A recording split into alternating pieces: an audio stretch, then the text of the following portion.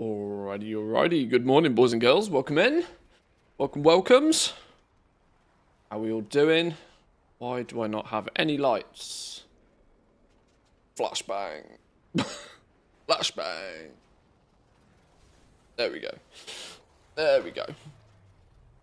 Good mornings. Hope everybody is well. Today, I suddenly realised that, well, if we're going to have remix and housing and all sorts of stuff in the upcoming future, it's probably time to make sure I've actually got all my professions leveled, so that any decor stuff that does turn up, we can hop on it. That's the plan today. I don't actually think there's a huge amount of this I need to do, but I'm quite sure there's some. Another question I have is, am I going to be happy having some old characters that I don't use being the ones that are crafters? Or am I going to make my more recent crafters leveled up as well? I'm not even sure. It took me weeks to level everything up. Well, at least I know from my main character perspective that I don't have anything to do. Leatherworking is absolutely donezo across the entire board. Jewel crafting is the same. Jewel crafting is fully leveled up across the board. So actually my main character doesn't have a huge amount to do. So there's at least 2 professions done from the word go. If we are going to be swapping around characters, at least do patron orders first thing this morning. Sure.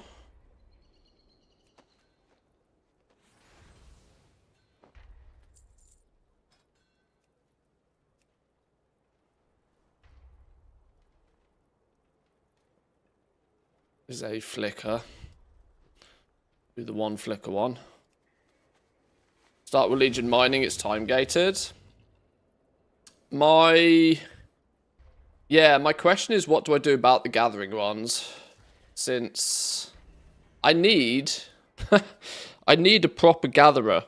I've kind of hacked together a gatherer every expansion for the last like 3. I have a druid. From way back in the day who is still, I believe, on a completely old school random server. Never got moved over to my home server of Draenor, but has basically 100% completion in nearly every past expansion from a herbing and mining perspective. Now, the fact that I've barely touched that character for like 4 years goes to show how often I really care about going back and doing old farming. But it's entirely possible that going back and finding some interesting farms with housing will be a thing. Now, I need to decide whether I'm happy to dig that character out of long-term hibernation, put them to work, getting them brought up, maybe even level them up to 80. I think it's an alliance druid as well. It's it's a character called Bumblebutt, but I've not used them for a long time. But if I want to If I want to assign them to be Uber Gatherer of all gatherings, I have some work to do there for sure. But at least it does mean that most of the Legion stuff is probably done on that character already. Which is kind of why it might be more worth to bring them back from long-term vacation than level something new.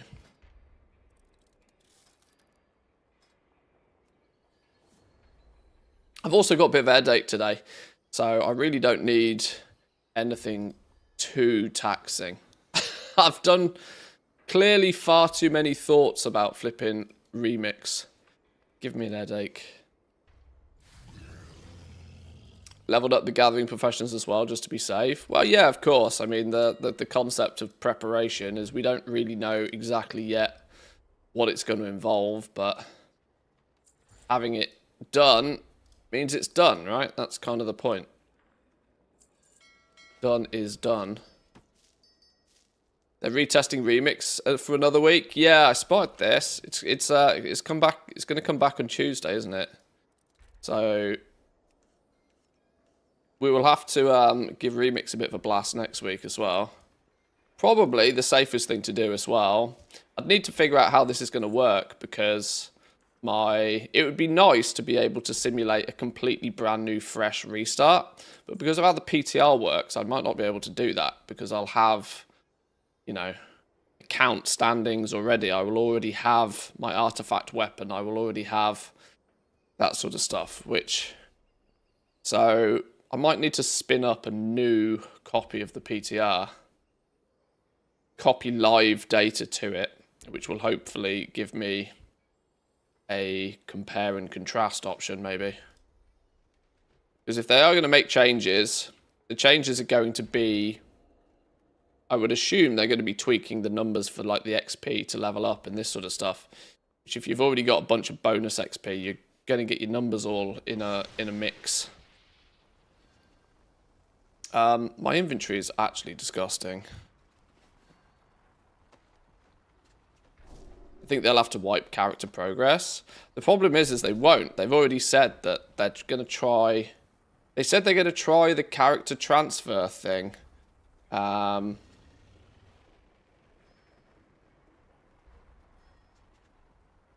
Which kind of tells me that they're not going to do like any sort of PTR wipe.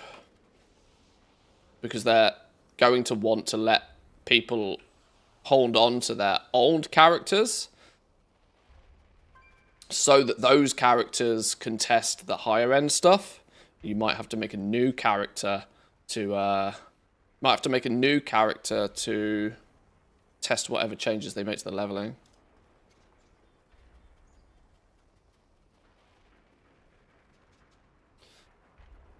Okay, right, 40 gold, Iron Claw 87 gold.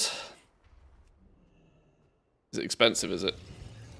Did I sell all of my stuff too early? Is that what you're telling me? 87 gold a piece? It's because there's only 10,000 of it. That is what we call a reset. That's quite funny. Never had any. I never had any quality 3 anyway. Buy some quality 2, refine it into quality 3, sell it, quit, go. 5 times 8 is like 35. 40 gold, less than 50 gold a piece to turn Iron Claw quality 3. I mean, I probably wouldn't do it too much, to be honest. It's this will be back down to 20 gold a piece before you can blink. Yeah, that is what we call a reset. Oh dear. Oh dear. Okay, right. Plenty of this stuff, though.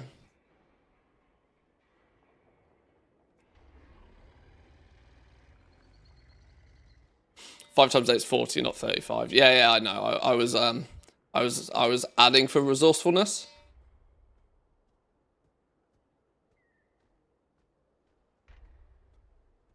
Look, it's morning and I'm pre-coffee. Leave me alone.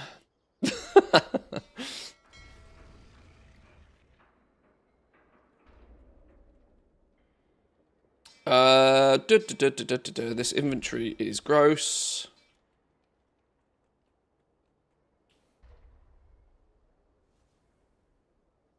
Anybody got any idea why they added all this 362 gear? Seems really weird.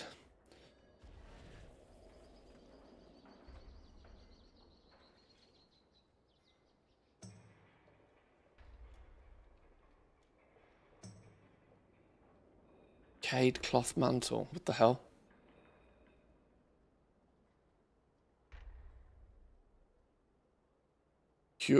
Putrefied leather shoulders. Shadowlands world drop stuff. How and where and why the hell have I got off of this?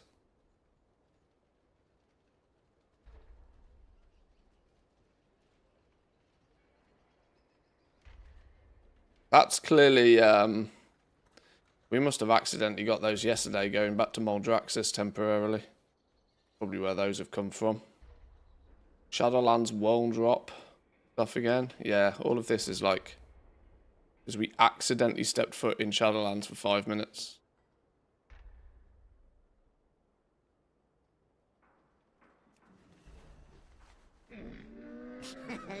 Many deals for a friend of the Grummels, like you. Right, let's get rid of some of these mats. Your feet find good trails.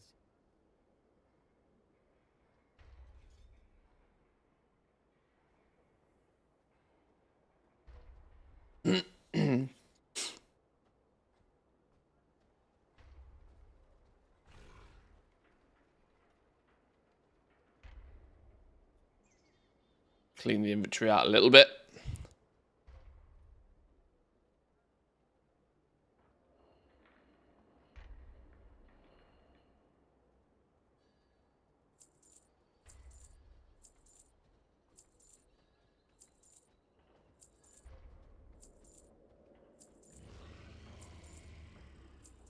No, don't sell my jeweler's tool set. Flipping hell.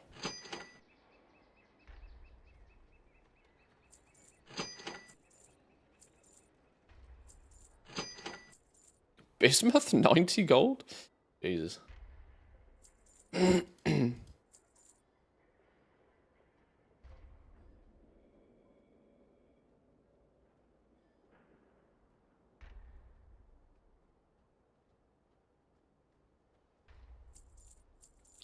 You.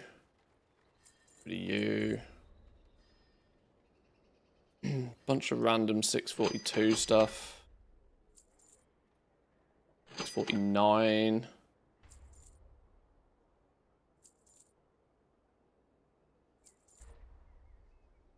It's meant to be vendored.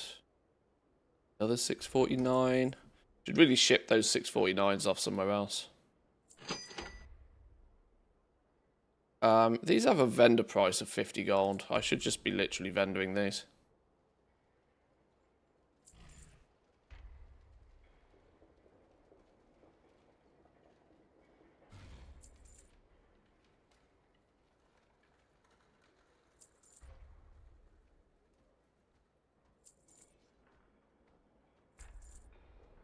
Get rid of all of this random stuff out the bags temporarily.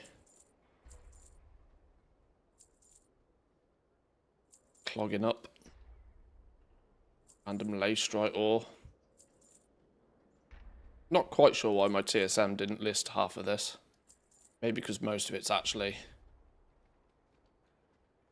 yeah, it's because TSM will ignore things where things are being baited.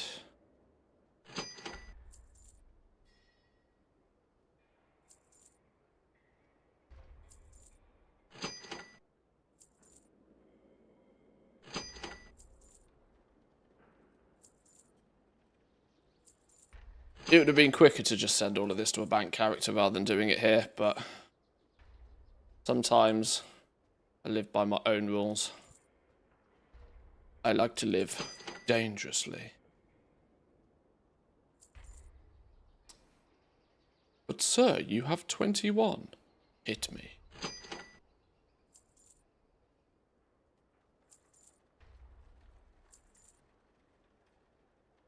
Flipping hell, nearly 4,000 artisan security.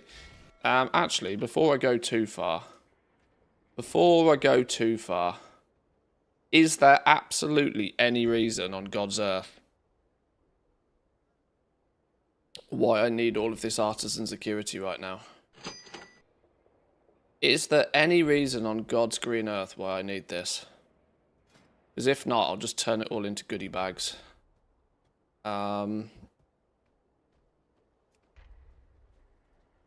The only recipes I'm missing are honor-related recipes for jewel crafting.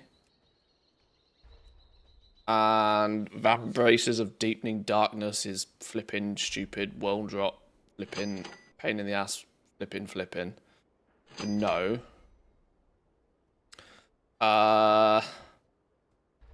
Technically I need... Technically, I should level cooking, and I should probably replace my Dragon Isles cooking equipment. So let's save 600 there. I need a... I've never touched cooking this entire expansion. And look how bad that is. In fact, maybe cooking is one of the things we level up today. Cooking is part of... cooking is technically part of all professions, isn't it? All right then. Well, there's the first thing to do. While I am not a panda, this is the character that has done cooking literally forever and a day. And albeit I am not a panda, it is the dude that I've collected stuff on as well. So, whilst I know today to not be a panda, you basically don't bother.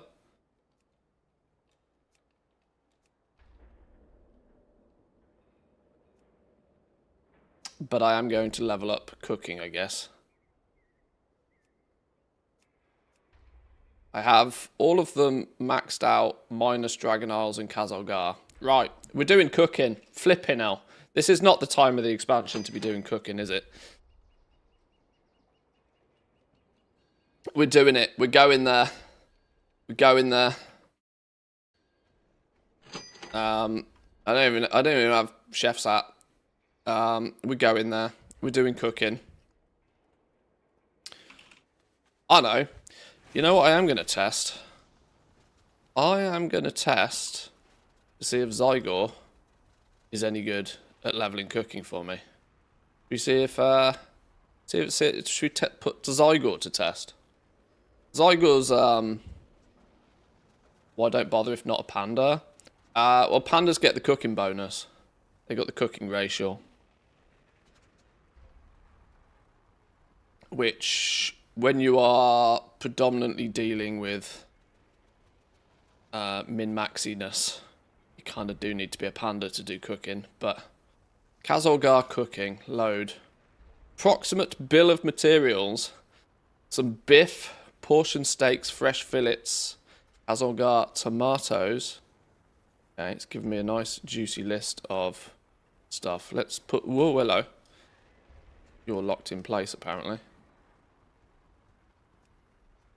Let's put you up here for a minute.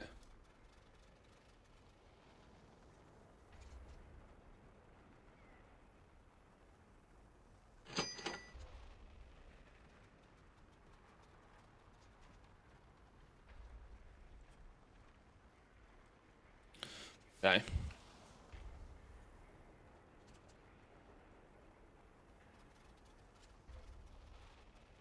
I'm not home yet to flood the auction house with old cooking mats. Well, I don't need to do anything old. I actually need to do the War Within cooking, believe it or not. Is there a new remix PTR? Tuesday, there'll be a new build for remix, apparently. Tuesday.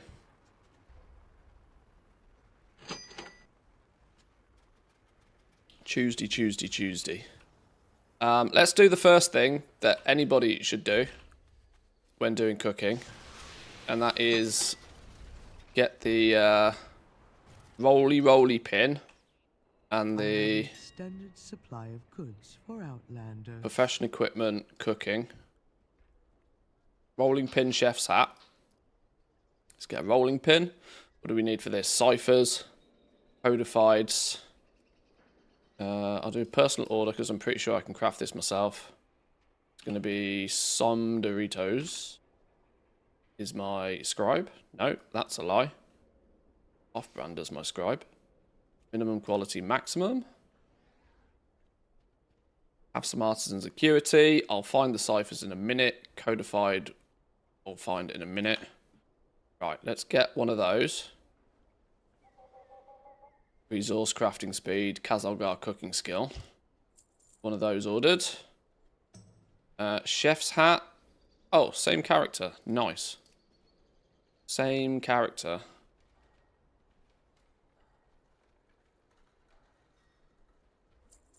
Right, so my mage can go and make those for me. Get the chef's hat toy first. Makes leveling faster too. Right, here's a question. Do I have this damn thing?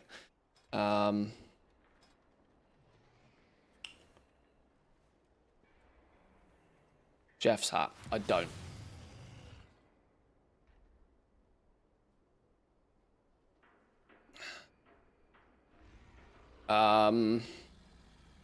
With it not being time walking, there's no easy cheese way to get this, is it? Requires 100 Epicurean awards. How many of these do I have anyway? Chef's hat. Legion?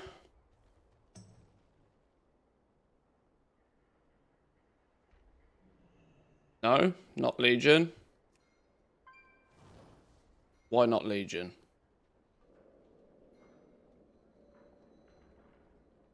Are the Epicurean award things not considered currency? Oh, miscellaneous. We've got 26.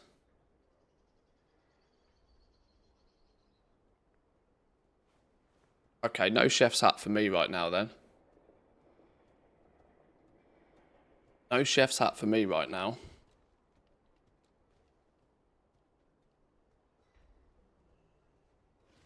I guess we need to wait until... What was it, Wrath? Really, is it that old? Jesus. Wrath. Okay, well either way. We need Wrath of the Lich King Time Walking so we can trade in Time Walking tokens for goodie bags that give you these, which buys you the hat or something like that, isn't it? There's some shenanigans way of getting this quickly. That said, there is a fuckload of recipes I still need, apparently, by doing a whole bunch of quests and stuff. Which would be something to put on the to-do list. Maybe, possibly, probably. Maybe never. Okay, well, we're going to have to ignore that squirrel for at least a minute. Let's log into the mage and get me hat and me rolling pin made.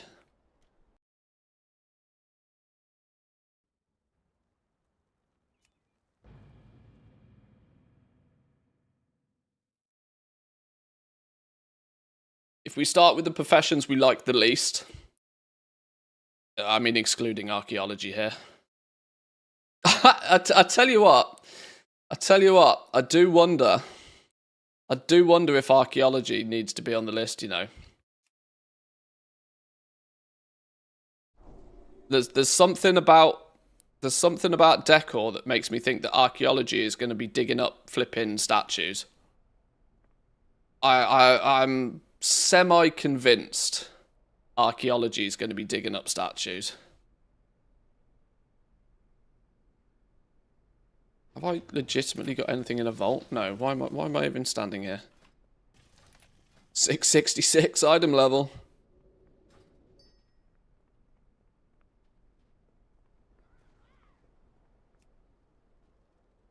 I ignored archaeology.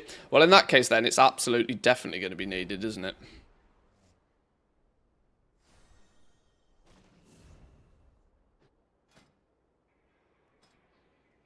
Right, what did I need?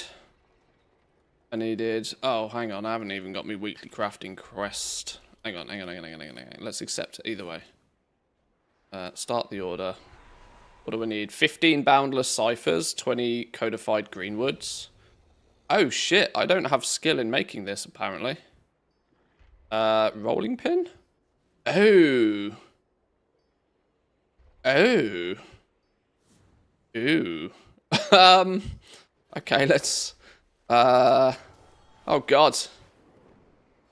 Oh god. Cracks are starting to show.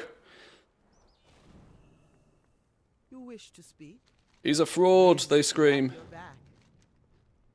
Cracks are starting to show.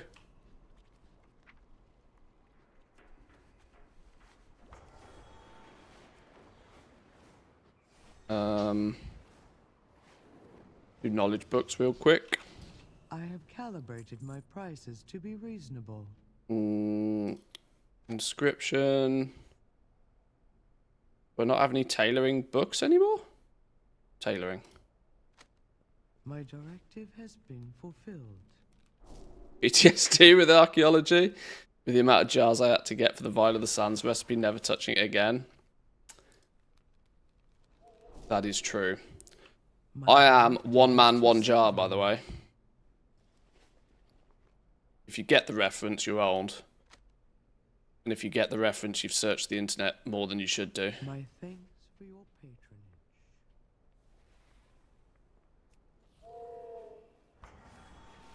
patronage. Does that thing still exist where you can relearn all the recipes you've had in the past if you change professions later? No, that thing never existed. That was a very niche item within BFA and BFA only.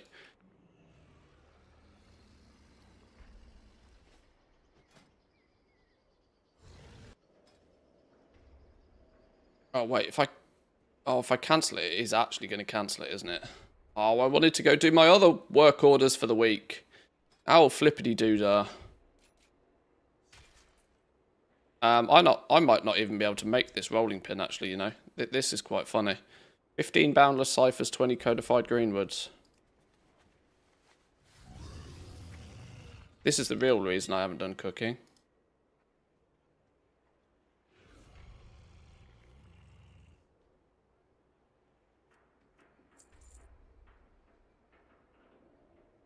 Oh, that's not how you spell greenwood.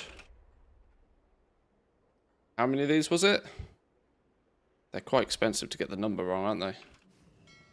Was it 15 of each? 20 codified greenwoods. Flipping hell.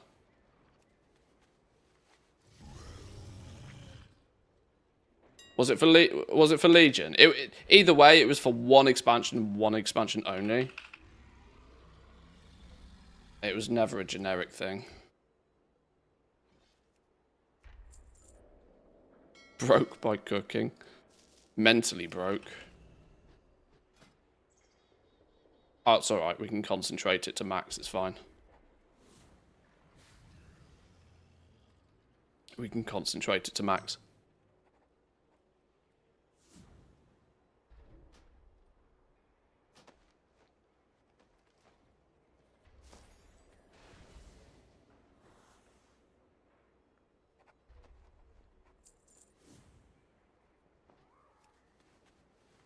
While we're here, let's bang through some of these. 2 points, 1 point, 1 point, 1 point. Not doing that one, that's ridiculous.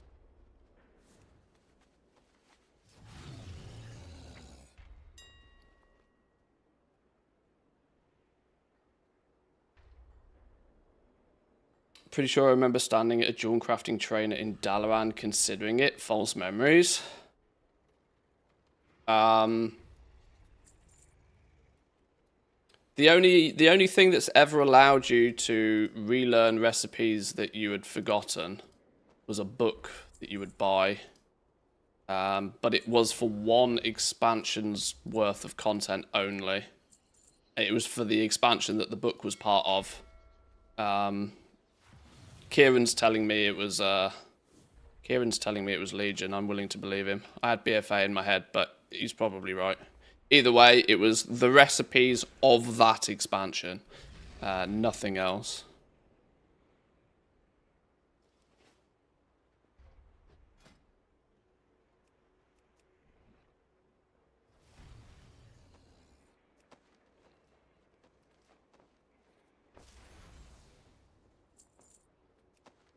Wait, why does it say I don't have the materials for half of this? Oh, because I've done the dum-dum thing, and I've bought all the materials, but then I've left them in the mailbox.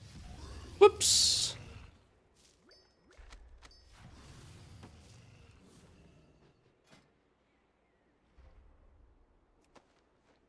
I promise I will try and keep the squirrels to a minimum today. But we'll start with cooking. I know I'm standing here on a scribe, but we are technically starting with cooking. And by cooking, we are... I'm getting my chef's hat and my rolling pin sorted.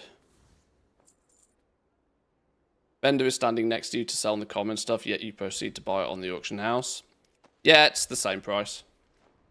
And even if it's not, we're talking about a matter of silvers. I genuinely don't care. Far easier to buy everything off one list and then empty it from the mailbox than it is to start trying to quantify things on vendors. Convenience tax. Total convenience tax.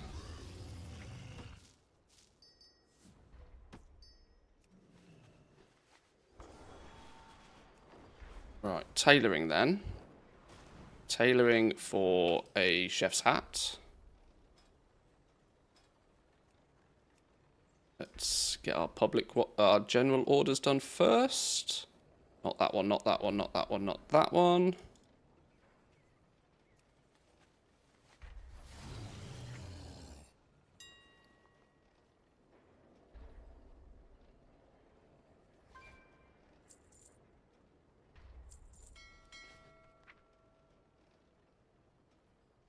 Hello?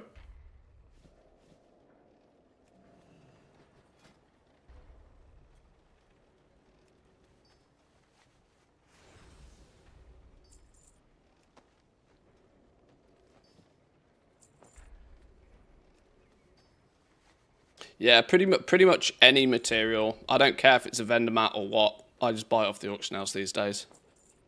Saves so much time and effort. A, figuring out what vendor it is that sells it. B, going there and getting it.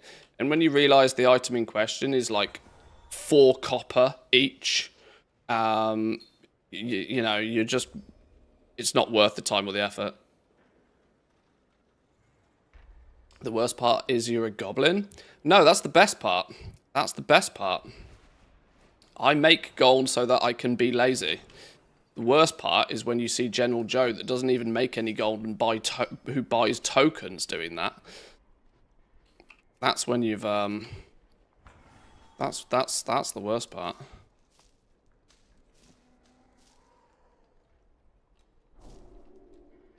I make gold so I can get away with being lazy. Oh, the fact that I am actually a goblin with the vendor discount as well. Oh, I see what you mean. Yeah, well, yeah, sure.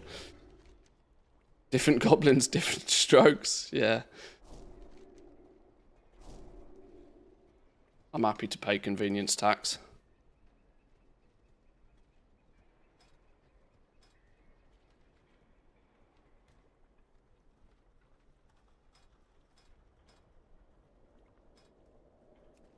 I've just remembered I haven't actually done the thing I was meant to be doing here, have I? Which was make the hat. Jeff's hat, here we go.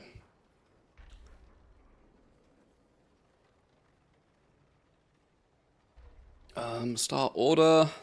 Track recipe. Because I need to buy some materials by the looks of things.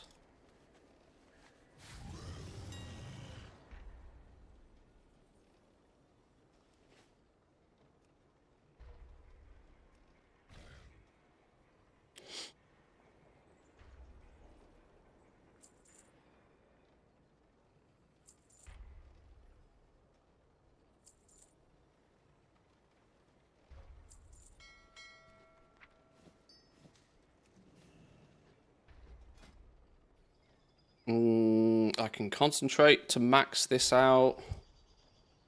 Let's put those in the right place. Concentrate to max it out. What am I missing? 20 points in hats. Why don't I just put 20 points in hats? Where's hats? Belts, armbands, mantles, legs, cloaks, hats. There we go, 20 points in hats.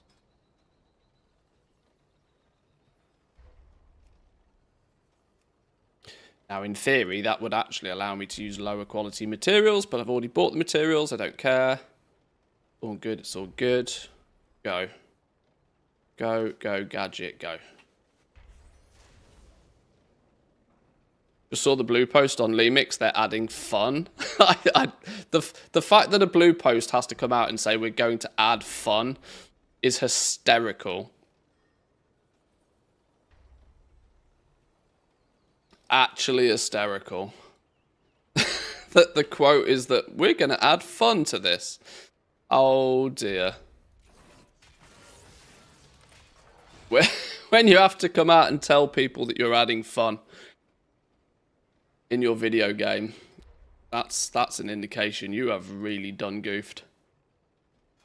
Luckily they're aware of it though. 20, 40, 60, 80, 100, 20, 40. I'm 130 points away from capping tailoring still. Oh dear boy. Dear Lord have mercy. Alright, well, your job is done for the day anyway. Yeah, adding more power and more fun to Remix. Sorry, we realise that this entertainment product we've created isn't entertaining. Please hold whilst we inject some fun into this. It's better than fun detected, though. It's the exact opposite of fun detected for once. First thing that popped into my mind when I read this is, who did you kick at Blizzard to get this done? I would love to say I have influence on this sort of stuff, but I really don't. Like, I mean, I can give my feedback. Luckily, I have slightly closer connections to Blizzard than average Joe when it comes to giving feedback, but I still don't think I'm influential. The only thing I think I have any form of influence in is profession-related stuff, but even then, I'm pretty convinced nobody pays a blind bit of attention to whatever I do or say or anything along those lines.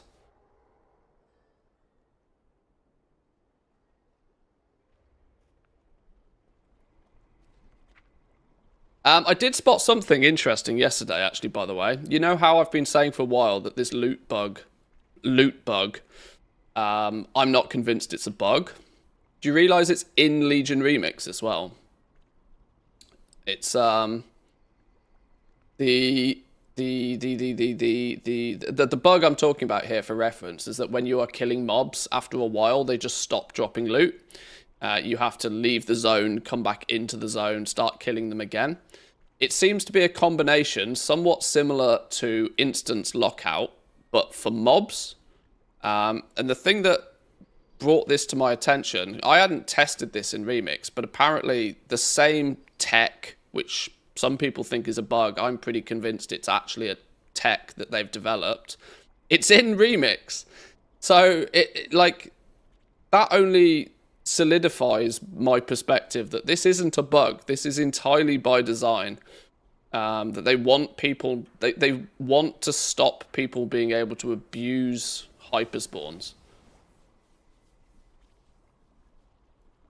Student in his band found a workaround for this bug. If you phase into a different shard, the mobs will drop loot again and you repeat the process.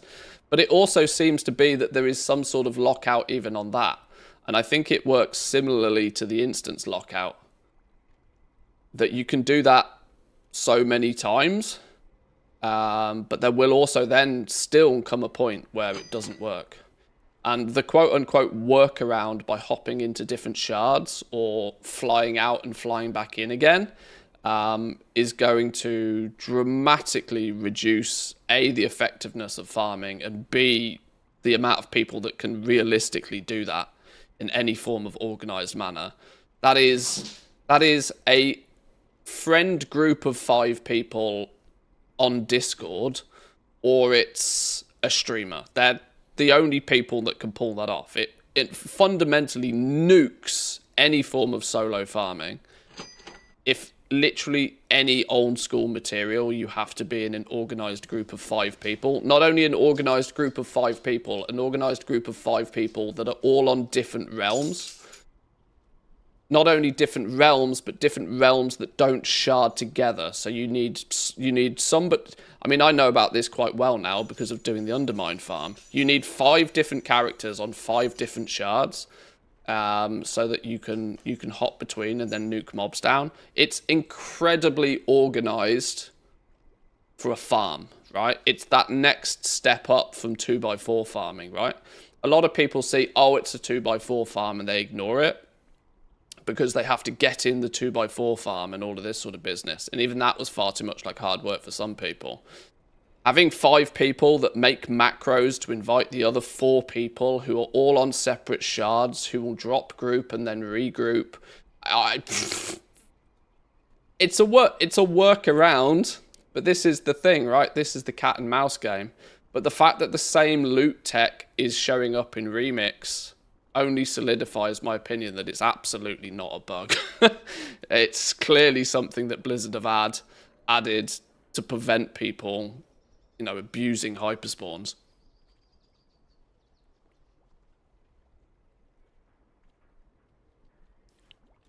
But for reference, I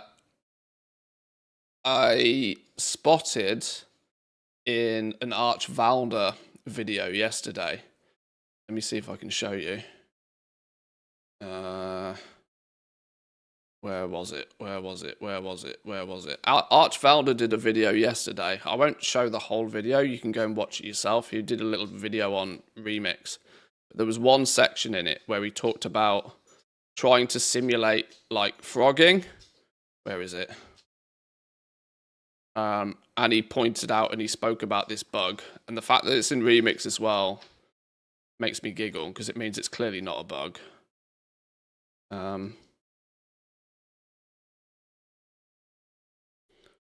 there was this little section around here. Oh, I've just realised you don't have audio either. So there's a little section here. You will remember this magical little cave full of Drogba and Murlocs. When you kill them, the Murlocs respawn very fast indeed. This is the most obvious counterpart to the frogs in the Timeless Isle. So Arch Valder was going out to try and test Remix to see if you could find something similar to the frog farm. A hyperspawn that players would be able to mass kill things in order to, you know, farm bronze, to farm, farm the mementos, to be able to farm gear drops from, all of the above. Fake puppy cam.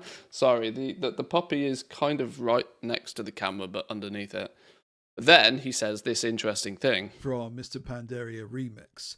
So I came here quite early on just to test it out. And as before, the Murlocs do respawn very fast. However, Blizzard have put in some interesting tech to stop people grinding infinite power this way. At first, grinding here for XP and infinite power works quite well. But quite quickly, the mobs stop dropping anything other than fairly worthless bronze. Sound familiar? Sound familiar? You can kill them like normal for a few minutes, and then after all of a sudden their loot table disappears. Sound familiar? I tried this in a number of locations, and you get the same thing happening wherever you go. You kill some fast respawning mobs, and then the loot just stops dropping. Now, Blizzard tend to implement this type of fix fairly sloppily, so I tried a few things to get around it. I was a bit surprised at how easy it was to reset the whole process by just going in and out of the zone. Fly in and out of the zone. This is something that we've figured out as a way to sort of circumvent this loot dropping thing, for sure. This causes the full loot from these mobs to start dropping again. However, even this approach eventually failed, with the mobs ultimately dropping nothing but bronze after half an hour or so of zone resetting. Also an indication that if you do it too many times in a short period of time, it still locks you out. This is tech that Blizzard has designed. This is clearly tech that Blizzard has designed, and they've added it into the game as a way to stop people abusing hyperspawns for material farms, for transmog farms, for raw gold farms, more so than probably anything else here. And it's quite amusing to me to find out that it's actually been implemented in Remix. So, yeah, it's not a bug.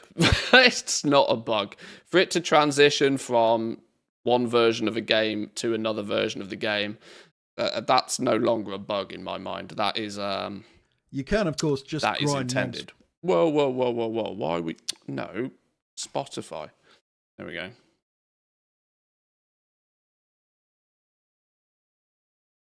Time to grind the...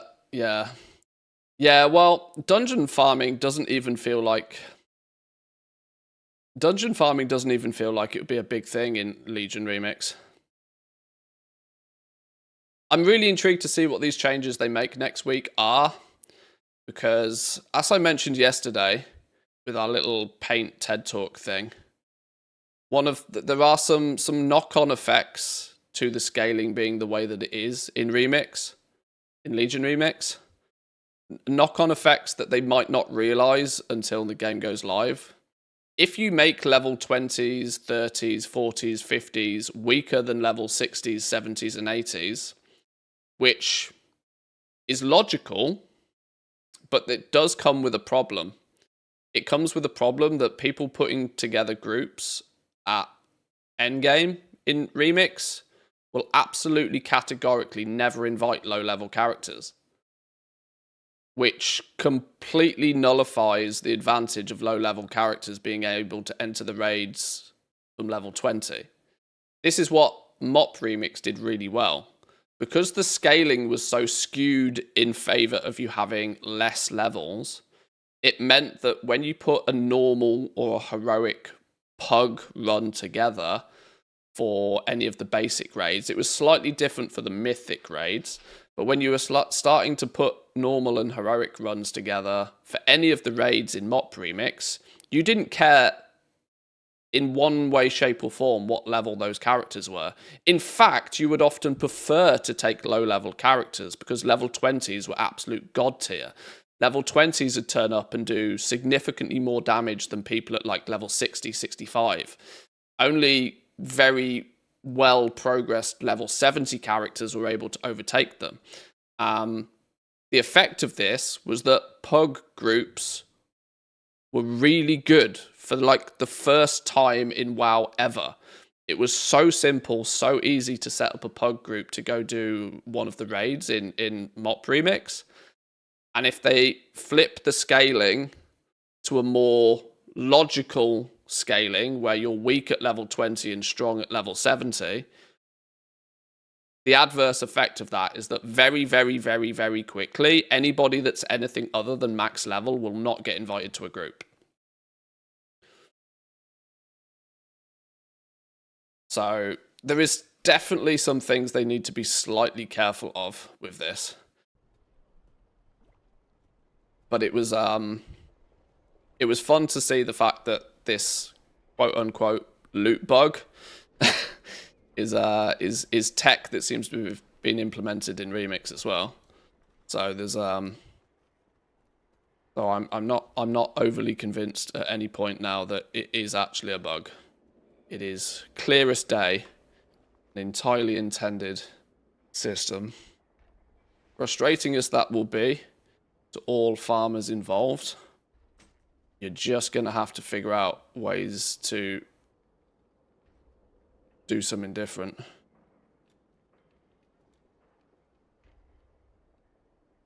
Is there gold to be made with professions in Remix? No, there's no professions in Remix.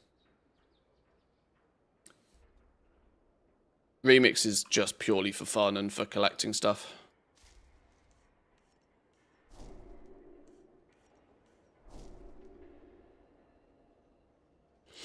Right. Let's see if Zygor does have a reasonable understanding of how we level cooking. These totals are approximate. You're encouraged to make each recipe at least once and utilize the craft order system, which will vary the materials needed. These materials will get you to approximately 70 skill level.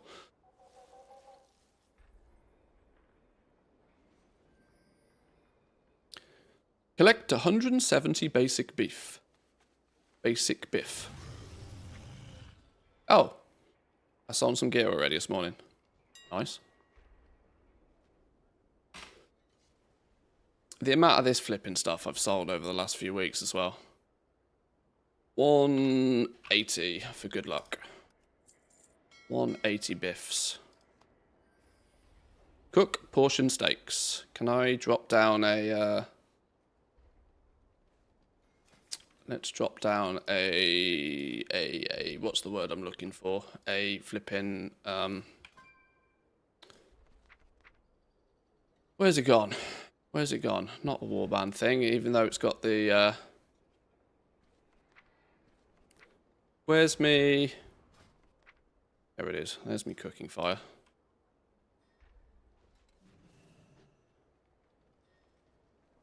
Midnight's still 6 months out.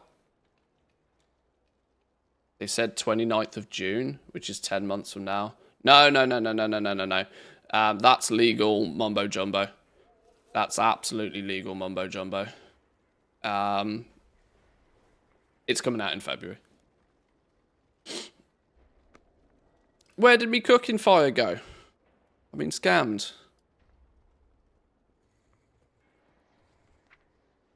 Oh, now I've got a flipping 5-minute cooldown on the damn thing. Where's a cooking fire in this joint? Where's a cooking fire?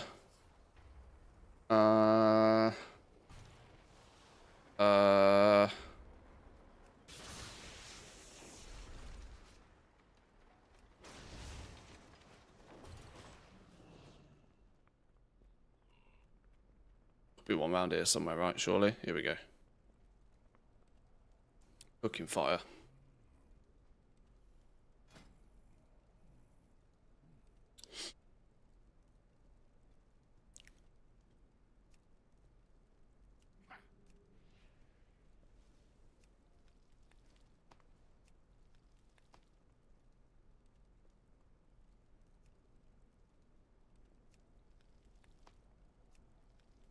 Do you have the Pierre pet? Oh, I probably do.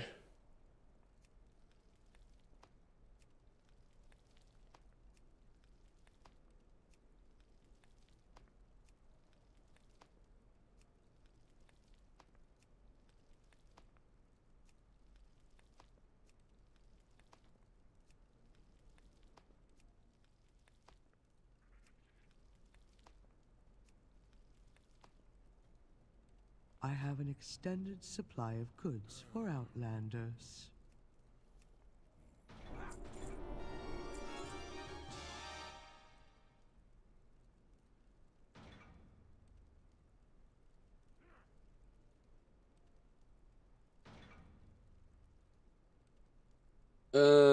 Probably unseasoned fillets from here.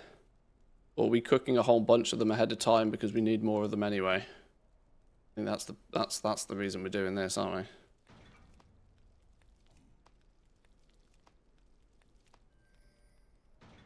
Cook 50 spiced meat stock. 46, 40, 36, 31, 26.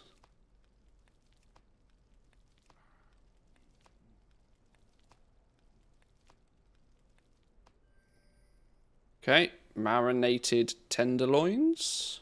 I have calibrated my prices to be We are not reasonable. sufficiently skilled for marinated tenderloins. Well, you've already failed at the first hurdle. Zygor, you've already failed at the first hurdle. Flipping hell. My directive is to serve you. Marinated tenderloins require me to be skilled 25, and we ain't quite got there. We were close. Close, but no cigar. Right, we'll just make a cheeky one of these. Boom.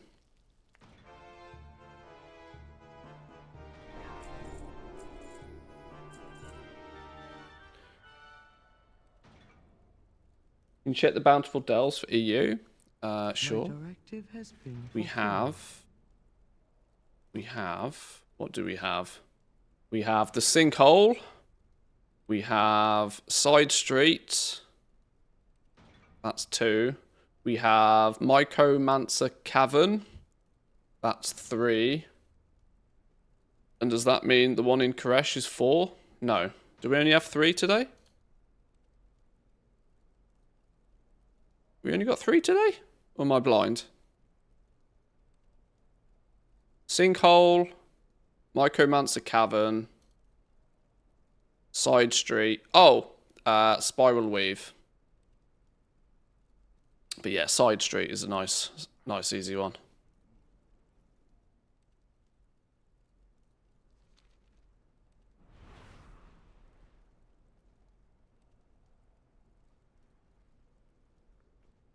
Uh, 150 Kazolgar tomatoes. My directive is to serve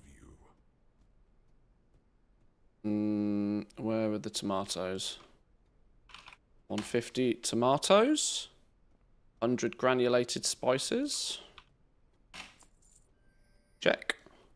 My directive. Gain 15 skill points by creating marinated tenderloins. Reach Kazalgar cooking level 40.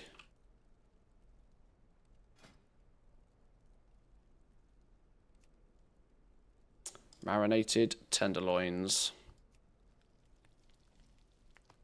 Apparently profit in these bad boys. Love to see it.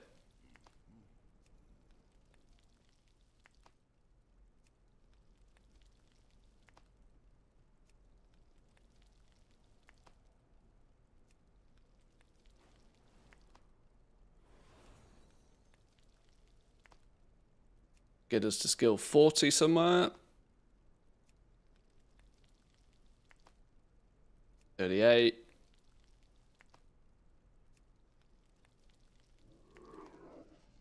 Nine. 40. Bingo. Talk to this dude. I have an Learn extended supply Twilight of goods Jerky. for Well, we'll learn all of them outlanders. anyway. My thanks for your patronage. Create them with cooking or purchase them from the auction house. We need more portion steaks, apparently. More portion steaks. Okay, we're short on biff.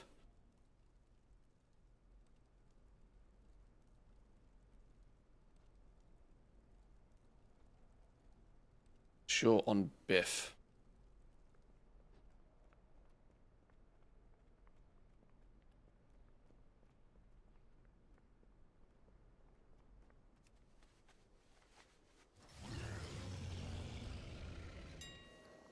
I understand your frustration, Gaora, but do Basically not rush beef. to conclusions. What we're going to need, another 100 of this or so. Maybe.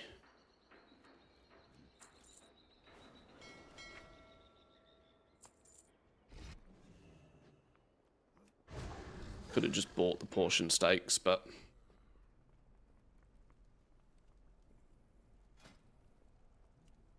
Feels sensible to do it ourselves.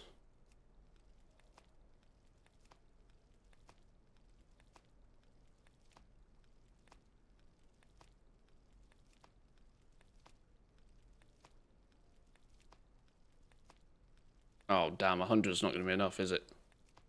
Is it not going to be enough? We need 80. We need 120 in total. 6 more, 3 more. Perfect. Perfect numbers. Twinned herbs, Corway dust. I have an extended supply of goods for outlanders. 64. Corway dust, 40. I'm not going to lie. Thanks for your patronage. This Zygote for the professions is not terrible, is it? It does its job. Does its job.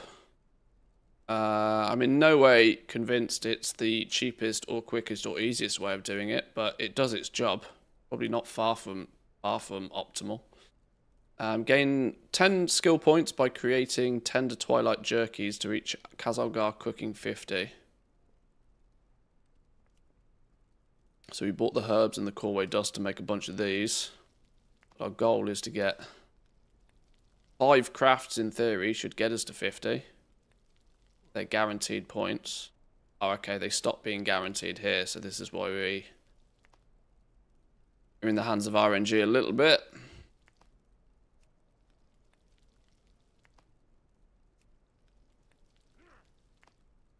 Blessed. Stuffed peppers. My directive is to serve Burn you. all of them anyway. Return and peruse my We need more portion inventory. steaks. Gonna need another 100 or so biff.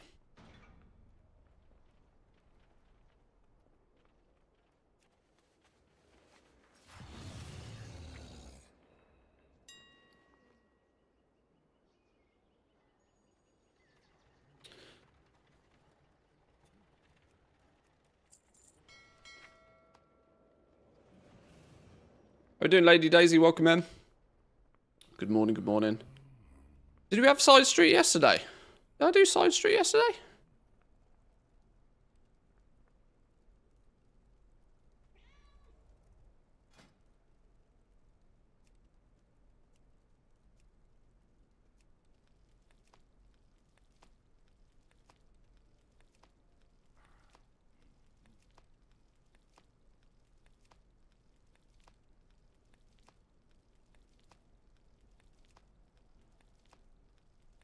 55, 58, 51. Seem to be making 7 steaks pretty regularly right now.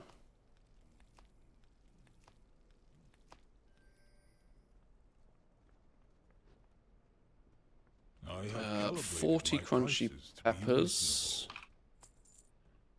7 tomatoes. 15 granulated spices. reasonable. Return and peruse my inventory again. Peppers, here we go. This should get us to 60.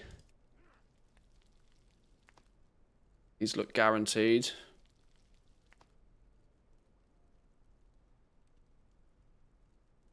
$60 gold a piece on these right now? The flipping hell's going on there?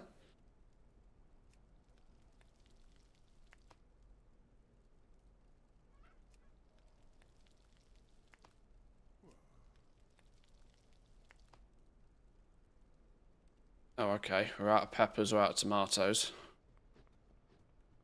I have an extended supply of goods for Outlanders. A bunch of them. My thanks for your patronage.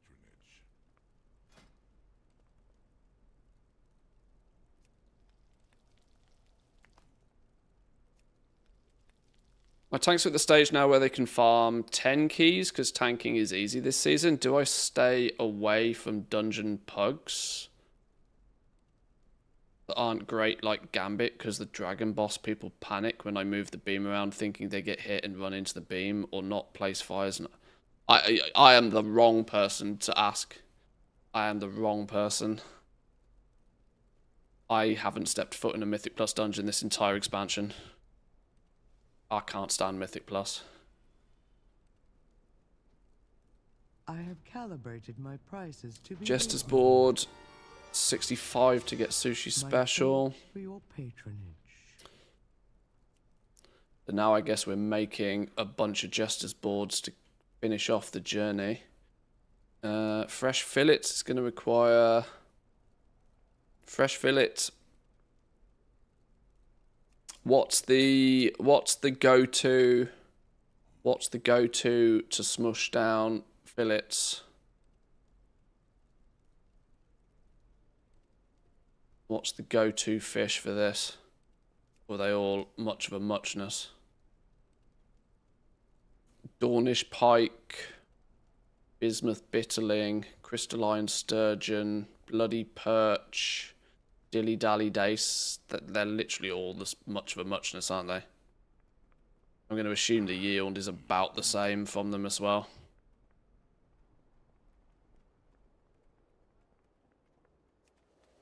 Let's have a quick look at which fish are...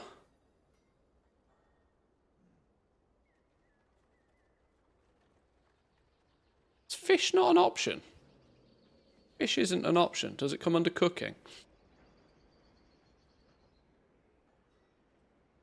Cheapest fish.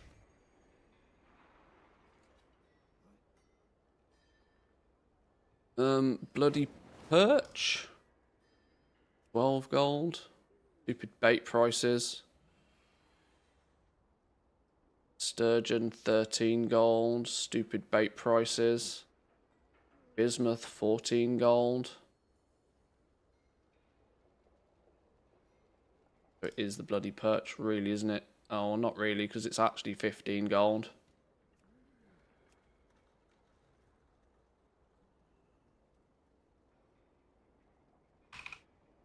That'll do.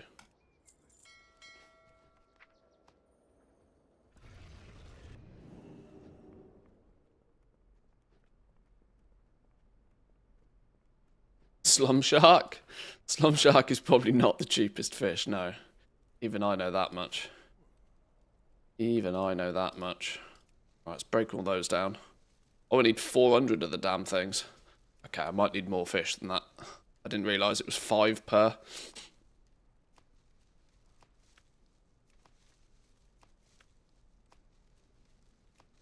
Seems to be a pretty solid 3 fresh fillet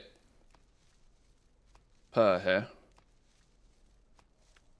Though I would clearly be better off just buying the fresh fillets, apparently, by the looks of things. with their current value. 17 gold apiece. Yeah, I'd have been much better off just... I'd have been much better off just buying the fillets. So how are people selling fresh fillets that cheap then? How does that work? How and why is that a thing?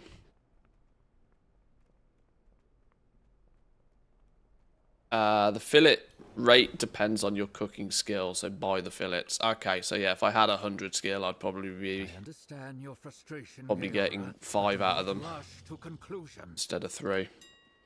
So we buy the fillets. How many do I need? 400. 280 is that?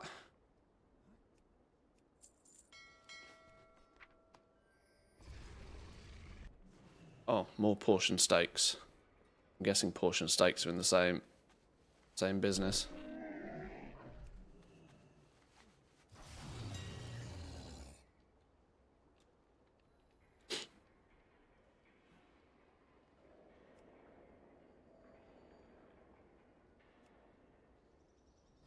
How many did I need? 160. Just buy 100.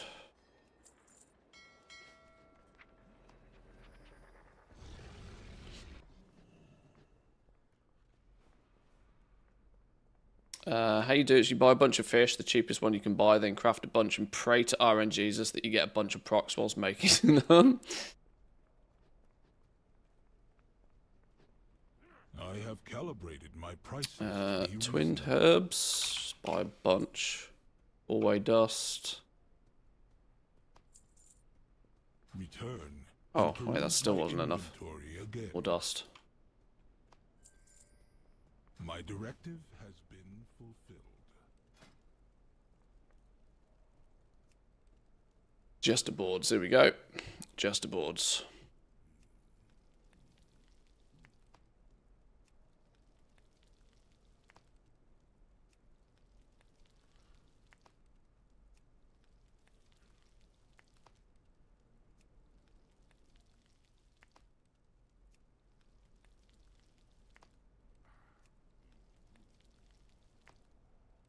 No, game screwed me.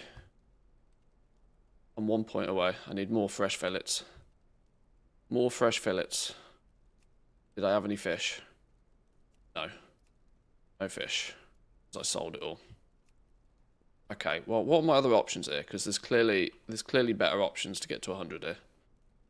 What's the thinking behind leveling cooking? Curiosity, or is there a plan? Simply because I just haven't so far.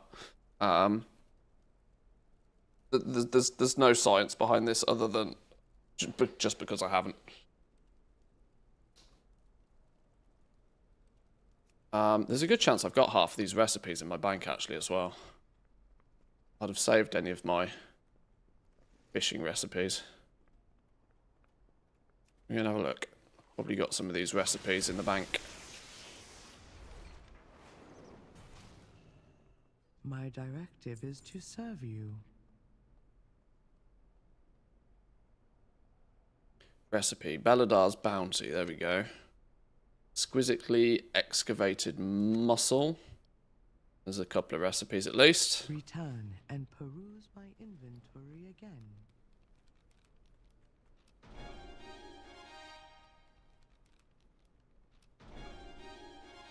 Beladar's Bounty is the easiest, but you need 2 days for the quest. Already got it, mate.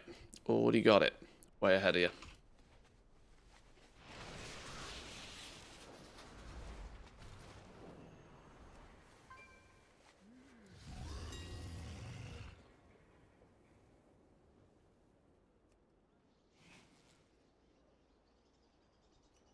A bunch of them for now.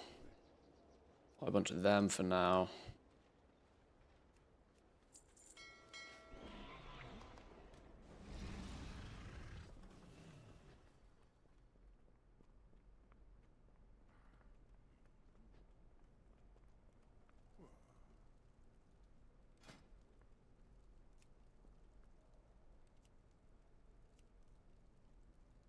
Yeah, why would I not craft this right now? I don't know. I'm going to follow the guide. Don't screw me, game. Ah, game's screwing me. Of course it is. Right, sure.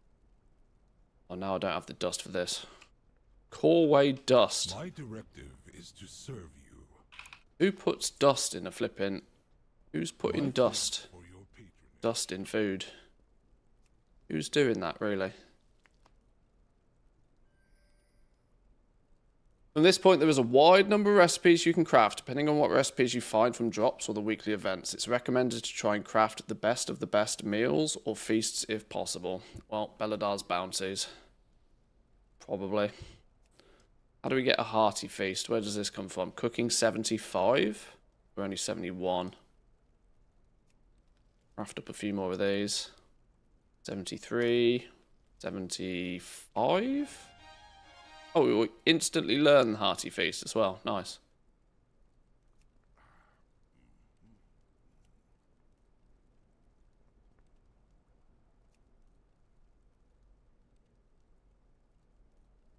It's not a cheap way to level up, though, is it? Not in the slightest.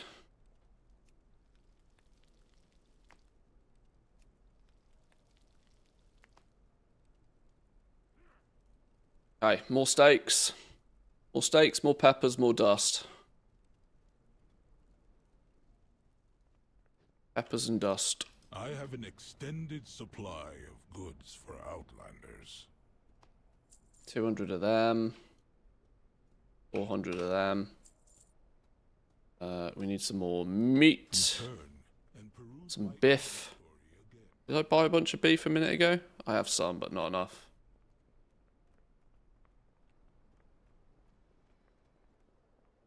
Yeah, the story behind why I've got to this point of the expansion and haven't leveled cooking is quite simple. Cooking for me was far more interesting on the beta. Throughout the entirety of the beta, cooking was like pyramid-esque. So, considering feasts are a big deal, all of the smaller food went into the next tier of food, and then the big meals then went into making feasts. It was pyramid-esque, right? One thing went into the next that went into the next, which would have provided a nice little bit of value at each step in the process. But apparently that was far too complicated for people. So shortly before the expansion launched, and by shortly I mean like literally a matter of days, they decided to change it all so that feasts were made from fucking dust, vendor dust. And I was like, well, that's just bullshit then, isn't it? So I I vowed to not bother with cooking, but it's getting the end of the expansion, and I just need to finish. I need to have it done, so doing it now. Give me a load of beef.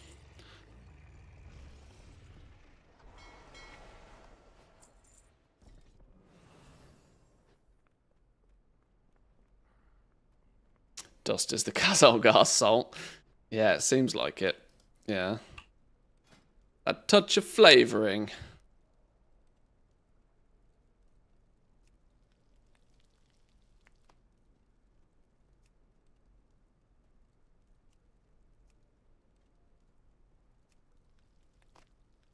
Touch of flavouring.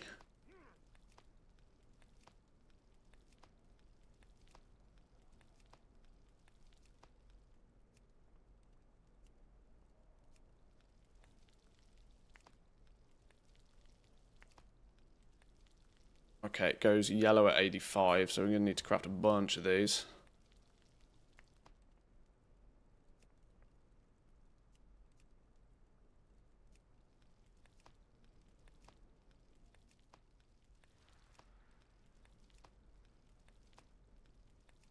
What's the best thing to buy with Kej that actually has some value to sell in the auction house, or is there nothing really to buy with it? Very good question. It can be converted 1-to-1 to resonance crystals. Now, resonance crystals can you can 6,500 resonance crystals buys you a pet, which can be sold. Don't know if there's any better options than that, but it's an option at least.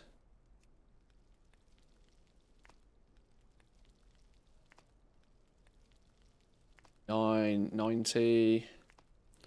92. Oh, now it's gone green. Ooh. This is why you need to be a panda.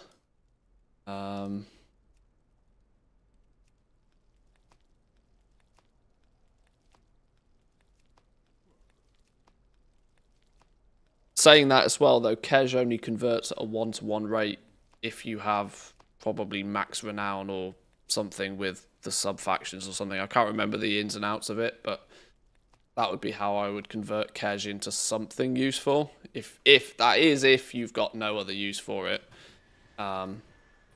You make sure you've, bought all of your profession recipes for all of your alts and stuff like that with it first. Or burning it into the oblivion.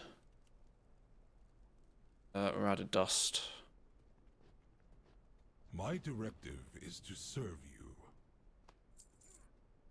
My directive has been fulfilled.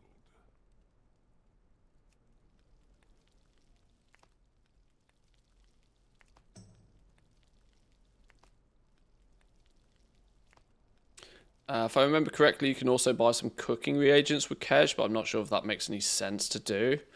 It's another option, if nothing else.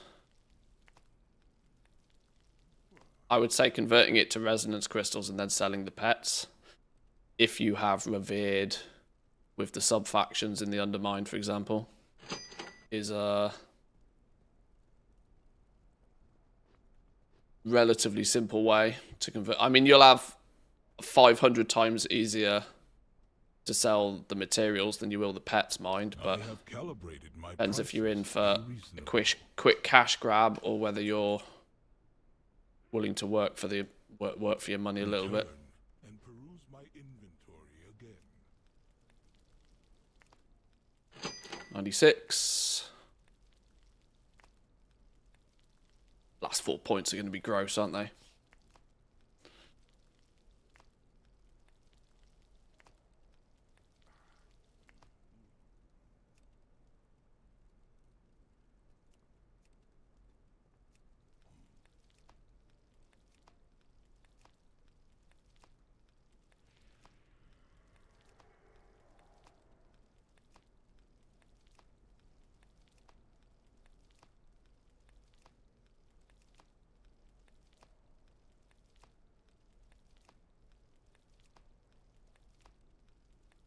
Why is this not going up? We're out of vendor mats again, clearly. Anything else that gives me guaranteed points? Feast of the Divine Day, Feast of the Midnight Masquerade. Hang on, how do we get these? Drop, Severed Thread, Pact. Oh dear God. Spreading the Light. Oh Lord. Everything Stew. Ringing Deeps. 1,000 Resonance Crystals. That's an easy win.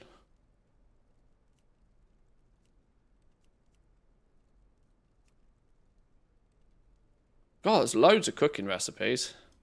I didn't realise there were so many cooking recipes. 1,500 Kej. 1,500 Kej. There's 3,000 Kej. Discovery an authentic cookbook. The fuck does that mean?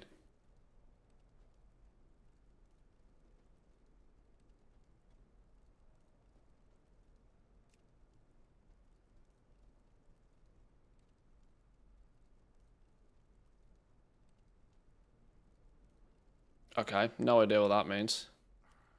Another 1,500 Kej. 2,638 Kej.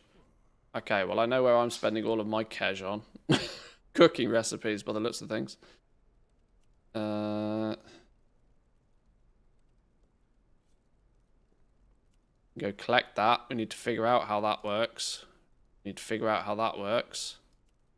Sushi special. Oh, we just buy sushi special. My prices to be Yoink. Show off chef. What's this? My directive has Oh, been learn fulfilled. 400 cooking recipes. Go on, check me out. Is that as big as that goes, or is there more?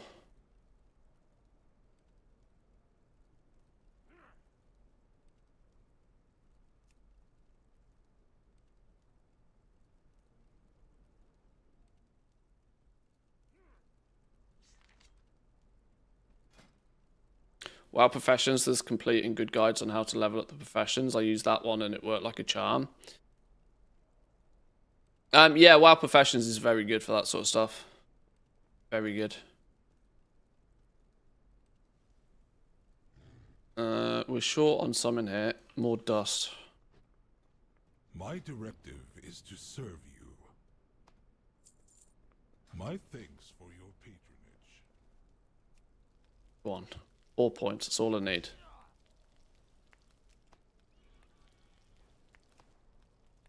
I need 7.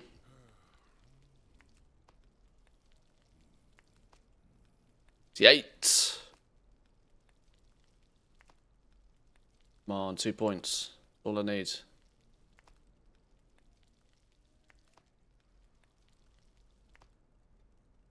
Damn you, game. I'm out of steaks and I'm out of dust. I'm out of everything. I have calibrated my prices Crunchy to be peppers. Dust. I My need to make some more directives have been steaks. fulfilled.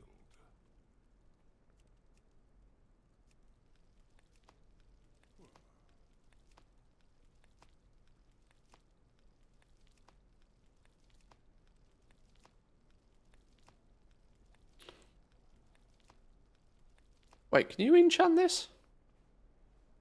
Can you enchant your rolling pin? Why would you not be able to enchant your rolling pin?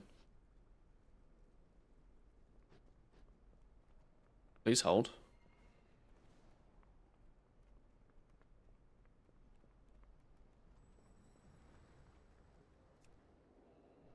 I understand your frustration, Gaora, but do not rush to conclusions.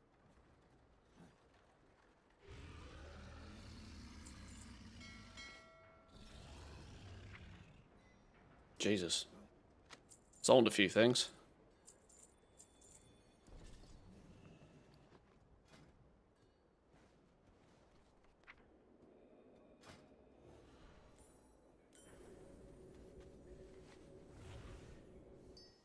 Oh, there we go. Should have done that at the beginning. Whoops. Oh well. Did I learn? I don't even have things like the Weaver's Pact to do any of this crafting speed buffs or anything like that, but I'm only doing this for the purpose of leveling it right now. Go on. 2 points. You only do a crafting expert, exactly. If only.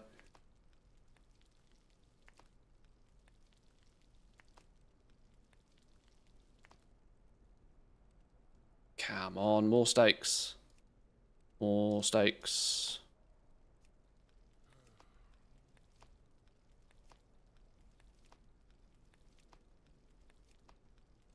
So far, at least, though, it's...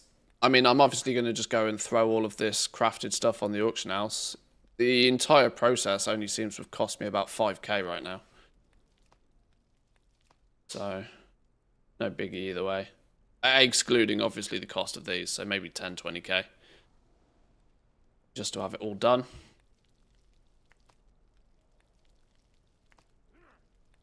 On for half an hour anyway. Come on, I need 2 points. Stupid game. I have an extended supply Rage of inducing. goods for Outlanders. Return and peruse my inventory again.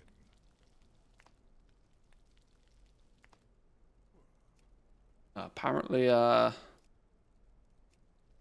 getting skill 99 and skill 100 is illegal.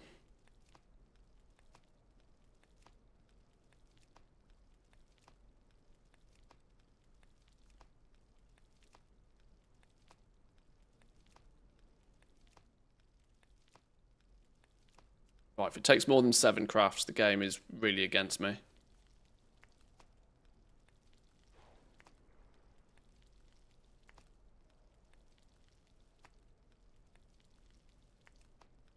Oh, this is a shit show. What's going on? Give me my 2 points.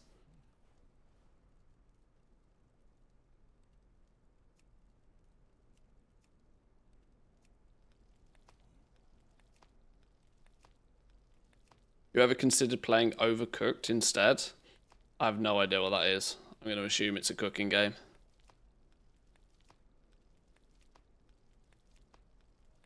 Well, I bought the beef, so I might as well break it down now anyway.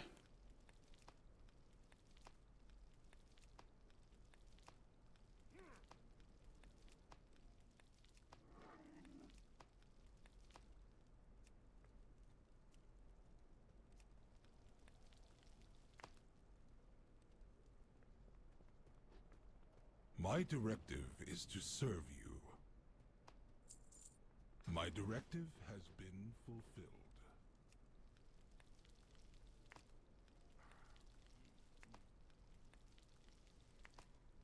Come on, game.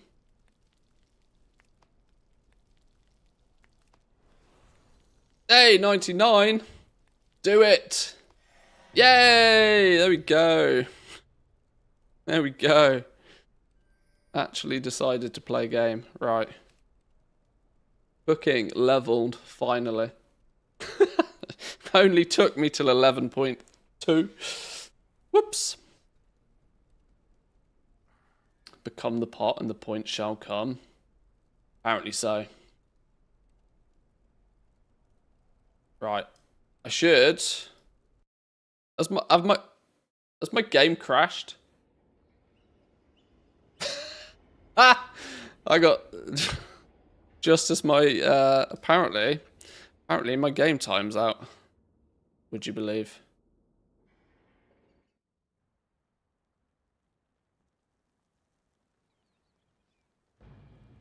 You gonna let me back in?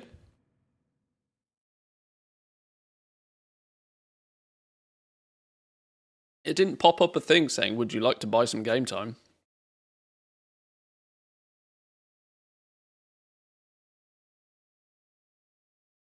Banned. My cooking skill is too OP.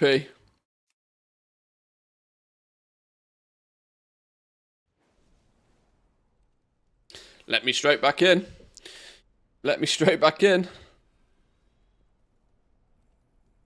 Shall I go buy a token quickly? That'll fix the problem, won't it?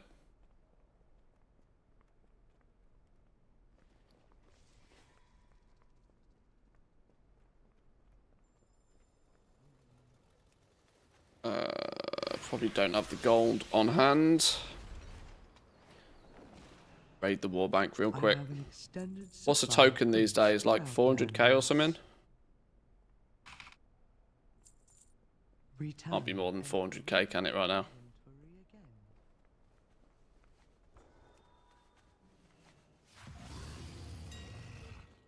Oh, 377. Bargain. Bargain.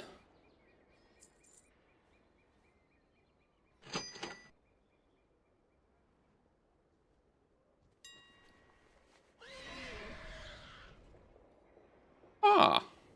Also sold a pair of shoulders. Nice. 649 pair of shoulders, 2,500 gold. Don't mind if I do. Helps pay for that token.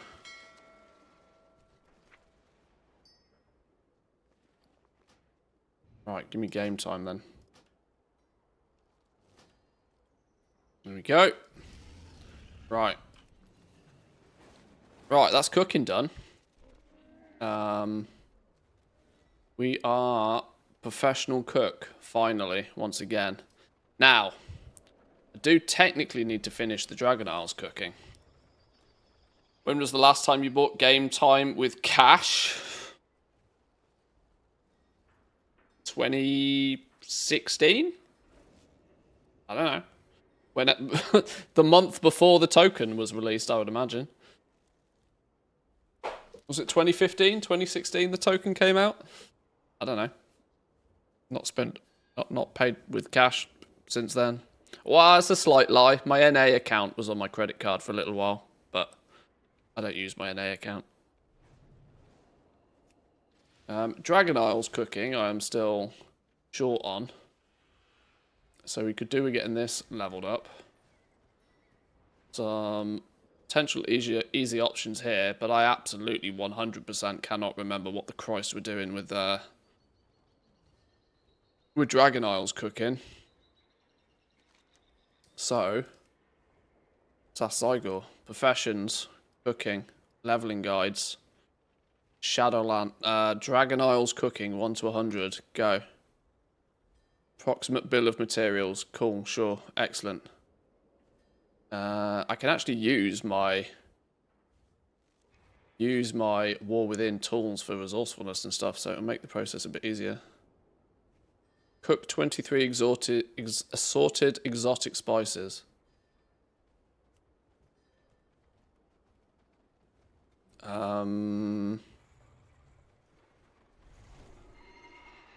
They don't give me skill points. I think I've surpassed that. Skip that step. Skip that step. Ribbed mollusk meat.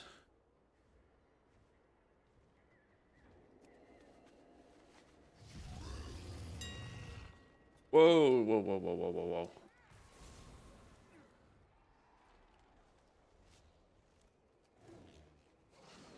Ribbed for your pleasure. How many was it? 56. Well, let's just buy, like, some spares.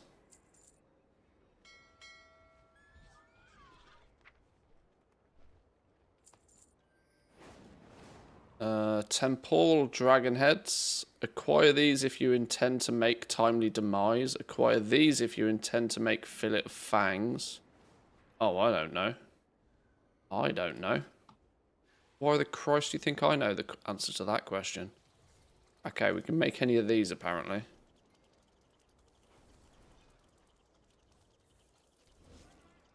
So, whichever one of these 4 fish is the cheapest apparently.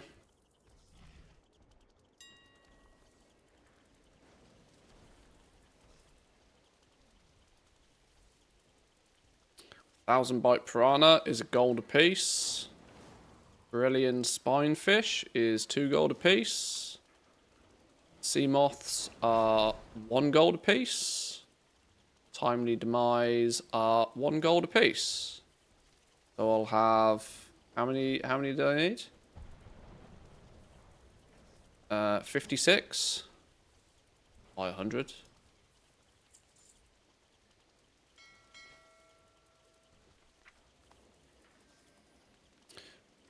Pebbled rock salts. I just buy all this shit off the auction house, right?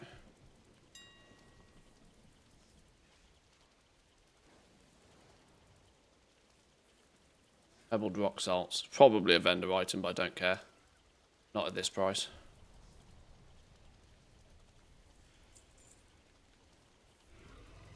And assorted...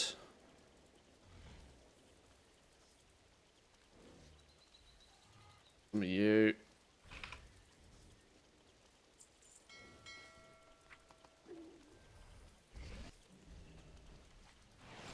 Beach driving around in circles. What, like I do in the Undermine every day. Yeah, I'm just trying to make sure that we have every profession finished and leveled up and sort of done. Which means we're actually doing Dragon Isles cooking right now, believe it or not, but crazy things do happen, clearly. Right, we need to get to skill 75 by crafting these, apparently.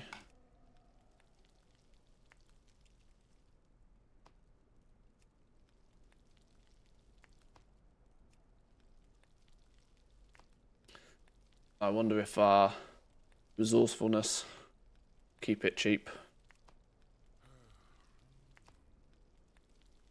These going to be guaranteed skill points all the way. What do we think?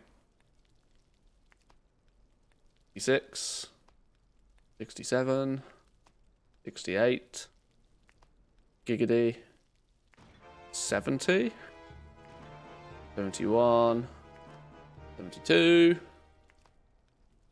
73, 74. Go on, one more point. 75, beautiful. You should have discovered a usable recipe by now that you can create until you reach skill 100. Recipes will turn green around skill 95. So, in other words, just bang out more stuff. Roger that. Ooey gooey chocolate sauce. Seafood platters. Sticks. Cookies. Banquet doodahs. Why is that banquet so cheap to make? 27 gold each? Oh, it's because Rhymefin tuna are bind on pickup. Yeah, we ain't messing around with that business then. Fish sticks it is then, by the looks of things.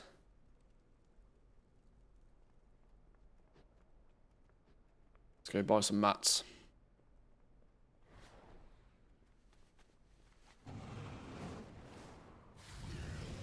Can't really imagine that cooking is going to be too impactful from a decor perspective, but who knows? Anything is possible. Anything is possible. So if we want to make some of these.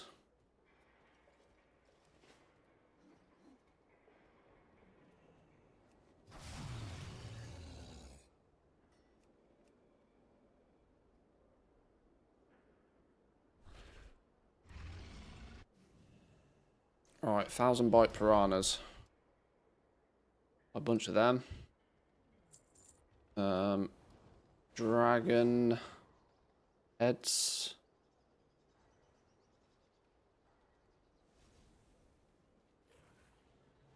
Buy some more of them. Pebbled rock salts. 3 per. Got 61. 239. And then Islefin Dodos. 100 of those, I don't know.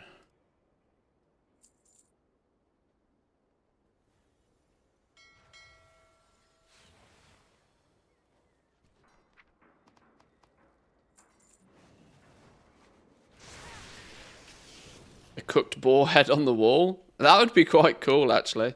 I mean, maybe cooking will be involved, you know, some kitchen furniture or something, you know? It's entirely possible. We didn't see too much of that in the previews, but once again, you never know. They're getting it leveled up. May or may not be worthwhile. Who knows?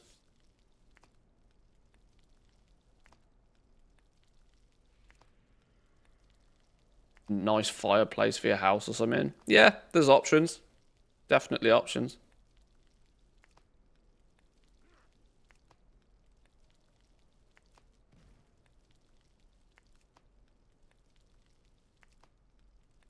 Blast this all the way to 100 by the looks of things.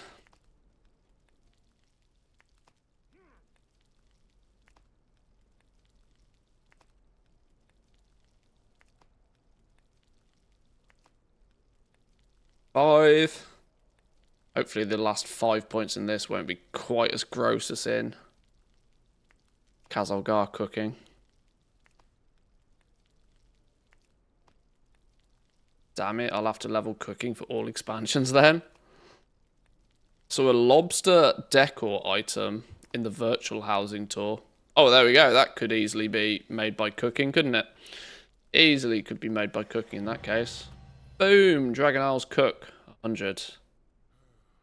Does Igor help with the older professions, or is it a gimmick? I've always used WoW professions.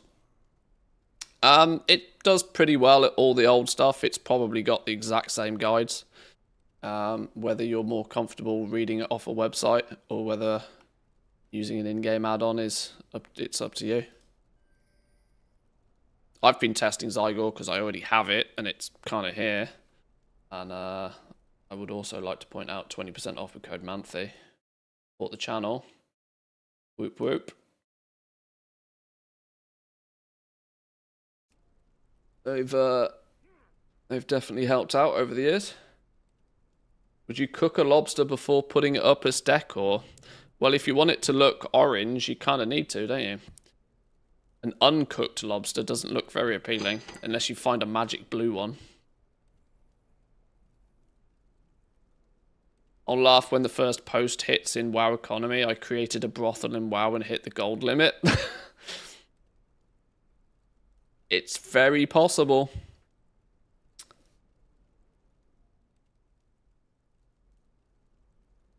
It's very possible. Right, is that cooking every expansion done? Kazalgar, check. Dragon Isles, check. Shadowlands, check. Kazandalari, check. Legion, Draenor, Pandaria, Cataclysm, Northrend, Outland Classic. Boom. Cooking. Done. Cooking. Done. Netherworking. Done. Jewel crafting. Done. Cooking. Done. Fishing. Fishing. I mean, if we are doing it,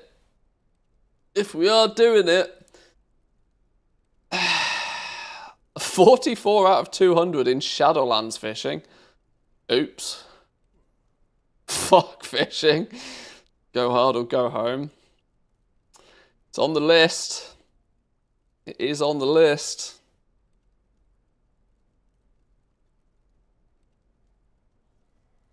Oasis fill the bar thing can be done with fishing as far as I know. It can, and I have.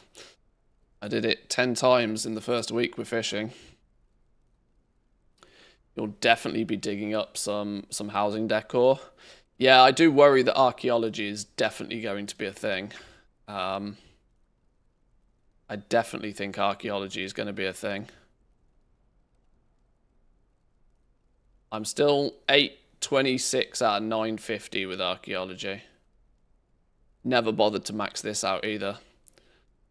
But I can see it being a thing.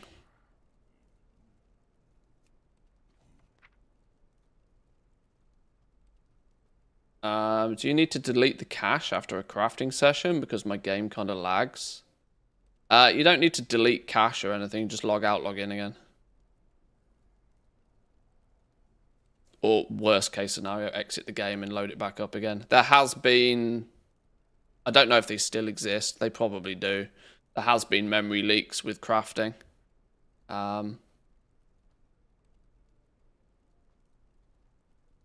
But yeah, just log out, like exit the client, log it back in again.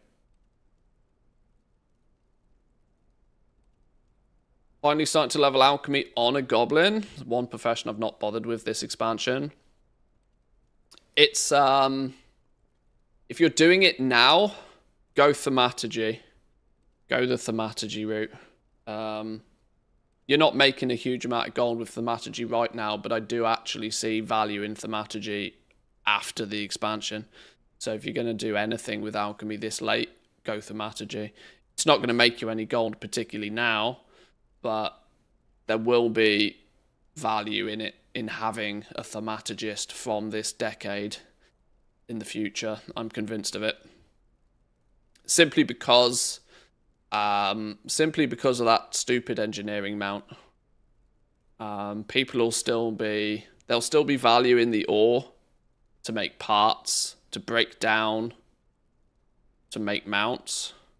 So you'll still probably find that you'll be able to gather components that can then be thaumaturgized for the ore. I still genuinely think there'll be money in that long after the expansion finishes for those that have a good one set up now. It'll be one of those weird kind of almost vendor shuffle style things that will last longer than the expansion, I think. Okay, I have the option now. Do we do fishing? Do we do fishing for the sake of completion? Do we do fishing for the sake of completion, or do we go and double check some more primary professions? I have absolutely flipping no idea how we level Shadowlands fishing. I guess we just go to Shadowlands and we fish, right? Genuinely can't remember.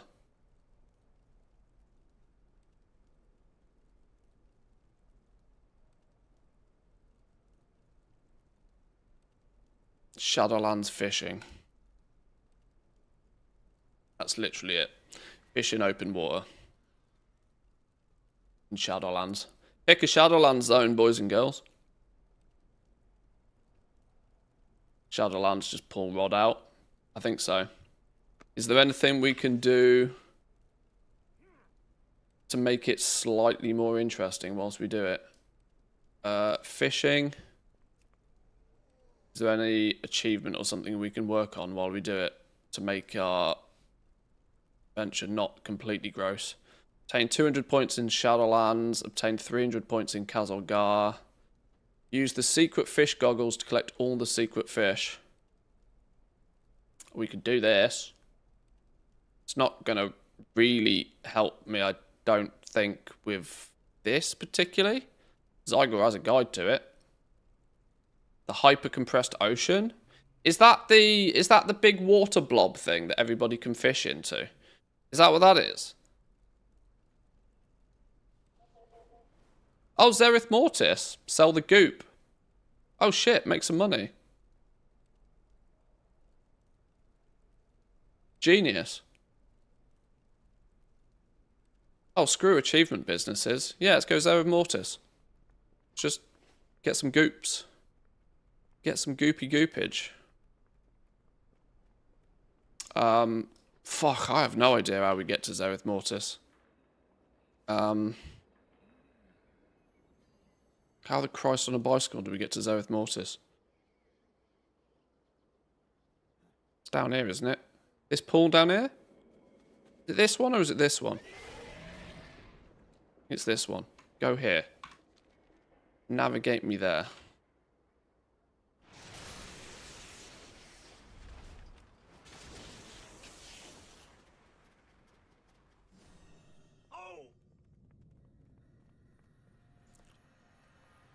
See if we can get some goops.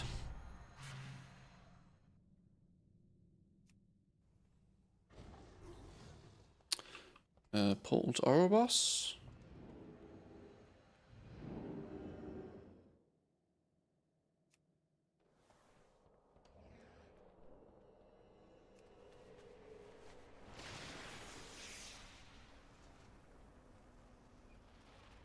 Man, just figure it out, relive the enjoyment of the moor. The joy that was the moor. My God. Oh my.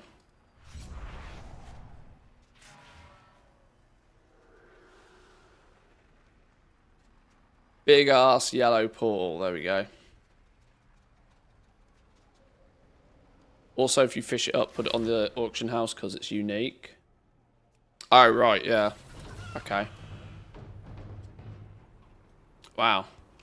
Wow, it's been a while since we've been here. Holy. Been a hot minute since we've been in Zereth Mortis. Jesus, the amount of Progenitor Essentia we farmed out here. Lord have mercy.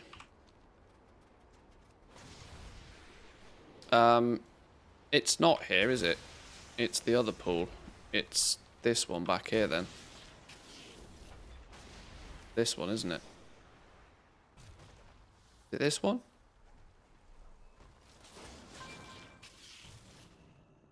Oh, it's not this one. It's the one that's got a cave by it. Which one is it? Maybe it was this one. Does it matter? Or you can get it anywhere? I can't remember.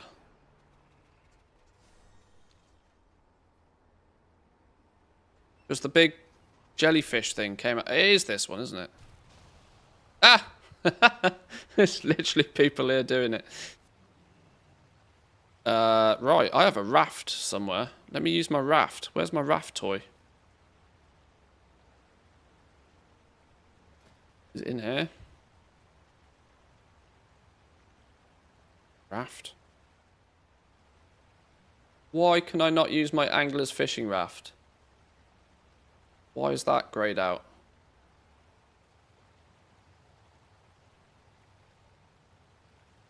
Because I'm not in... Why is that? Why is that? Why is that grayed out? I don't know. Whack it on a bar. Whee! Don't know why my raft is actually underwater, mind. Right, fishing stream. Here we go. You ready for this?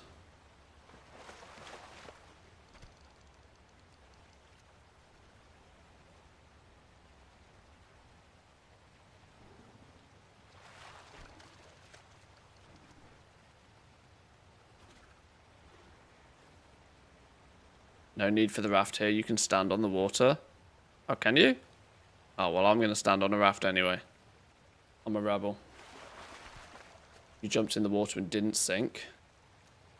True. All the gold in your pockets pulls the raft down. That would be that would be I mean, I don't keep much gold on my characters. 275k right now.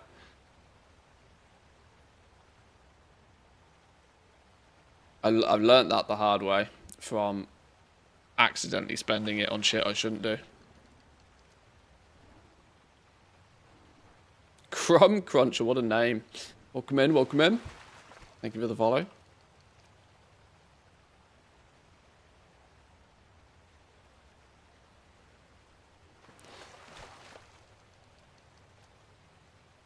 Well, both accidentally and, you know, sometimes impulsive thoughts do get in the way. We have been known to impulse purchase things from time to time. More difficult to do if you don't keep gold on you.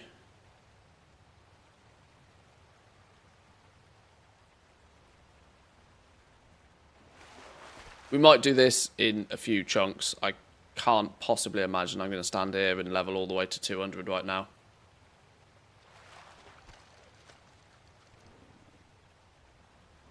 Does anybody have an idea what the drop chance is on the strange goop?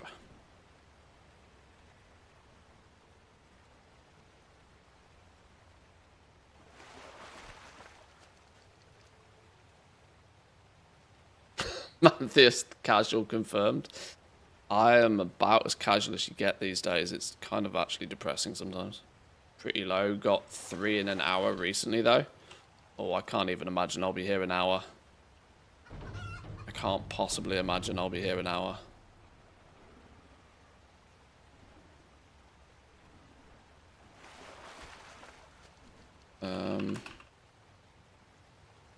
Out of curiosity, let's see what...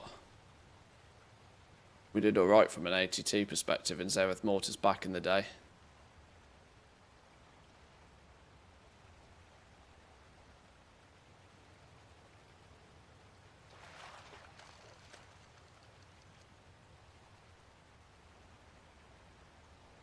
Still stuff I need from the rares. More rat leash?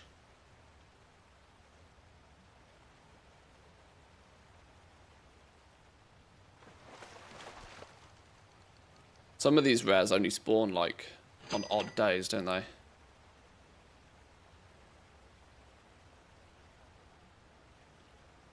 Jesus, there was loads of stuff I missed.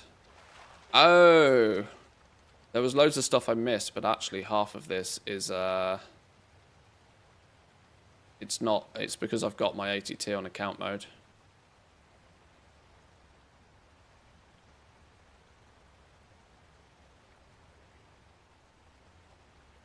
Shadowlands zones, is it considered legacy content now?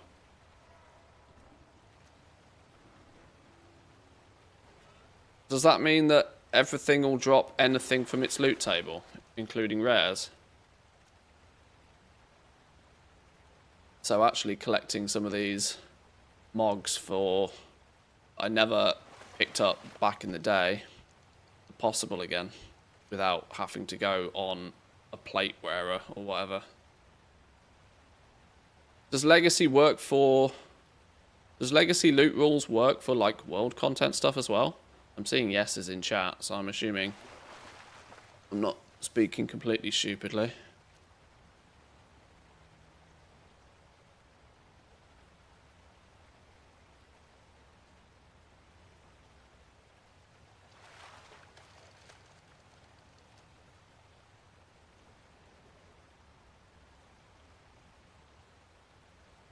I liked this zone, you know, back in the day.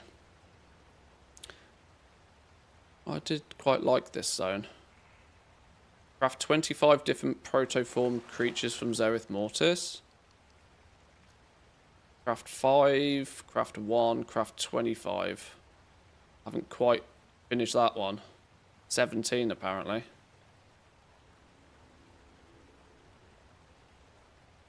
Is it still... Oh, I've just had a thought, actually.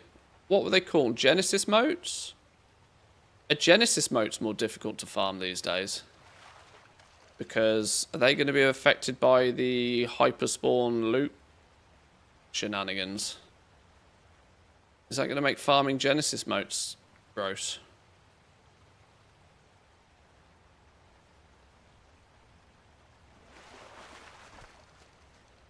Yeah, look at all the mounts that I'm still missing. Probably the crafted ones. 1, 2, 3, 4, 5, 6, 7.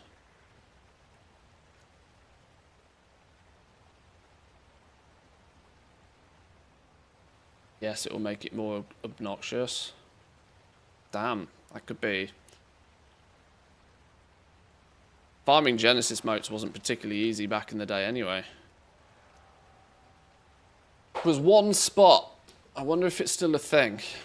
There was one spot where you could pretty much run around and kill stuff.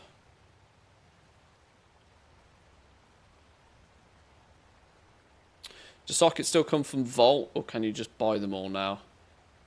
Yeah, for the jewelry from the auction house, the what they're called, the Magnificent Jeweler's socket or something, and then belt. What is it? Belt, helm. What are the other ones that can take the sockets from the vault?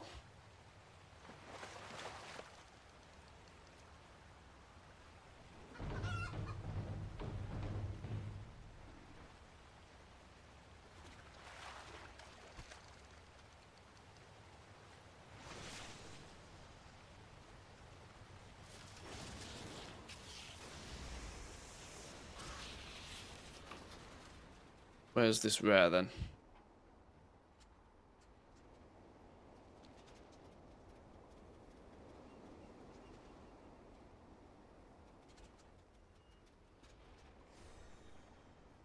Why does my...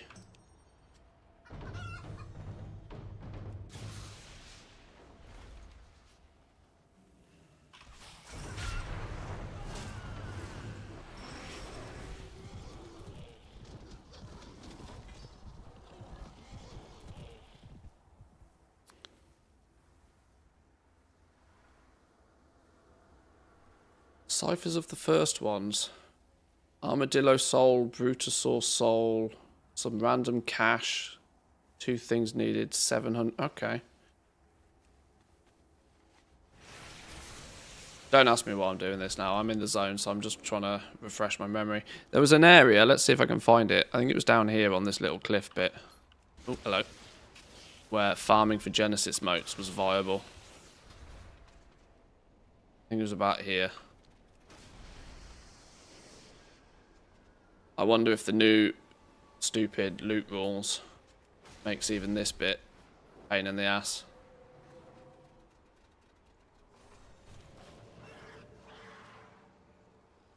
Wait, there's flipping...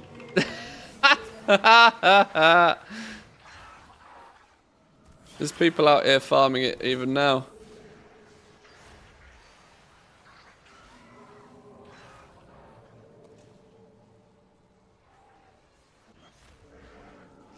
Oh, that's funny.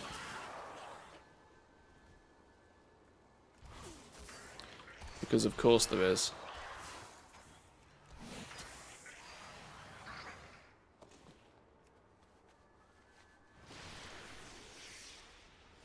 Where did the doggo go? There's one at my feet. And then there's 2 on the big rug.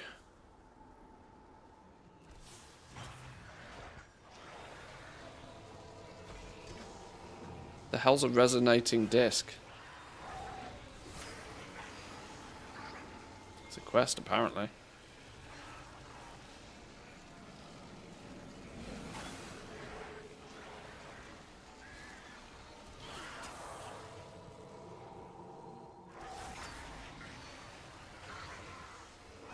Wait, this has got to be...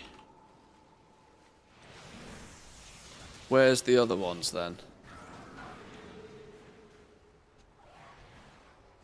There's no way that one mob hyperspawns by himself.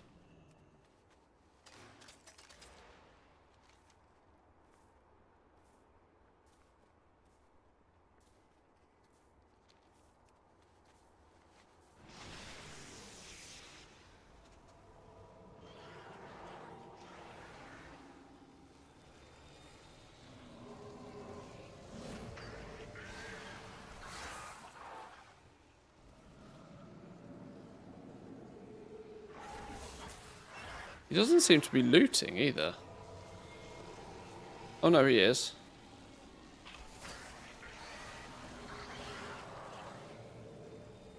Wow.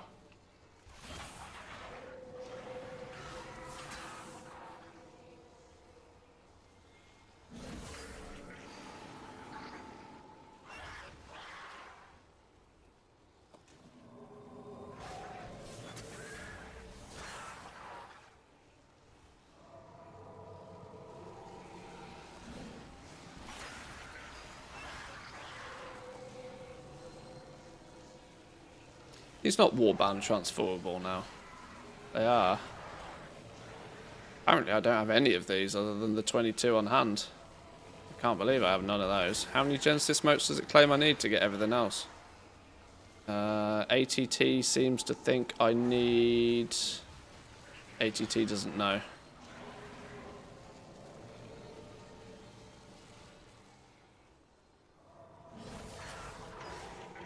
Anyway, this was a side quest.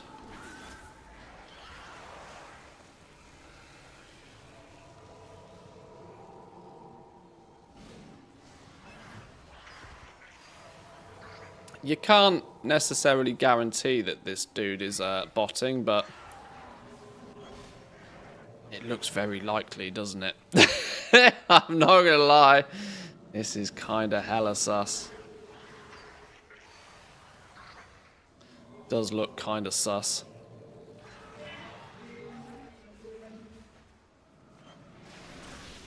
Anyway, back to our fishing.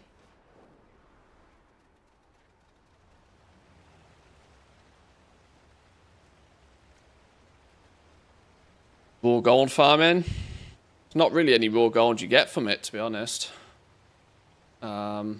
Oh. Well, I mean, there's some grey. It's something. I wouldn't say it's a lot, but... Just a slash target macro and an auto clicker. Probably.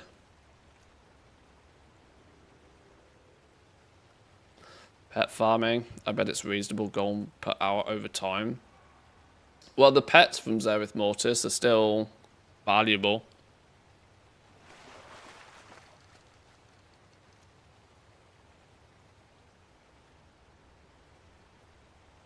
It's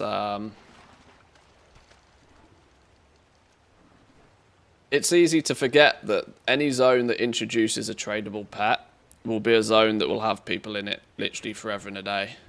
This is why the Undermine will never die. Mark my words, in 10 years there'll still be people in the Undermine.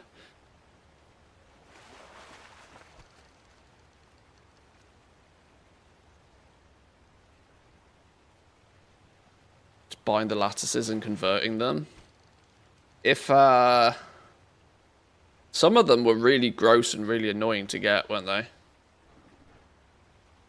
But I bet the more generic stuff is still pretty good sellers.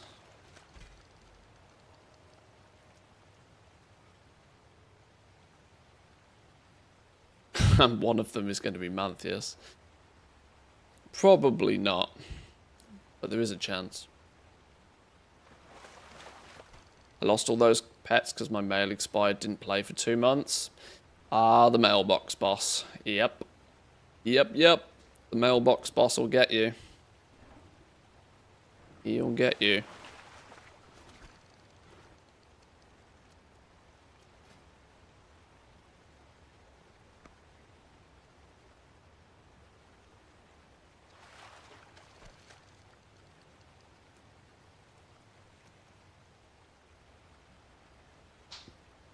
Got to be an easier way to show that on screen.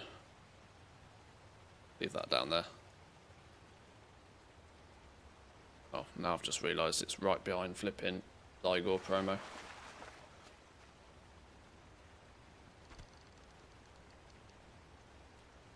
Archetype pets, here we go. Woo's always coming in clutch with the info. Yeah, there we go, look. There we go, look. Archetype pets. All the Zereth Mortis pets. The column to pay attention to here is the right hand side one. is the regional average. Regional average price. I'm going to assume this is the regional average price anyway. You can still see there's some, you know, nothing cheaper than 10k a piece. And also, there's an interesting sort of concept with pets that even though you can shop around for pets, ones under like, I don't know, 20k, people don't bother going shopping for. They're more sort of like impulse purchases by collectors. If they're missing it and it pops up, they're like, oh yeah, I'll just boom, have one of those.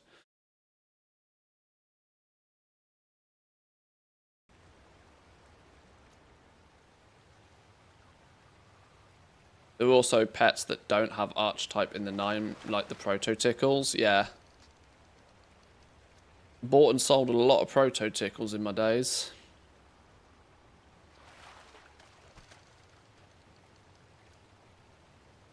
Festive baby seal, warm hats, frosty transmog, new winter collectibles.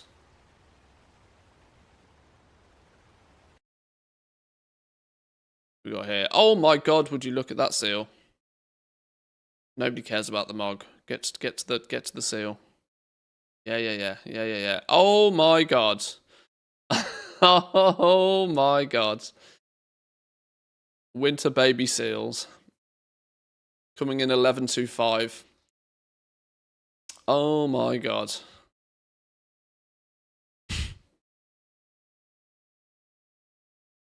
Some winter hats of 99,000 different colours. Oh my.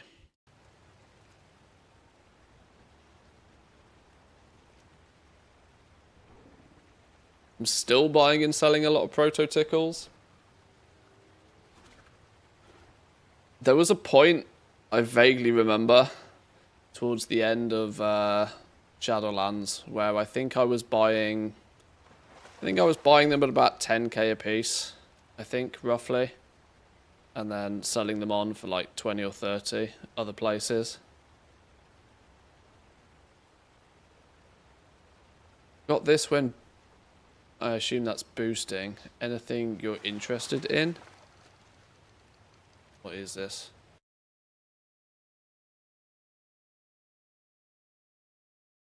Knock hood, cloak, and wraps? No, not really.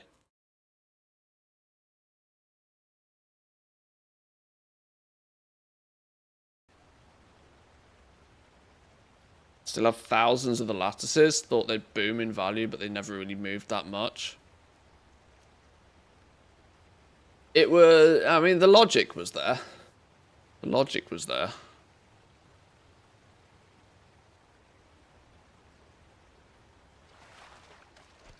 I remember Operation Pet, what happened with that.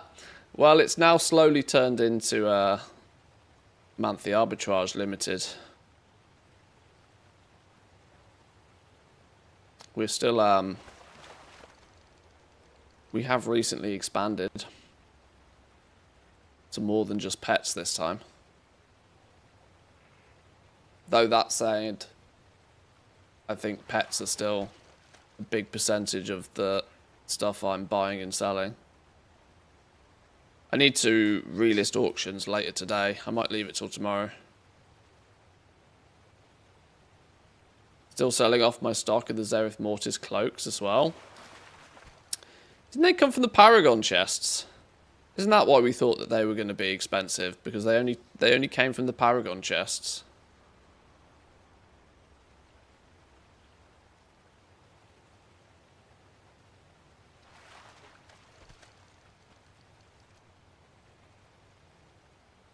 It did rise in the end, took an age though.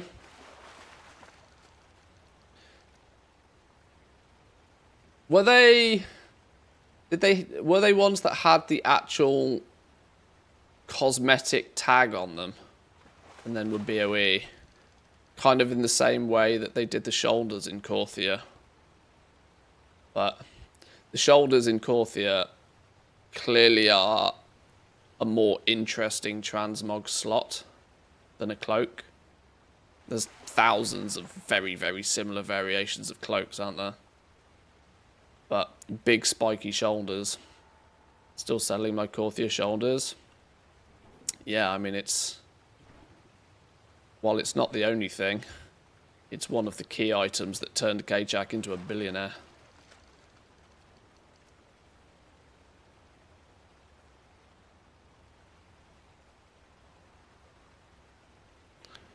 I think he's literally got his last remaining ones listed for like 1 million gold each. No intention of selling them, but once a month probably somebody comes along and buys one of them from him from somewhere.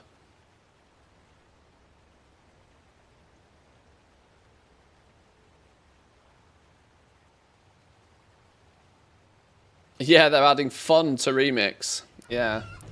Quantify fun, Blizzard. Fun increased by 14%. Yes. Well, the new build is turning up on Tuesday apparently for Remix, so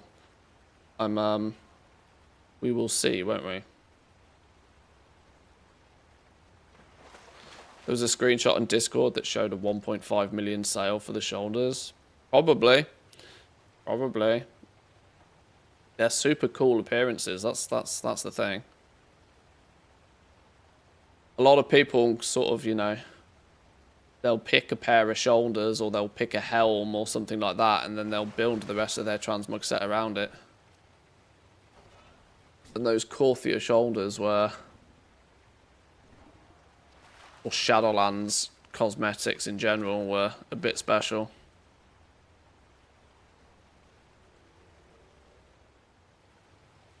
I was far too busy pissing around with legendaries to pay too much attention to those, but the reality is I should have spent 10 million buying a bunch of shit at the end of Shadowlands that I didn't. An Ori Bobber? What the hell's an Ori Bobber? Replace your Bobber with one provided by the brokers of Oribos? Wait, we have to use that.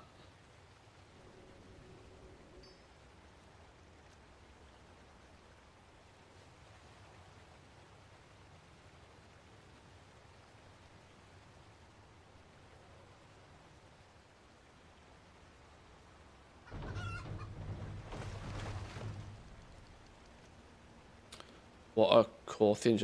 well, in whatever the Korthia patch was, they introduced a whole bunch of shoulder cosmetics that were all very skull and spiky and kind of cool looking. Some of them were absolutely ridiculously low drop rates from Korthia.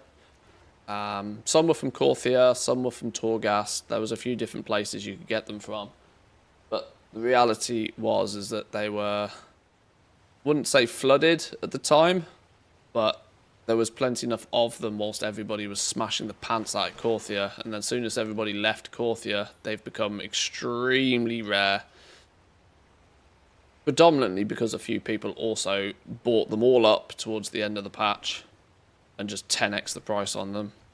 K-Chak's probably made 500 million off them.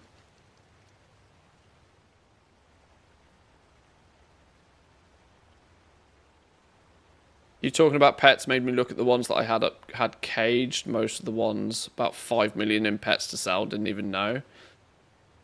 Pets are incredible. Pets hold their... I mean, over 20 years, pets are the one thing in the game that's pretty much held its value, and their value tracks with the inflation in the game as well.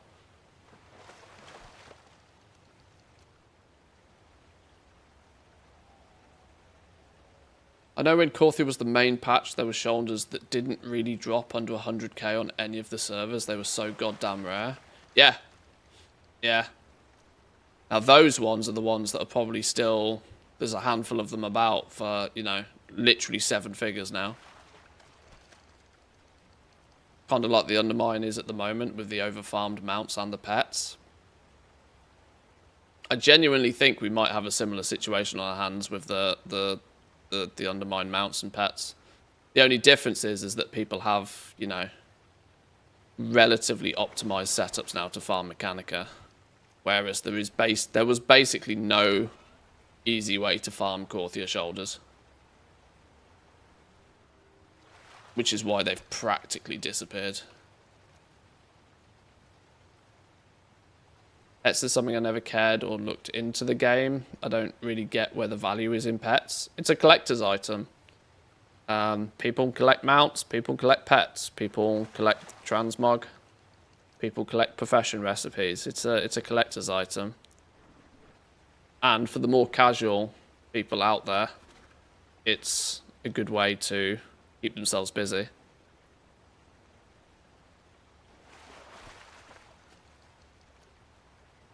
This is very, very stereotypical, so don't shoot the messenger too much here, but the female population of the game tends to enjoy collecting pets just as much as most other people enjoy collecting mounts. Is there a good way to keep track of how many times you have to post your pets and other things before one sells? It sometimes feels like I might just spend the profit on the amount of times you need to post them. Yeah, TSM tracks quantity of expireds since last sale. TSM will also give you your own personal sale rate on an item. It's all part of the TSM add-on.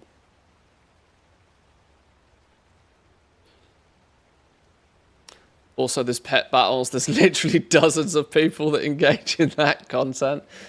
Yeah. Absolutely dozens of people. I mean, at least 12.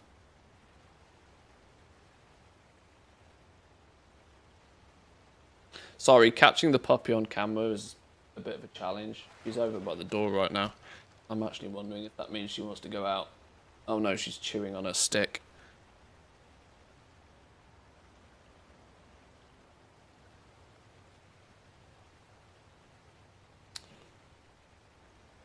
Where's this? Sheesh! Look at the average profit. Look at the average profit on those. Necromancer's Mantle. Bought 8 of them for 20k a piece. Sold 5 of them for nearly 300,000 gold a piece. Look at the return on investments on those, look. Total profit on that screen alone is probably nearly 10 mil. And bearing in mind that there are some where there is still, you know, infiltrator shoulder guards. Bought 12, sold 4. 2 sales covered the cost of all of them. That means any sale from this point on is just cash money. This is what this is, you know, this is by definition long-term investments, right? This is what you do when you have a lot of gold. Yeah, I absolutely wish I bought any. I didn't buy any. I completely missed the... Well, I didn't miss the boat on it. I was just, like I said, far too busy paying attention to things like legendaries. And we did things like Project Pet.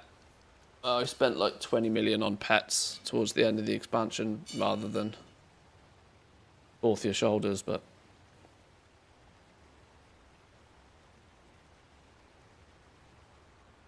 Do you think decoration will be region-wide or server-wide?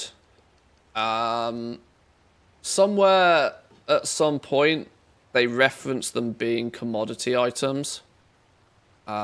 Which, if you put 2 and 2 together, means they're probably on the region-wide auction house. But if they're not, if they're considered a collectible item like a pet or a mount or a transmog or anything along those lines, which is on individual realms, boy oh boy is cross-realm arbitrage going to be fun with decor.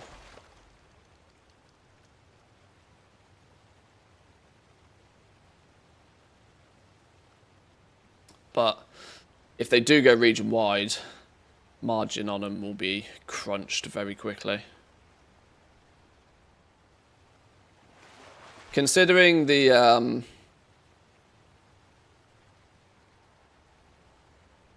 considering it's a brand new item that's being added into the game, I think it makes a lot of sense for them to put them on the region-wide as well. From sort of an actual player gameplay perspective. Normalize the price on them for all involved.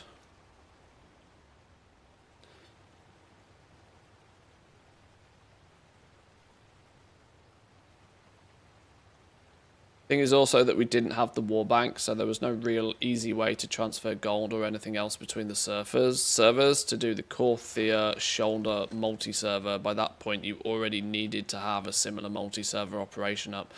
True. The reason I started Project Pet in Shadowlands in the first place was to distribute my gold across a bunch of different realms. Obviously it turned out we then got warbands. Only an expansion or so later. But yeah, Project Pet originally was me buying pets on servers and then selling them on others as a way to get a small amount of gold on a whole wide variety of servers. I didn't really have that set up before the end of Shadowlands though, so probably the reason why I didn't pay too much attention to the Korthia shoulders. I wasn't in a position to take advantage of it.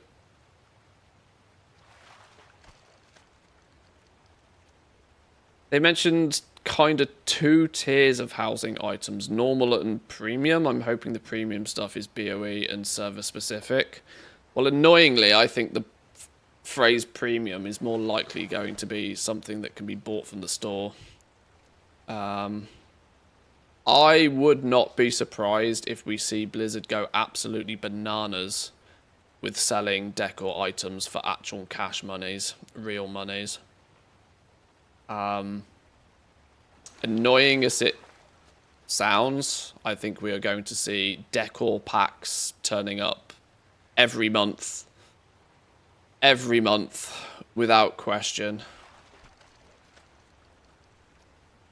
Much like a mount these days, $25, I reckon $25 will sell you a decor set, themed decor set or something. There's no way Blizzard don't do it. With Microsoft at the helm now, there's no way they don't do it. They will microtransaction the absolute living shit out of decor. I can see it coming from a mile off. That's kind of annoyingly what I can see being the premium stuff. I don't want that to be the case, but they've been ramping up their microtransactions for 2 expansions now.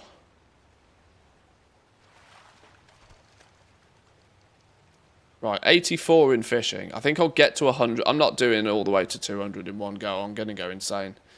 We'll get to 100. We can get to 100. I haven't actually been keeping attention to see if I've picked up a goop. I don't think I have. I'd have noticed if... maybe I might have noticed. Maybe you'd have shouted at me if I did.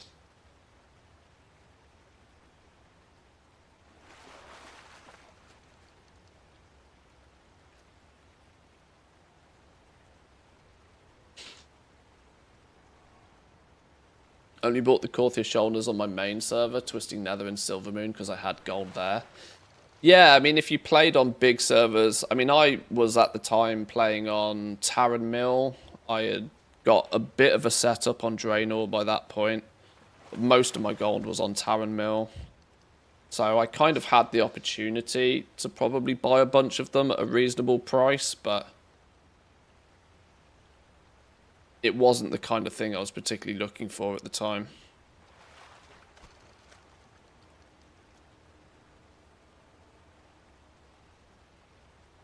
You have it, list it so that you can catch another because they're unique. I'll keep an eye out for it. I'm quite sure I haven't got one. Double check. Was it called Goop? Oh, I haven't got one.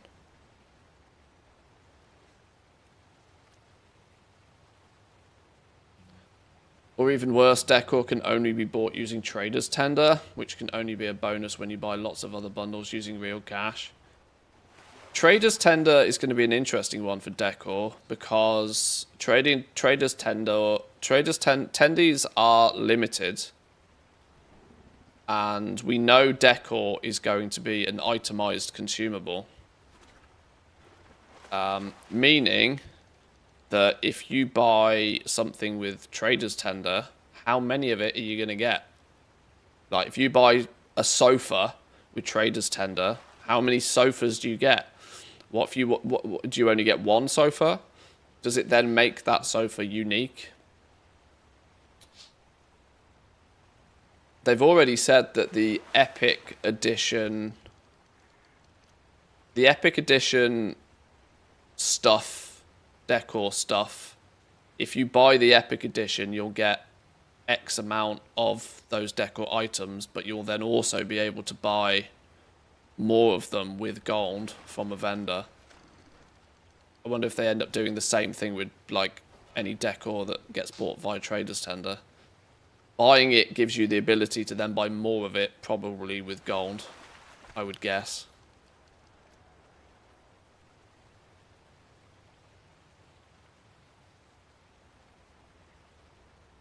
Always on the lookout for the long-term investments. Pets, mounts, rare transmogs. Made me so much gold over the years. Yeah, I mean, it's the true Goblin endgame, isn't it, really? When you get to the point where you've got plenty of disposable income, per se, that you can spend it on things now, and if it takes you 6 months, 12 months, 18 months, 2 years to resell it, you don't care. As long as you resell it for more in the future at some point.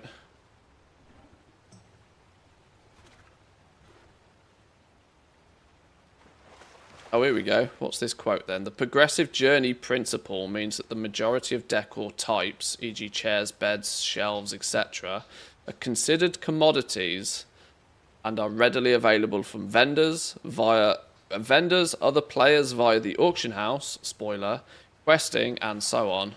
If you want a wooden chair, it's very easy and inexpensive to acquire.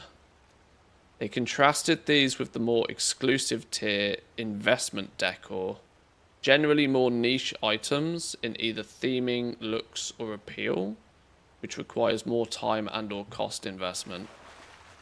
That's probably going to be stuff that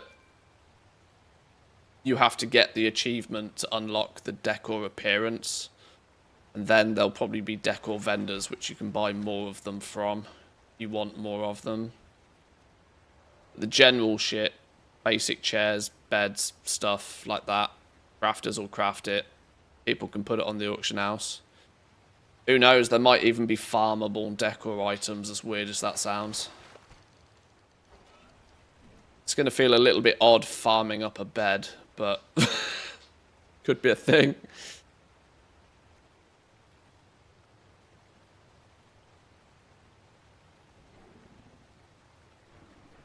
Quit at 360, back playing the game, doing achievements, etc. I've never been to those dizzy heights of goal making. I peaked at about 120 mil. And then I called it a day and then just spent a fuckload. And these days I don't have that much actual liquid gold. I did a rough total the other day and it's probably only about 30, 35 mil. I use the word only in relative terms to having 100 plus. I'm still aware that that's an absolute metric fuck ton of gold. Why does Van Cleef have a bed in his back pocket? Yeah, this is it. Like, looting big decor items could feel slightly strange. But it's not that different from looting a mount, is it really? How did this massive elephant fall out the back of this boss? Do we have elephant mounts? We don't have elephant mounts, do we? We have the elk things. They sort of elephant-esque.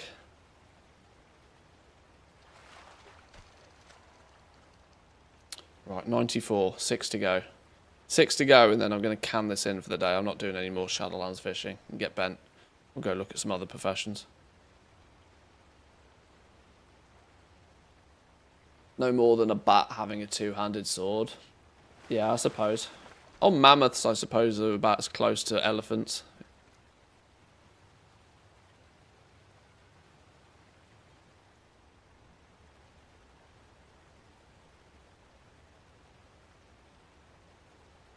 $1,068 in mounts right now. Holy.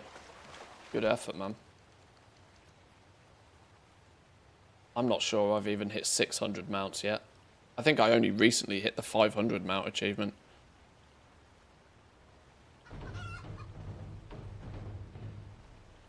But I, to be fair, have never really taken mount collecting it very seriously. That's 500 or so mounts just by proxy of kind of playing the game for 20 years. You play every expansion a reasonable amount, especially in the last few years.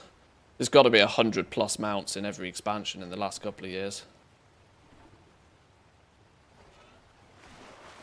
It's honestly kind of why I stopped being overly fussed about them, because there's just too many. It's just far too many.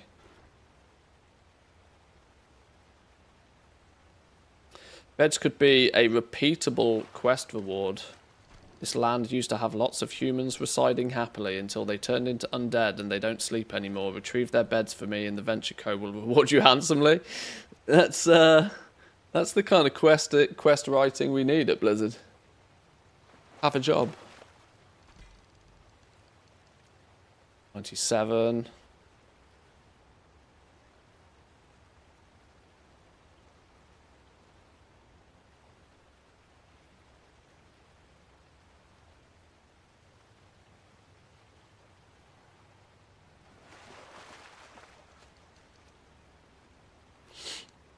I'm just happy with my Spectral Tiger.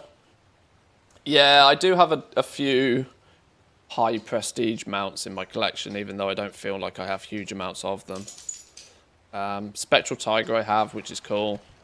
Probably the one I am most fond of, though, is the Swift Zullian Tiger. I know you can buy that on the black market auction house these days, but it never goes for less than 10 mil. And I think it's probably, still to this day, one of the rarest mounts in the game. Whilst also being super duper mega cool, because you're riding on the back of a fucking tiger. Doesn't get much cooler than that.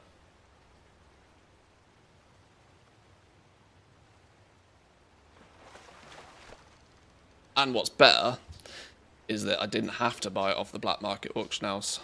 Must have been 15 years ago I got that mount. Probably even longer ago.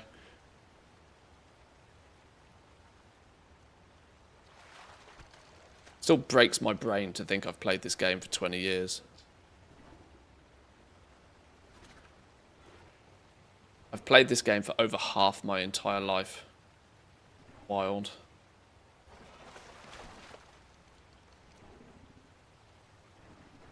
And I guess people who are younger than I am will have played it for a significantly greater portion of their life as well, potentially.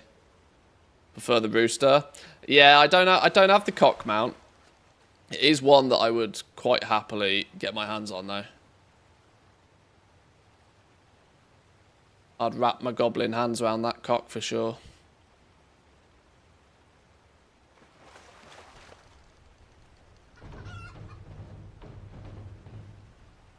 $99.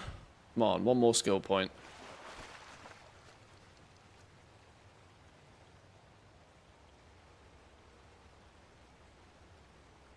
That's what I said to my girlfriend. I'm soon going to spend more time with you than without you.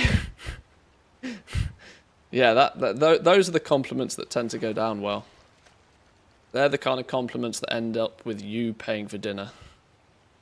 Right, 100 skill in Shadowlands fishing. We're going to call fishing a day now. We're not doing any more of that business. We can come back to that another day. No goops.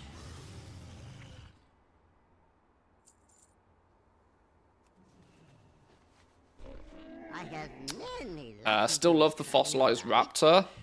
Oh, that's a cool one, actually. I don't have... That's archaeology, isn't it? I don't have the fossilized raptor. That is actually one I would like. I agree with you there. That is a cool one. Anima webbing. Infuse 35 stored anima to your Covenant's reservoir. Flipping hell. To our friends. Requires the flipping reservoir to do it. What have we picked up here? That go away. Actually, while I'm standing around lurking, oh, the puppy is in the puppy's in the bed. Puppy is in the bed. Oh, goddamn, that's me. She's over there. Look. She's chilling in the bed. Oh, bonus puppy. If only it could fly. Fossilized raptor flying.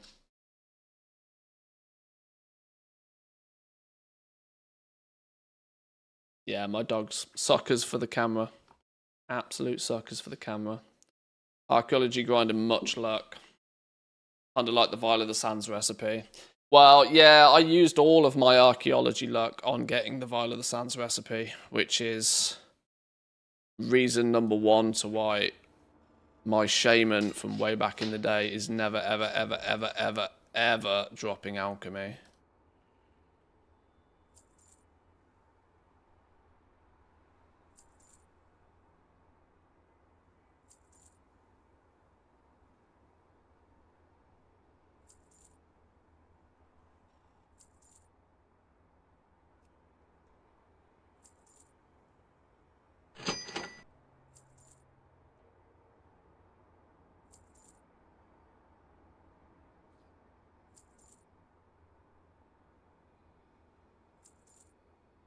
Get rid of these quickly. Clean out.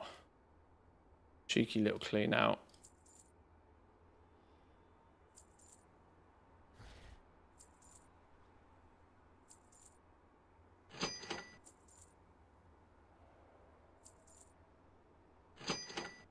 Get rid of all that stupid dust.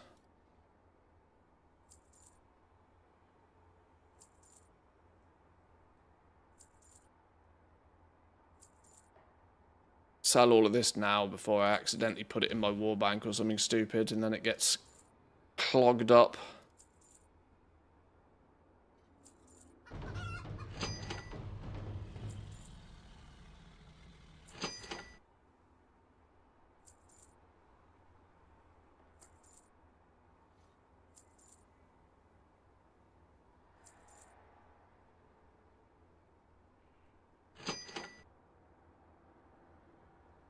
Okay.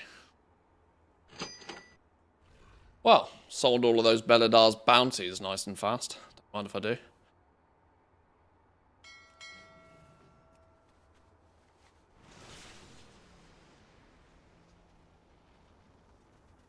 Look, Daddy, I'm an influencer now. Right. I don't know what that quest is, but let's go get it out of my quest log real fast. I'm not doing archaeology. Not yet.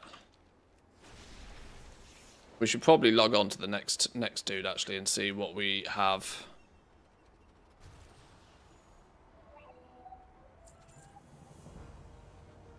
Gave me 50 gold. Alright, whatever.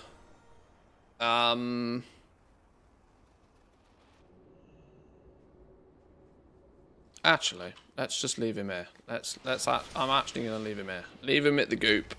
Leave him at the goop lake.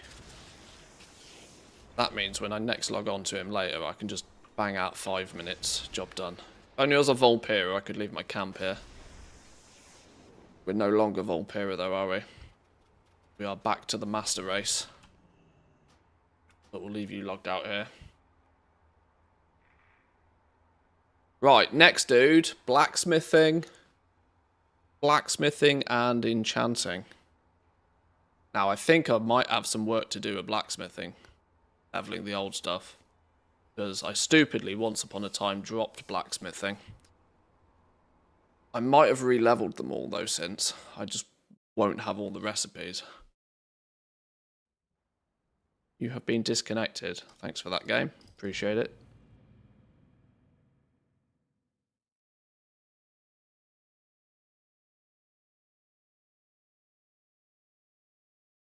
Moved to Australia 3 months after WoW launched and had to start over again. My Euro server, level 60, still floating around in the ether somewhere. You see these screenshots occasionally of people that have logged back into their game after not playing for like 15 plus years. And like some of the stuff they have in their inventories is like fascinating. Actually fascinating.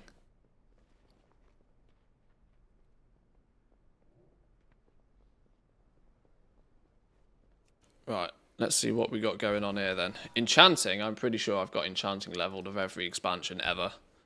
Yeah, enchanting's done, look. Max skill, every expansion ever. Just double check there's no obvious gaps in here somewhere. Yeah. Enchanting is done. Blacksmithing? Oh, okay. Well, that's cool. That's cool. Blacksmithing is leveled everywhere as well. Like I said, I dropped this once upon a time and had to re-level it all up, but it looks like I've done it properly. It still means I'm missing huge amounts of recipes from the past, but that doesn't matter. It's having it leveled so that if we have to go get recipes, that we should have the skill to craft the thing anyway.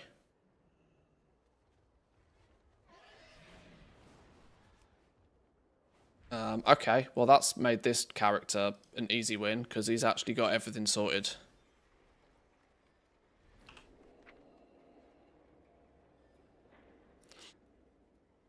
This was actually my main character for quite a while, so even this fella's got progress on both fishing and cooking and stuff as well.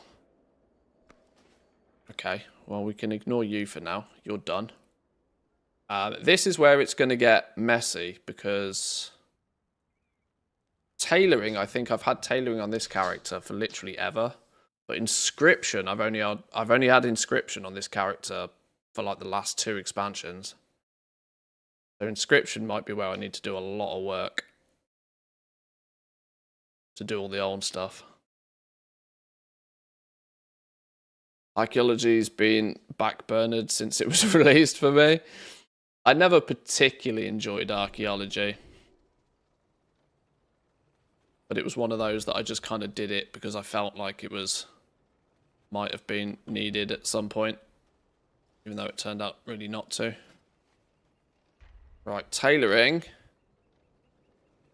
That capped in every expansion again. Classic, Outlands, Wrath, Kata, Pandaria, Ward, Legion, BFA, Shadowlands, Dragon Isles, The War Within. Yeah. Okay, tailoring's good. Inscription, on the other hand, though, is not going to be good. Because we have only had inscription on this character, well, since Dragonflight, which means everything prior to that is not leveled up.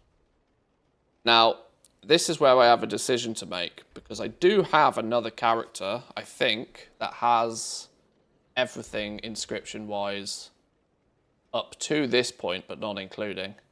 It's how OCD do I want to be about this? How OCD do I want to be about this? Do I want my scribe to just be my scribe? Especially since... Who is my other scribe? My warrior. Believe it or not. Believe it or not, it's a warrior that has inscription of all characters. A level 60 warrior, believe it or not, is my long-term scribe, I believe. Shall we double check what they have?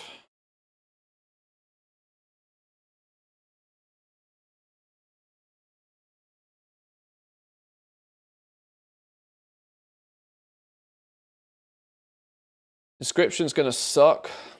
Panda daily cooldowns, WOD books, daily cooldowns. I'm not looking to collect all the recipes on these characters. I'm strictly just looking to have bar full.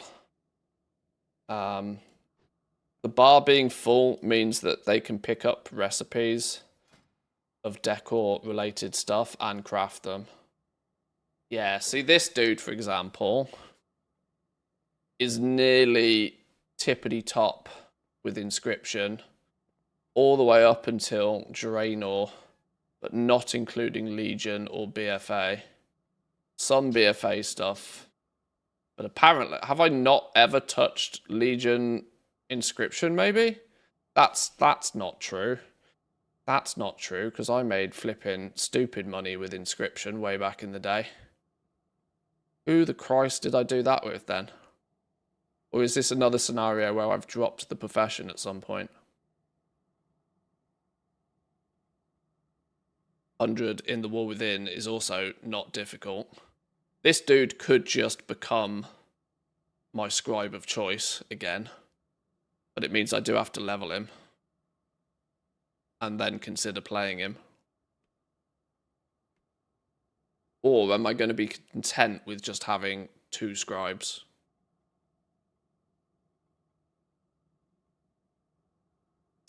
Last data for Azeroth update, I was at 7,462 total recipes. Roughly 76% complete. Good effort. Have a look, see what data for Azeroth says. Is it this one? No, that's WoW thing. Do I have a data for Azeroth tab?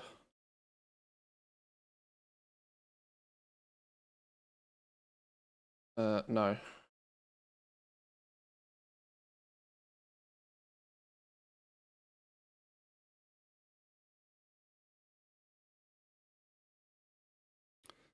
How do I see mine?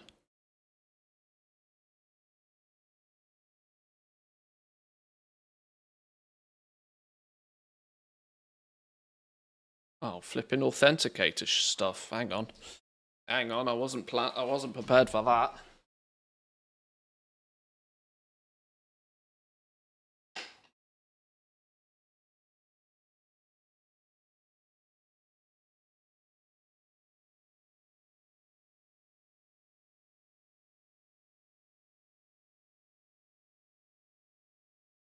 Battle.net authenticate.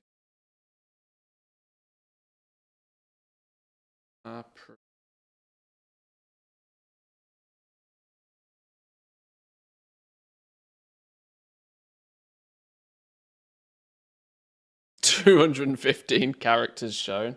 I need to chill out with the characters, apparently.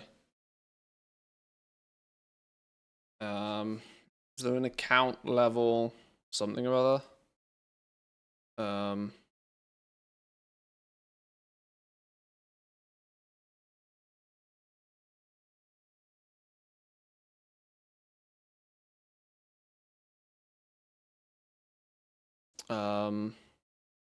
Where can I see, like, just mine?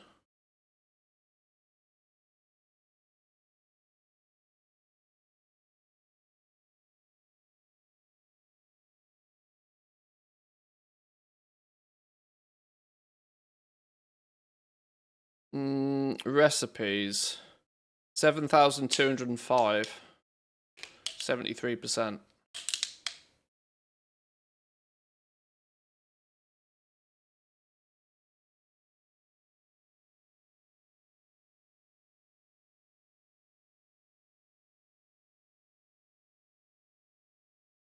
Does this break it down further by profession?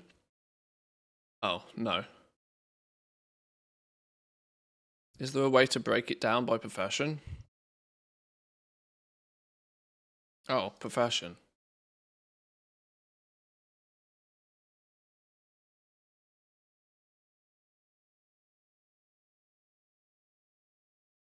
Oh, yeah. Both inscription and engineering are 2 big gaps in my repertoire by the looks of things. That is a clear indication that I've dropped those professions at some point in the past. 90% enchanting recipes, 98% jewel crafting recipes, 94% leatherworking recipes.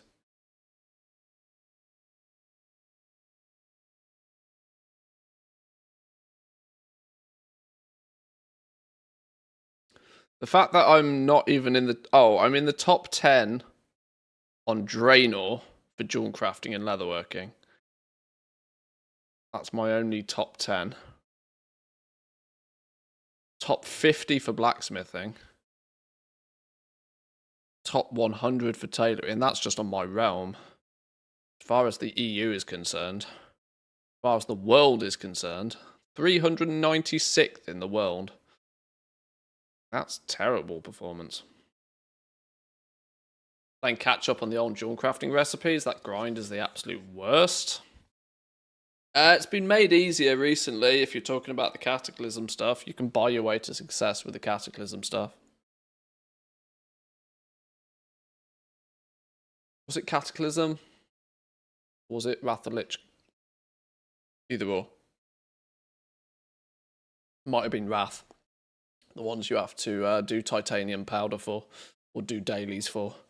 That was gross. They were gross back in the day. Well, this does mean that for Inscription, I might have to look at considering leveling something here. Alternatively, it could just be that this character hasn't been scanned properly.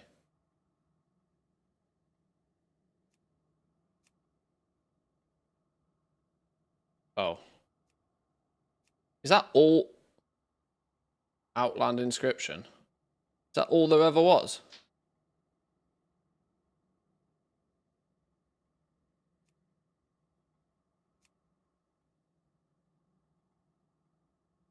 Rituals of the New Moon?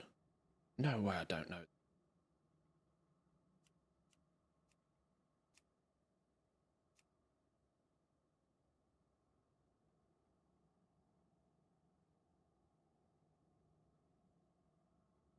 Oh yeah, Inscription didn't exist in TBC, of course. Yeah, that's why it didn't exist in TBC. So that's why it's got so few things in it.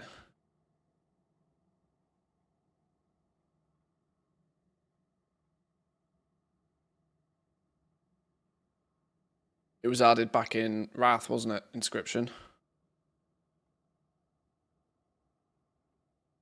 Okay. I need to decide what I'm doing. Am I content with just having most of this done? I, at the very least, need to do Legion. The alternative is I need to level all of these again on my now main scribe, which is my mage. Glyphs have been gutted over the years. That's true. Yeah, all of the glyphs not being a thing anymore.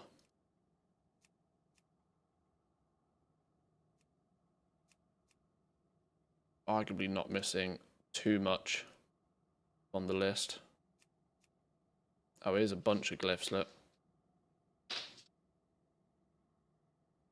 Look at all the flipping Vantus runes, my god. Boils down to whatever you prefer playing, warrior or mage. But this is it. There's a reason why this dude is still level 60 and I haven't touched him in 2 expansions. I have a similar scenario with alchemy, though. This is the thing.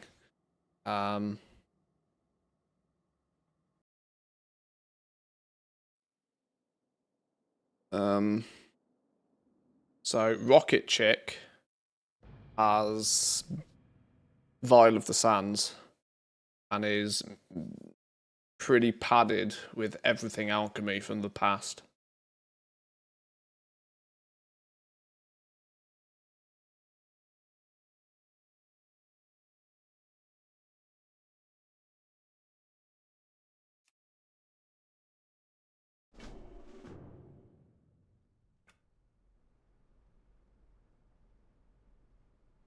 So even though this character at least is level 70, which is better, all this random rubbish in my bags.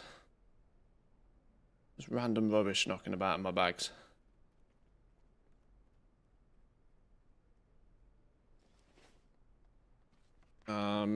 You are my old alchemist that actually has nearly everything. Oh, flipping Legion Alchemy. Oh, yeah, I forgot Legion Alchemy. I forgot about Legion Alchemy. Oh, boy, oh, boy. The entire fucking thing on some sort of weird-ass discovery system, wasn't it? Why is that apparently all I... Show learn, show unlearn? How is that all I know from Legion? And was 70 of 100. There is part of me that's willing to just level all of these up again, simply for the fact that I do kind of want one character that has one profession. Even all the classic stuff is done on this dude. Look at the amount of recipes I didn't bother collecting. I'm just going to level them all again, you know. It's going to cost me a bunch of gold, but I don't care. Fun. I think I'm just going to level them all again. And actually, I legitimately have no idea who is my engineer from old times. I have one. Is it this dude as well? Oh, maybe he's my engineer and scribe. It makes more sense of warrior being an engineer. Wonder if this dude has got all of, because maybe like Meccano, Hogs, and all sorts, Jeeves, and all sorts of silly stuff might have on this fella.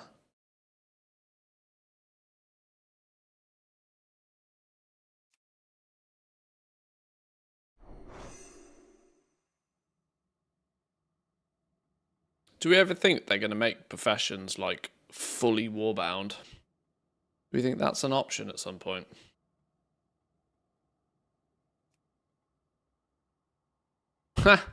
Look, even Legion. Told you, Legion's the one expansion in history that I really don't feel I played Legion much at all. I can't really remember exactly what stopped me playing Legion all that much. IRL got in the way, clearly, but Legion's the one expansion out of all that I've played the absolute least. Which is why I've been so psyched to do Legion Remix. And why I've got maybe overly passionate about it. What's up, Doggo? Doggo alarm's going off. And it's going off very early today. Doggo alarm's going off very early.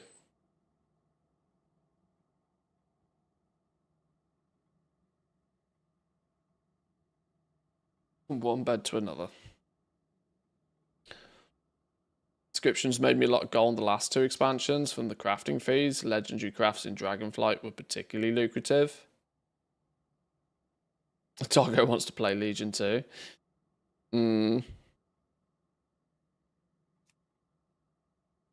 All of this is probably not going to be that fun to re-level again, is it? Or is it? I haven't really collected. If on these characters I'd collected huge amounts of the old recipes, I'd be less incentivized to level them all up again. But by the looks of things, I've done nothing more than level them. I've never really gone out of my way to collect anything with them. So it's not like I'm losing a big collection by putting these characters to bed completely. Alright. We have some work to do then. We have some work to do. Now, there is one profession that some of you may have noticed that I do not have any representation on whatsoever. That's skinning. I do not have a skinner, and I've basically never ever had a skinner. Certainly not one that's ever done anything even remotely of anything. There is the opportunity to level up another character and level skinning as we do it. What about Miss Hosepipe? We could level Miss Hosepipe as our Skinner. Skinner should be Worgen? Worgen got the boost? Skinning's easiest to level.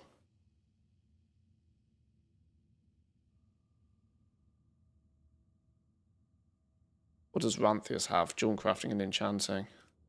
Miss Hosepipe could be skinning.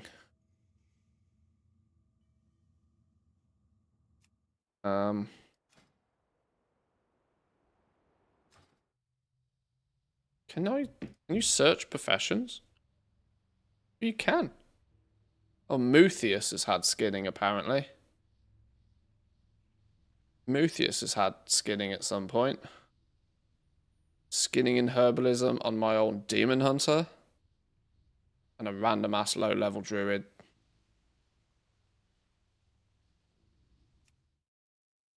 Oh. Oh, I vaguely remember leveling Muthius's skinning. I actually think I did half of this on stream once upon a time.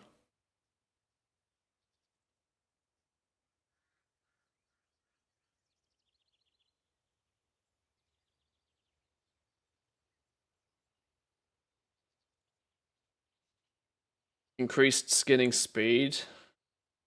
Worgen's starter zone is still banging though. Worgen's starter zone is such a bore. Look at that contrast of opinions.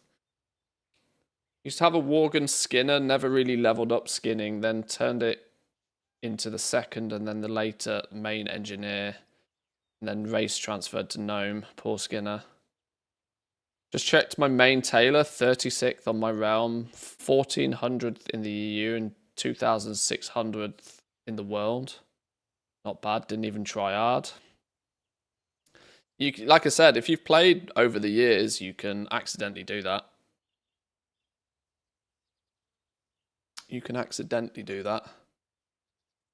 Alright, well, skinning's a secondary profession, so I'm not going to worry too much about skinning, particularly just yet.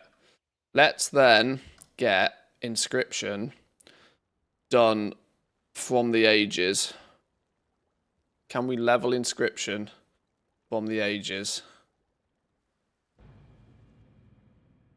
The irony is this is where actually having... Nah, fuck it, we'll just spend gold. I was about to say, like, if we're going to level inscription, we could do with a herbalist to go pick some herbs. But if I need herbs, I just buy the damn things. We just buy the damn things.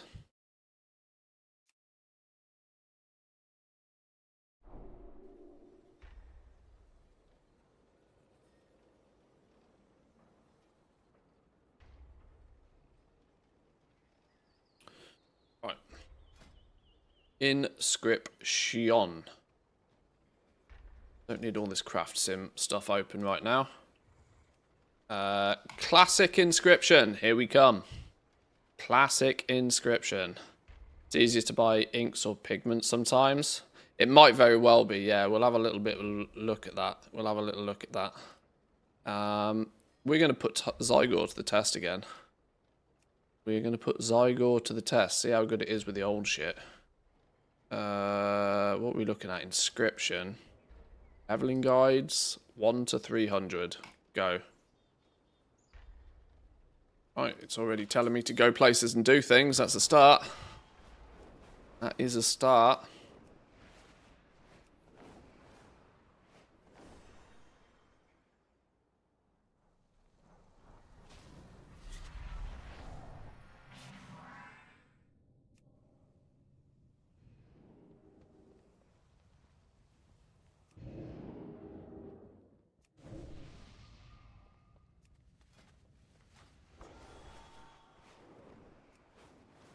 Taking me to the inscription trainer in Ogrimmar, probably, isn't it? Ah, get off the wall.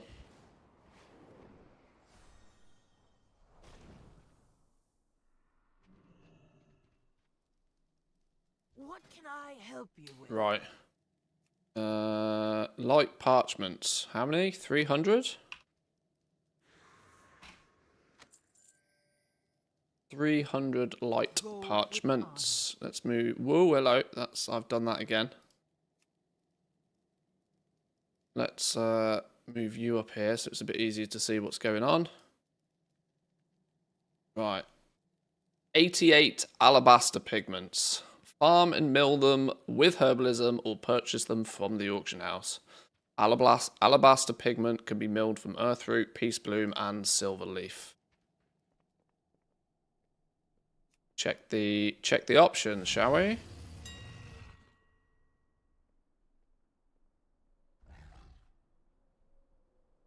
Once upon a time, TSM had fancy clever searches where if you searched for a pigment, it would also search for the herbs that broken down from it.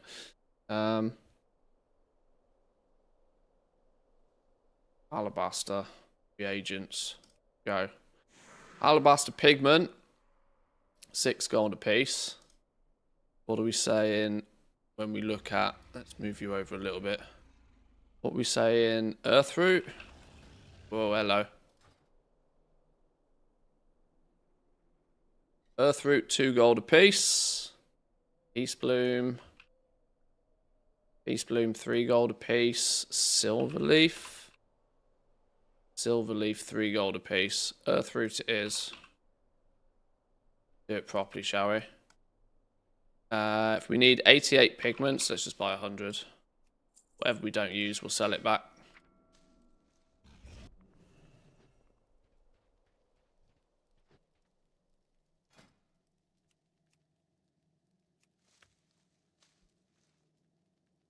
Five herbs gave me 3 pigments. Okay. Turns out we might need a little bit more than what I planned for here.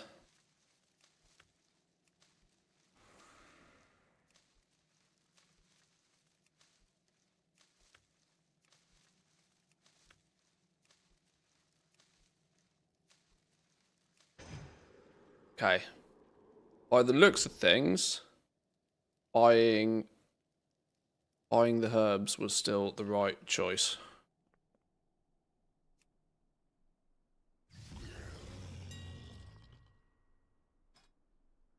Oh.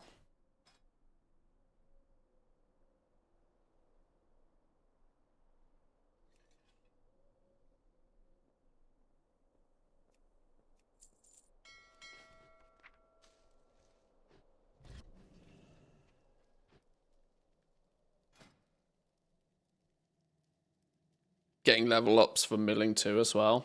That's true. That is true. Not too much of the mind, but might be worth spamming this until we get to skill 20. That's probably when it greys out anyway, I'd guess.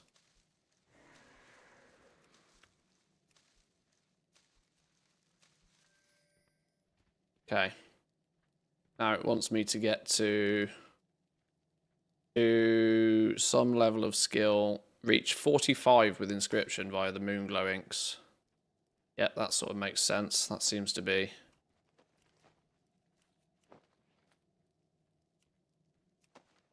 the play.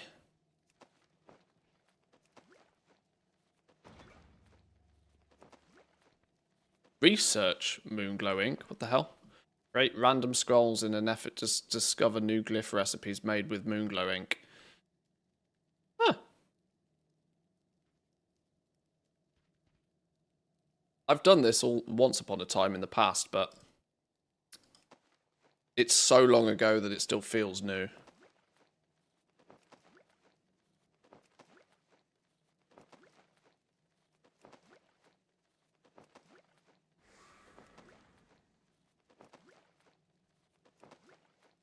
$37, $38, $39. Still guaranteed points.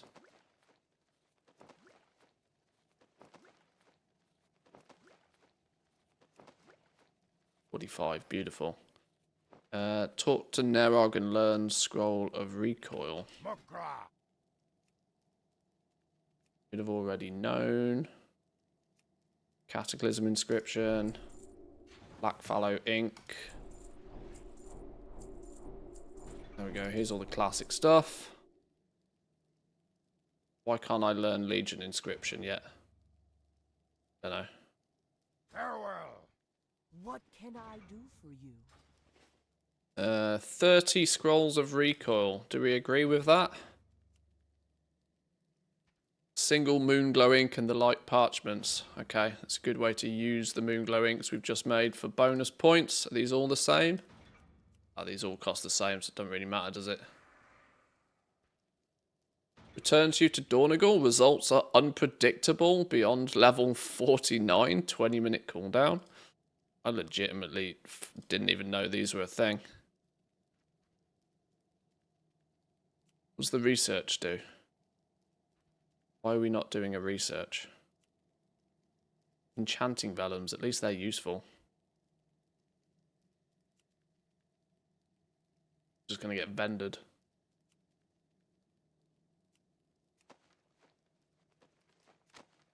Right, 75. Might want to make more Moonglow inks before they run grey out.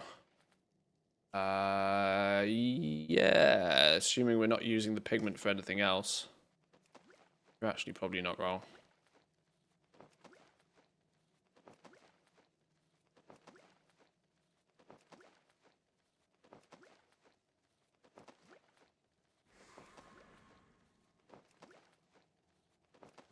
Especially since we're gaining points from this either way.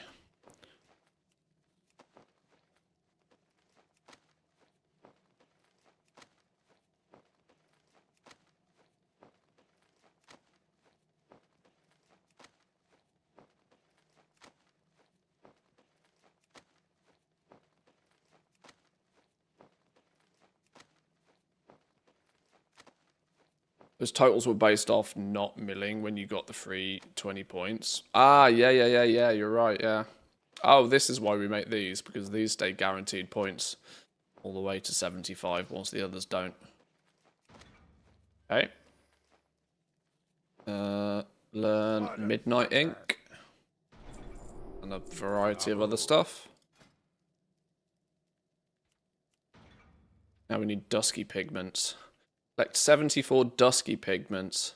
Farm and mill them with herbalism or purchase them from the auction house. They can be milled from briarthorn, bruiseweed, swift thistle, mage royal, or strangle kelp.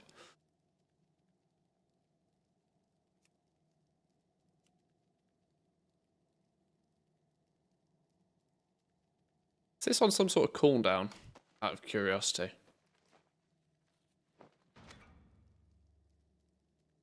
Glyph of Foul Menagerie. Doesn't look like it's on a cooldown, does it?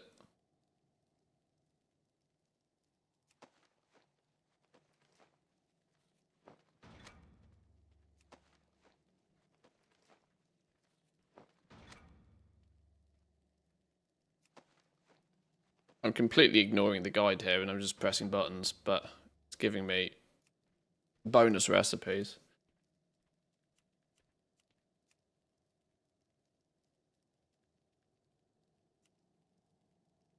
Alright, dusky pigments. Dusky pigments.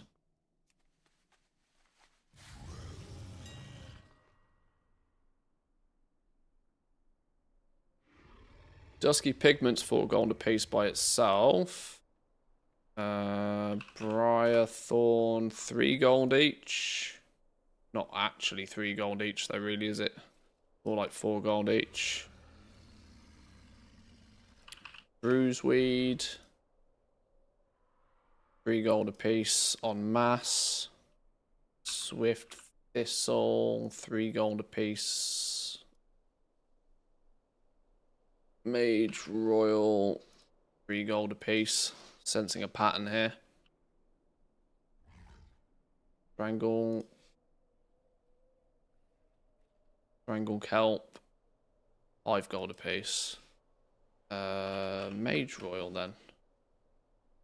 We need 74. 5 turned into 3. 550?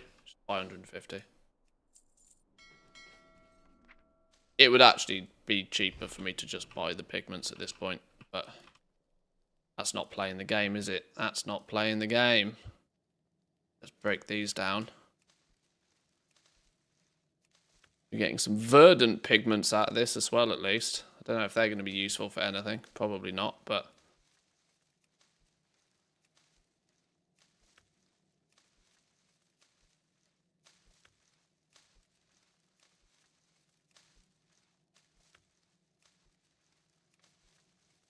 Classic herbs are cheap.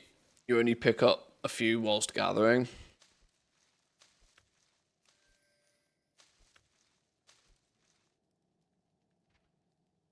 Right, midnight inks. Create 37 midnight inks. Stop making them at skill 80.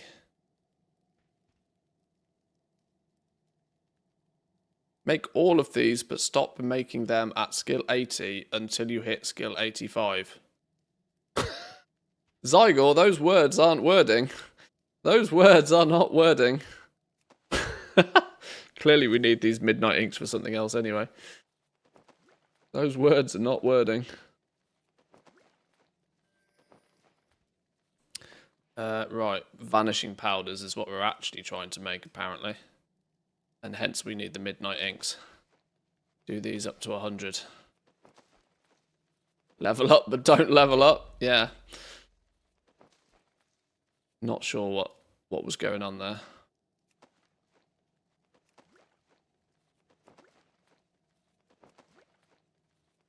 Inscription came out in Wrath. Why is there classic inscription? Yeah, it was retro added later on.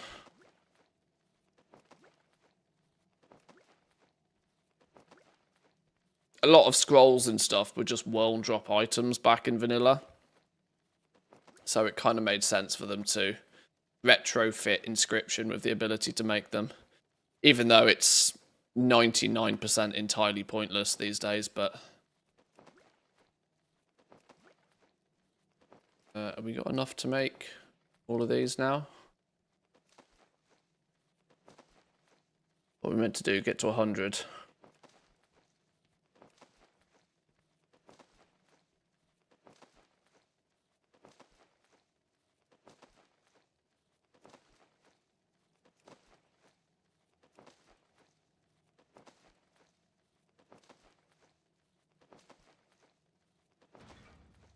$100. Now we're on to Lions Inc. Victory! Okay, collect 126 golden pigments. Golden pigment can be milled from King's Blood, Wild Steel Bloom, Grave Moss, or Light Root. Keep any burnt pigment you gather if you are milling it yourself. Oh, well, that's a sneaky heads up that we're going to be using that shortly after anyway. So this is maybe where I do possibly want to buy the herbs and mill it myself. I'm going to assume we don't need our midnight ink for anything else, so let's spam it into these glyph researches. Might regret that decision in a minute, but free recipe's a free recipe.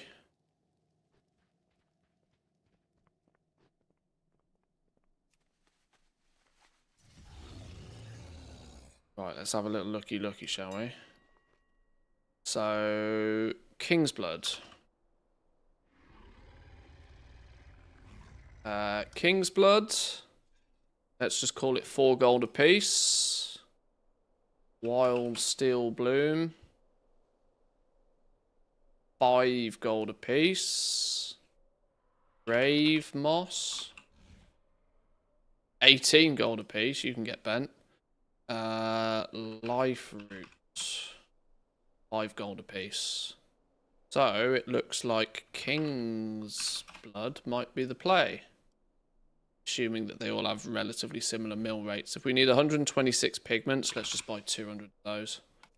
Said to keep the burnt pigment either way. Use any bonus at the end for like researching glyphs and stuff anyway. Leveling inscription for any specific reason. The entire reason for this is preparation for decor. We already sort of know that past expansion professions are going to be able to collect recipes to craft decor items. There is also a strong chance that you'll need those leveled up. So it's just getting ahead of it, really, now. So that we don't have to worry about doing it then. Right, golden pigments, burnt pigments. Okay, this is fine. 200 should be enough.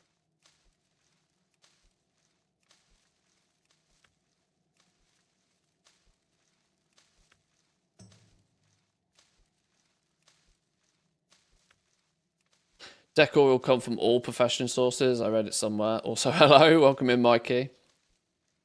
Yeah, even in their blog post, they basically told, like, they literally told us to go out and level our professions. So, I am doing exactly that.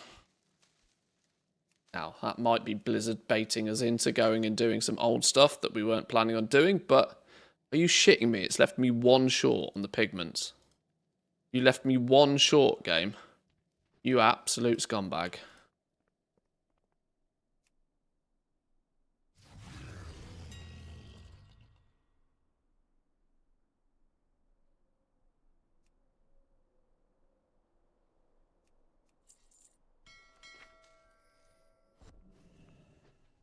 Right.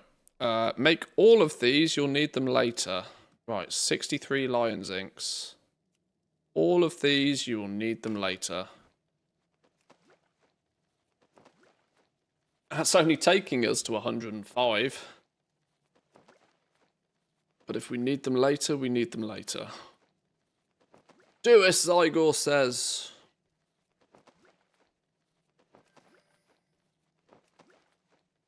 Oh. Create 4 research moonglow inks. What if I've already done that? I already did that. Can we just claim to skip this step? Research midnight inks.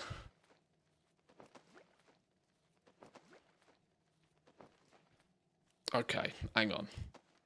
Hang on.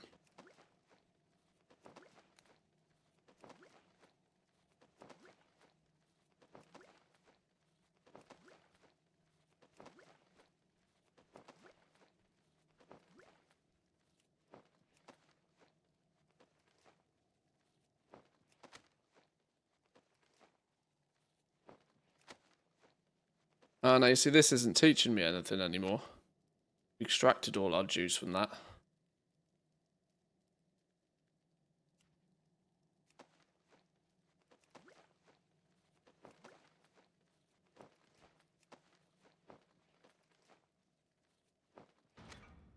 Okay, Glyph of Skeleton. You want me to make more midnight inks?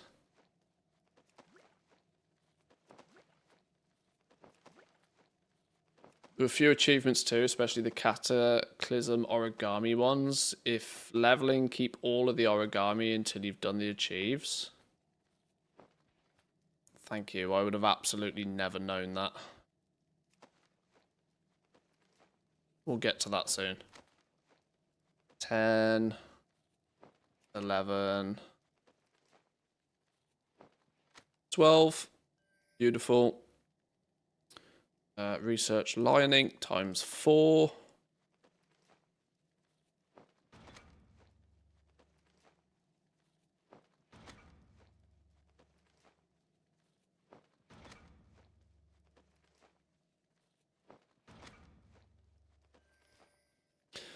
Open your inscription panel. Create 34 of the newly discovered lion ink glyphs. Is this maybe why lion ink glyphs are basically free on the auction house then?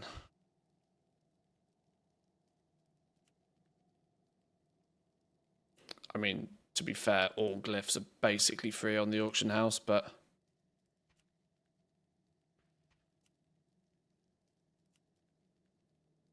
alright, we need to make all of the rest of these, though. The game did kind of... Zygood did tell me to make all of these ahead of time. I skipped it, because I was intrigued, but...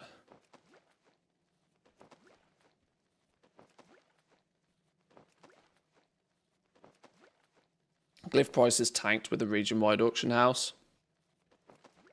I'm 99% convinced they were, like, massively inflated prior to that anyway.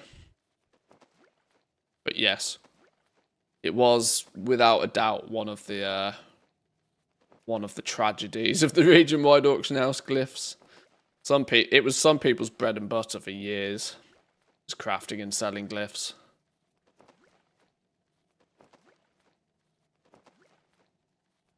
But there was absolutely no way glyphs should have been like 1,000 gold back then anyway.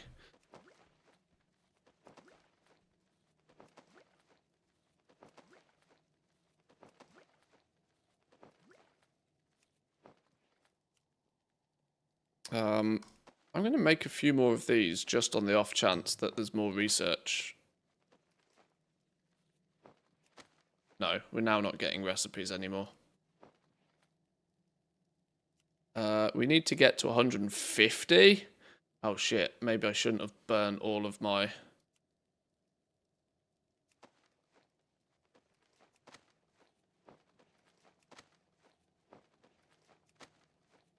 Only give 1 point each. I definitely don't have enough lion inks.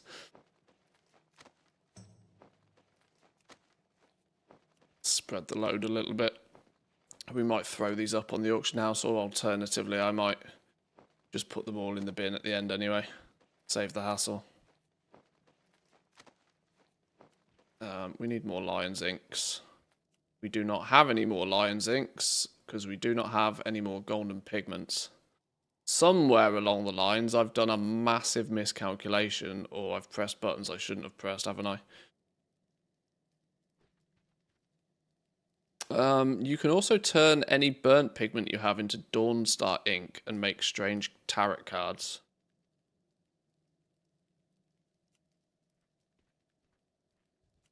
Okay. Make the Hunter inks then. No, hang on, that's not the right.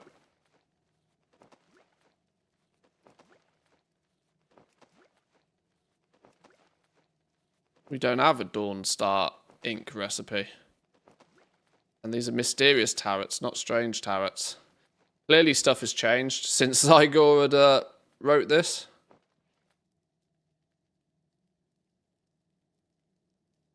Unless there's stuff I'm meant to be learning. Oh, here's Dawnstar. Oh, shit. Have I spent them on the wrong thing? For the Horde! Oh, here's Dawnstar inks. Oh, okay.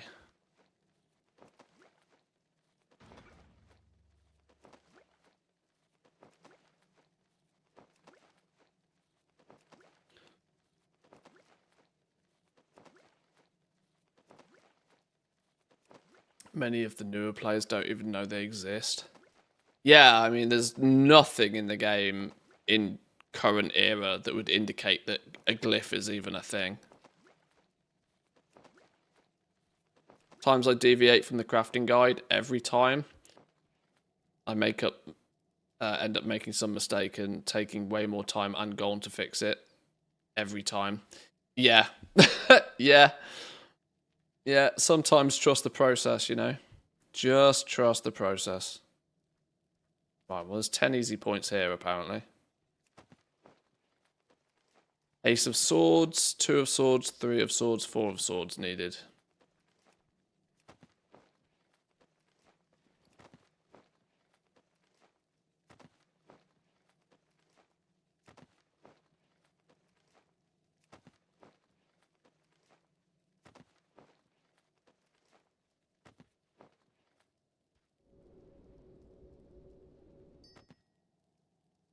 Swords deck.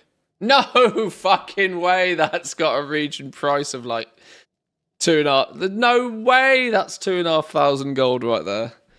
Get out of town. Do these still turn in for some sort of reputation or something stupid then? Swords deck, Dark Moon Fair, shoulder guards, shoulders, shoulder pads, pauldrons. You need some of them for transmog items apparently. That's quite funny. Okay, I need 5 more glyphs to be made. Okay, we can sort of get 3.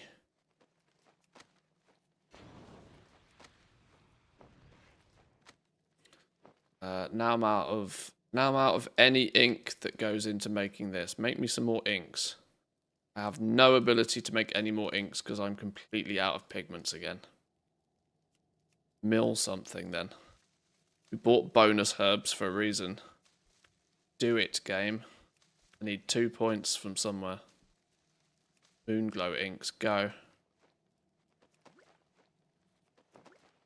What a Moonglow ink's gonna make me on this list? Foul Menageries, go. Beautiful. Right, learn Jade Fire ink. Roger that. Emerald pigments. Fade Leaf, Dragon's Teeth, Goldthorn, Khadgar's Whiskers. Khadgar's Whiskers have got to be free, surely. Khadgar's Whiskers is going to be the one that's free. One of these is going to be free. One's a byproduct of farming something else, I'm convinced of it. Fade Leaf, 10 gold apiece, not you. Dragon's Teeth. Dragon's Teeth, 10 gold apiece. What's going on here? 18 gold apiece?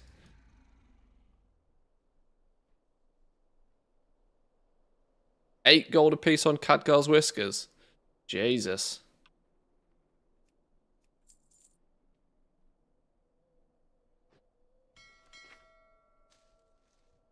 Someone saw me coming.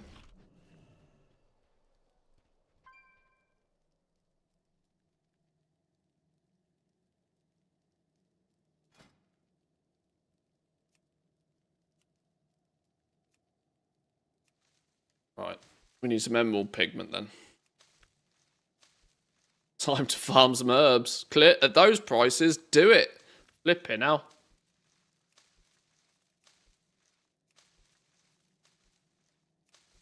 Perhaps they retrofit thaumaturgy to all expansions.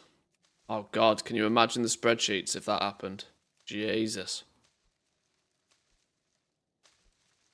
Soon as the picture hit Wowhead that needed to craft decor from Inscription, the mat skyrocketed and it's actually holding its price. Ah, okay. Yeah, I should have seen that coming. Create 40 Jadefire inks. Make all of these. We need them later. Okay, well, we got enough. Ow. Ah! I proper punched my microphone. And it's metal and it hurts.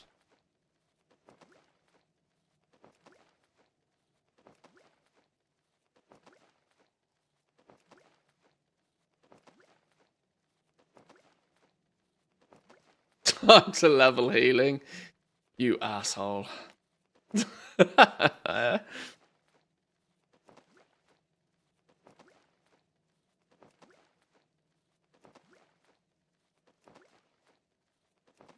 Come on. 1 point.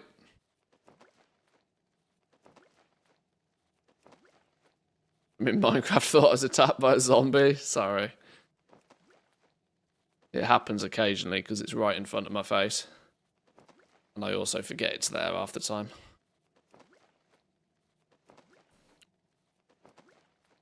Are we going to craft all of these and not get that final point to push us to 155? We are, aren't we? Game's going to screw me. No way we can go 40 points without getting that single point. No way, game. Wow. Wow, thanks for that, game. The next stage is going to be do research, isn't it?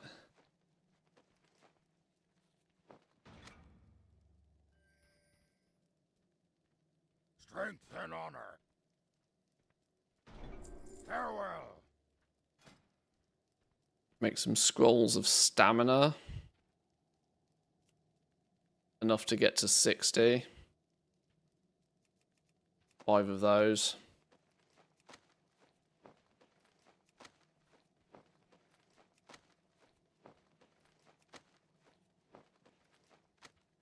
Okay. Scroll of verse. Sense a pattern.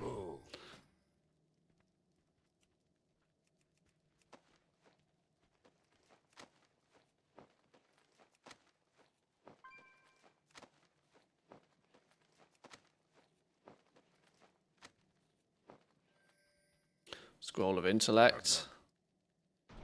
Victory.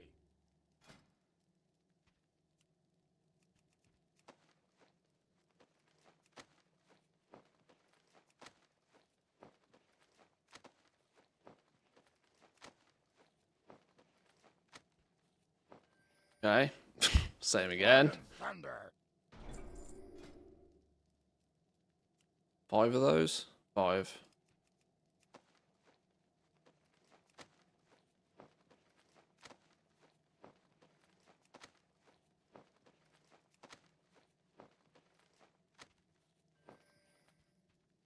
Strength and honor. Strength. Agi 3.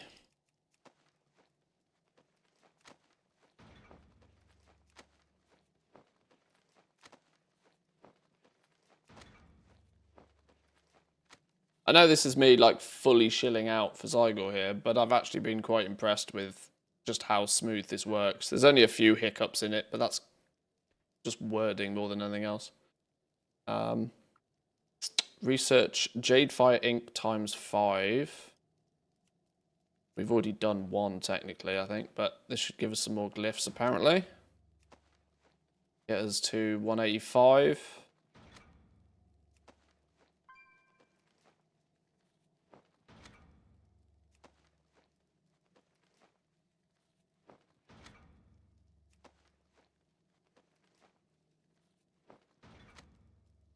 Nice.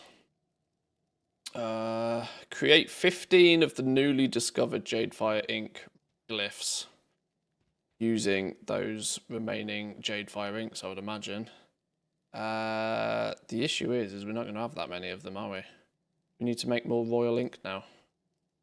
You can also turn any indigo pigment you have into royal ink and make the arcane tarot cards as well. Right, well, let's get all of those crafted then. Do just that.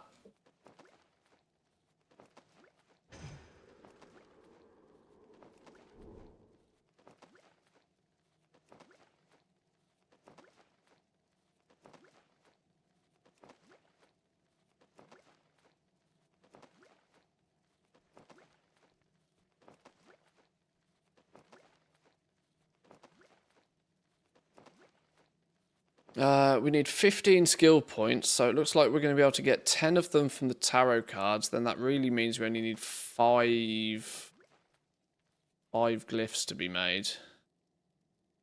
We are actually short on Jadefire inks to do those though. What did we break down to do Jadefire inks? Whiskers or something? Which one did it end up being? We're gonna need more. We're gonna need more. I can see it coming. Let's get these made first. 12. Oh, I need a resourcefulness proc. If only resourcefulness were. I'm going to be literally 1 skill point away.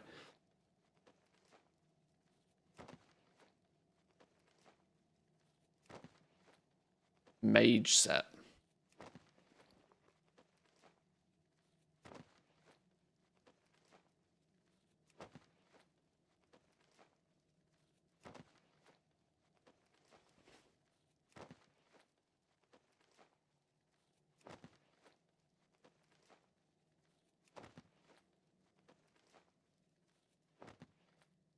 $97,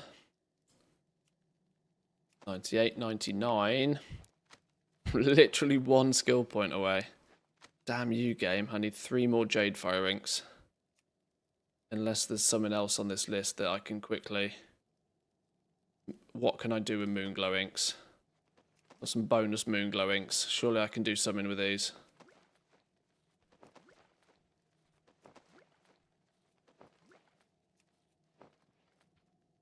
Yes, make me one of these.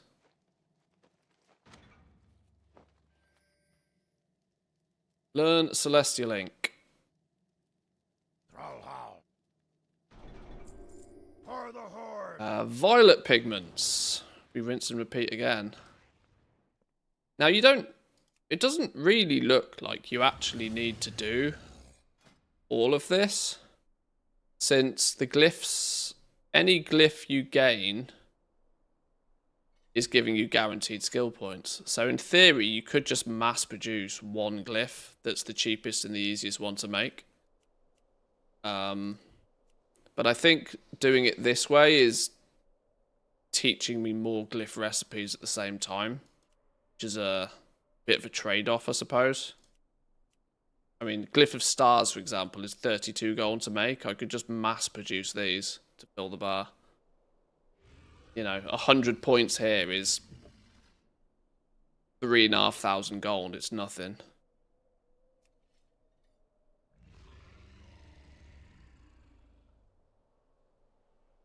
But running through all the different herbs, unlocking all of the different glyphs and stuff is probably a better solution long term anyway. Violet pigment. Let's have a little look at you then. Violet pigment. Violet pigment's only 10 gold a piece by itself. Let's have a look at what materials. Blindweed. Blindweed is 11 gold. Firebloom is only 5 gold. That's a better candidate so far. Remember Firebloom. Is it or is it bait? Firebloom is the best candidate so far. Ah, shit. Broke stuff.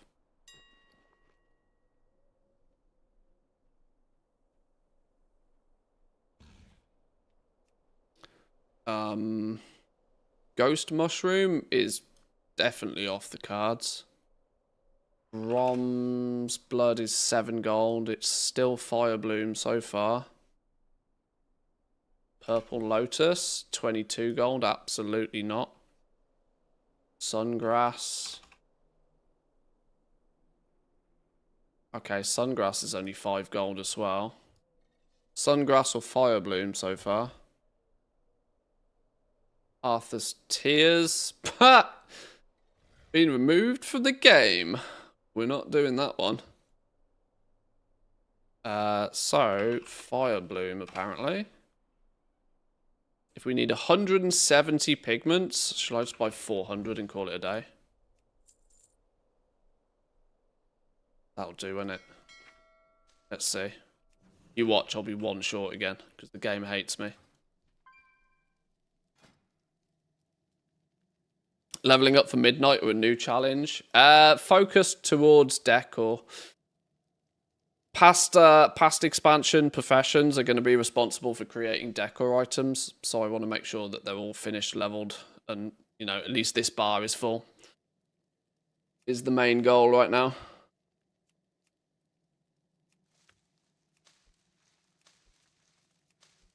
Right, we get ruby pigments from this as well. Maybe we can do the same thing again, turn the ruby pigments into Dark Moon style cards.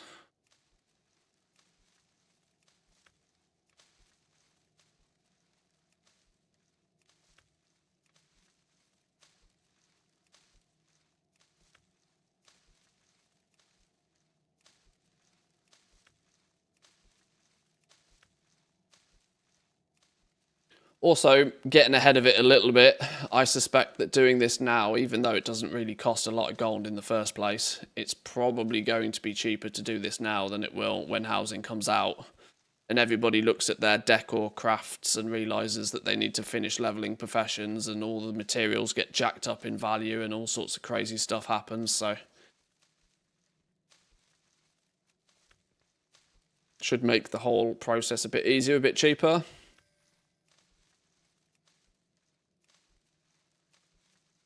Right, I'm still going to smush all of these down because I bought the herbs, so might as well do something with them.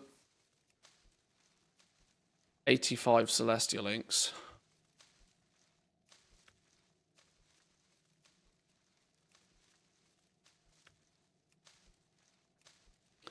But actually, looking at the session profit so far, this hasn't really cost us much gold at all. In the grand scheme of things. Time more than anything, but... I tend not to mind tinkering with this sort of stuff too much.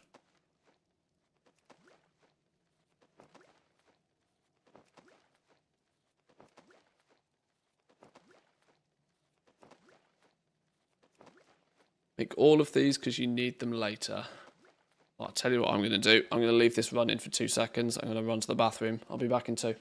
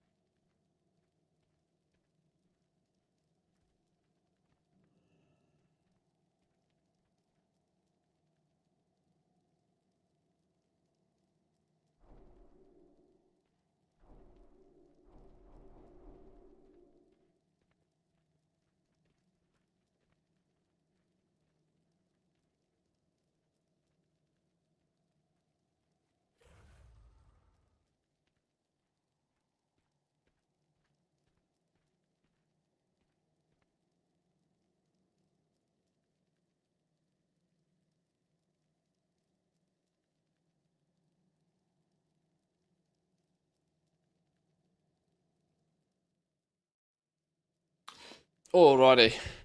Sorry, boys and girls, that took me longer than expected. I took the dogs for a pee as well. I thought I'd be a good human.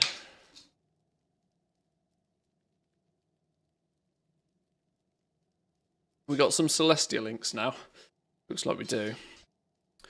Make some scrolls of recall. 10?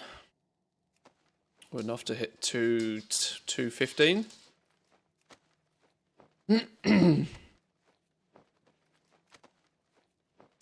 I switch my main every 2 weeks and never really keep up with the damn professions, let alone the old ones. Yeah, the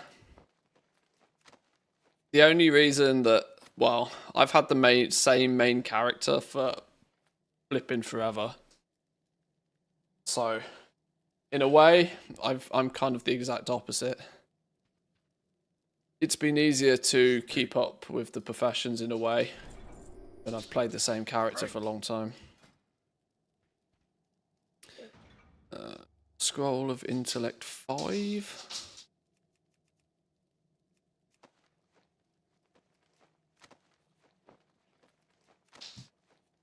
I'd never drop professions though. I've only ever done it like twice in the whole history, and I've regretted it every time I've done it. It's far too frustrating to have to re-level, especially the recipes you lose. Even if they don't feel like they mean anything to you right now, never know what happens in the future. I mean, all of this right now, for example, right? People who've dropped their professions every expansion to play the flavor of the month profession have zero progress in like all the old stuff, which could very easily be a little bit of a gold mine when Decor turns up. Now, most of my professions I don't have to do this on. Jewel crafting, leatherworking, tailoring, enchanting, like some of the big ones, I've already got them all fully leveled up. But there is a few odd gaps, a few cracks that need filling.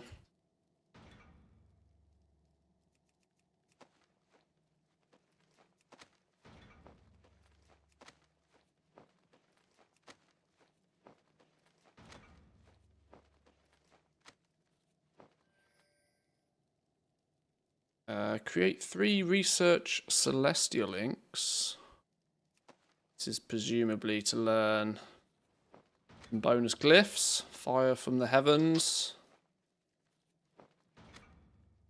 weapon master, glyph of shadow. Now to create 17 of these celestial inks. Also turn your ruby pigment into fiery ink and use it to make tarot cards. Okay, let's get all those crafted then.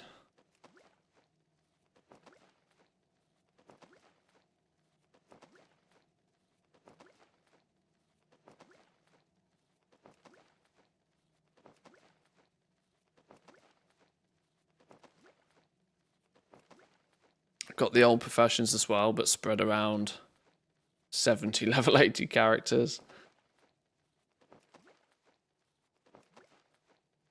Well, I took a little bit of a look earlier. I do actually technically have inscription from all past expansions leveled up on an old character, but the OCD in me wants it all on one character. Kind of unnecessary, but puppy's over this way. A bit small in the distance there. No zoom on the puppy cam, unfortunately.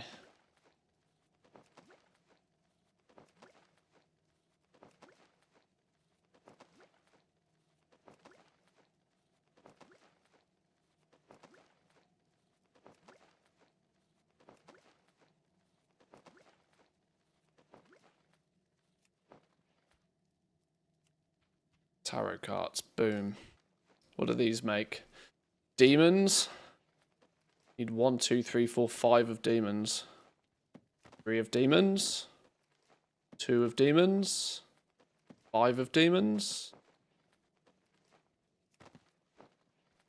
Ace of demons. Need a 4. Give me a 4. One game. Give me a 4. Not going to give me the 4, are you? There we go. 4 of demons. There's a complete set. Where are we meant to get to? 250. Oh, we'll do it just with the tarot cards here, look. 48, 49. Do these instantly grey out at 50? Oh, they stay yellow even. You make a demons deck. The entire demons deck is worth 10,000 gold? I don't think so. Regional sale average is still 1,000 gold though. Truth be told, I'll probably put it in the bin. Oh, we got enough for a second one. Why not?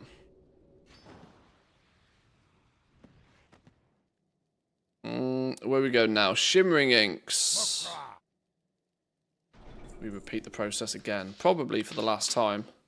Surely 250 to 300 is just one run, right? This is why Dark Moon decks are in my blacklist. Yeah. Yeah, they turn up randomly, occasionally. Ludicrous prices. And you have to wonder why. Silvery Pigment, Dreamfoil, Golden Sansum, Ice Cap, Mountain Silver Sage, or Sorrow Moss. Which is the cheapest? Let's have a look. Which is the cheapest?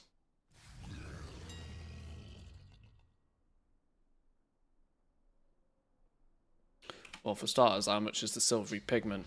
Pigment's not exactly expensive to begin with, is it? This is one of those where buying the pigment is probably the play. But we might need... Well, let's have a look. Dream Foil. 5 gold a piece. Golden Sansum, 7 gold a piece. Ice Cap, 7 gold a piece.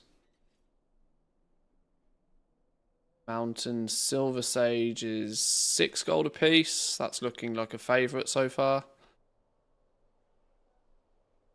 Sorrow Moss, definitely not happening. Dreamfoil is actually the best, isn't it?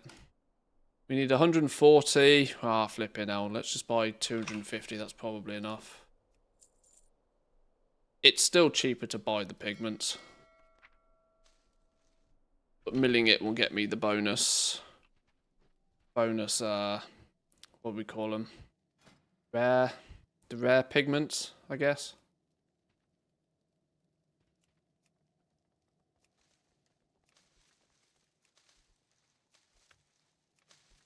People buy the cards to craft the decks, then to DE as part of the enchanting concentration build. No.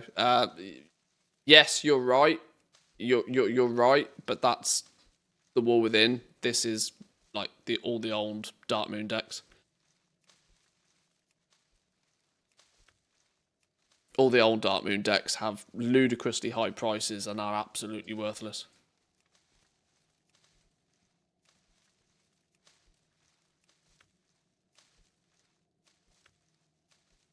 Am I going crazy with all the cards dropping in the War Within? I just load them onto the auction house a few times a day. Sell almost instantly. Yeah, that's why people are buying them. I do hope they reconsider that for midnight, to be honest. The fact that Dark Moon cards just like flooded anybody that went anywhere near like dungeons or anything. If you're a scribe, you run around and you just end up with them. They're just like vendor trash for most people at this point.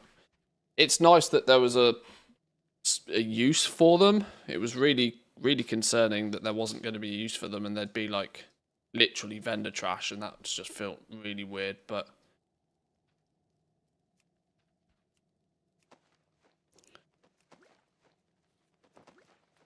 I kind of liked it when Dark Moon cards had some value, you know. The old Dark Moon Fair decks give Dark Moon Fair rep for the Insane title. Is that still a thing, though? Haven't they made the Insane title far less insane? I know they used to, way back in the day. Do they still do that now?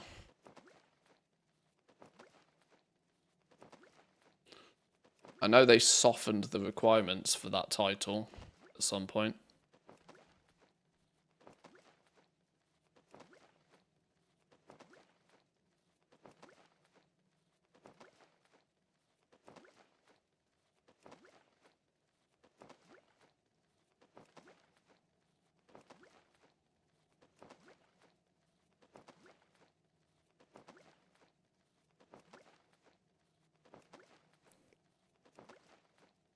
Still as crap as it used to be, just one less rep on it since it was introduced. Oh, okay. I've never bothered doing that. That's like a streamathon kind of thing, isn't it?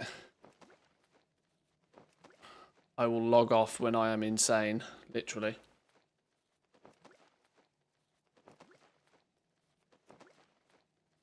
It's not very high on my to-do list, honestly.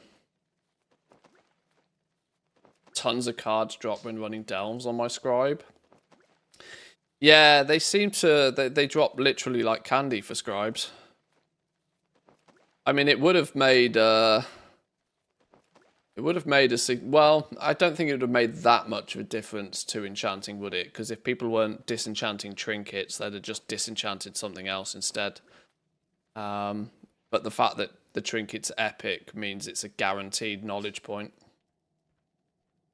Anything else would have been like, I don't know, tailoring braces or something.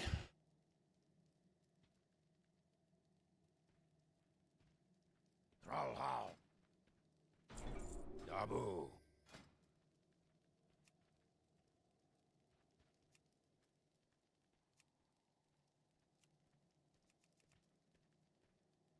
Five of those.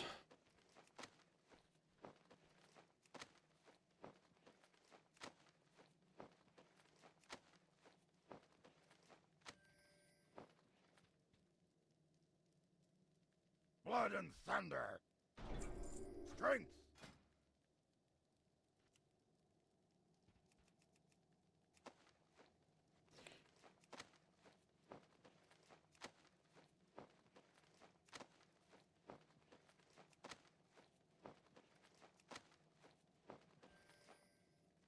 Scroll of strength. Victory.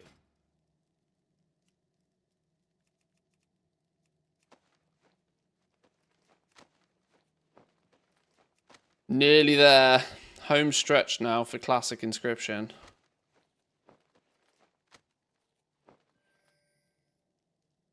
Zug zug. Zug zug.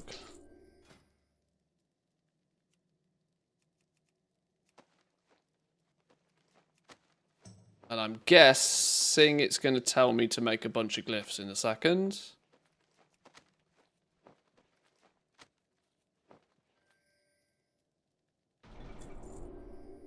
Farewell.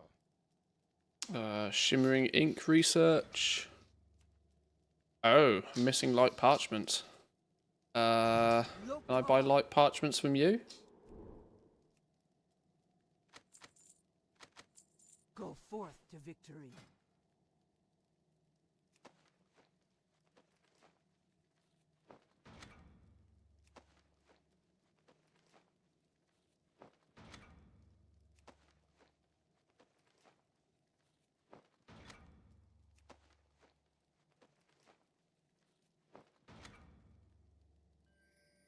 Create 11 newly discovered lion ink glyphs. Turn your sapphire pigments in a swell to inks of the sky.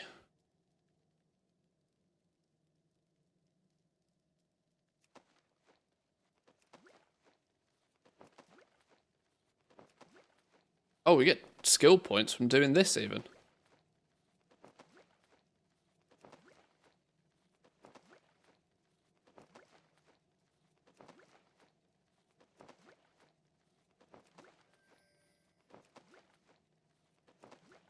Oh, didn't even need to make any of the glyphs. I'm just going to keep blasting this if I've got pigments to do it. Why not?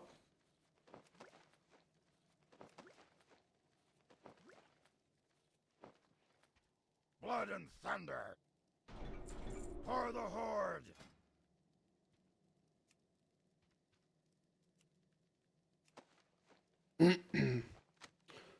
100. Boom. 300 classic. Done. Donezo. Not too much we're then missing either. Ancient techniques, which would technically require us to do a bit of farming to get most of these, although some of these recipes are available on the auction house. Certificate of ownership. We can just go buy it. Soul Scryer. I'm quite sure most of these are purchasable off the auction house.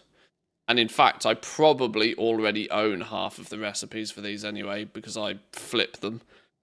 The question is I just need to go find them. Okay, well that's classic done. One down, a few more to go. What time is it? Oh, gold. I'm gold. Let's have a little bit of a looky at what TBC looks like. I just want to get a feel for it. No, not herbalism. Inscription, leveling, Outland.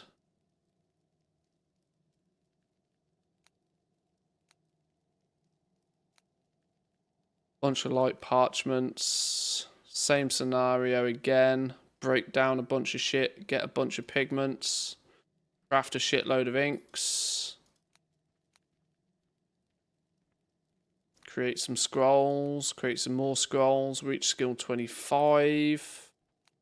Do some more research. Make a shitload of inks. GG, you're done. Okay. Strong chance then that this is easy peasy. Let's see if we can just bang out Outland fast. TBC Kata super quick. Let's have a look. I need some food though, I'm not gonna lie. I could definitely do with some food. Also got to mow the flipping lawn. Damn adulting getting in my way of playing video games. Inscription.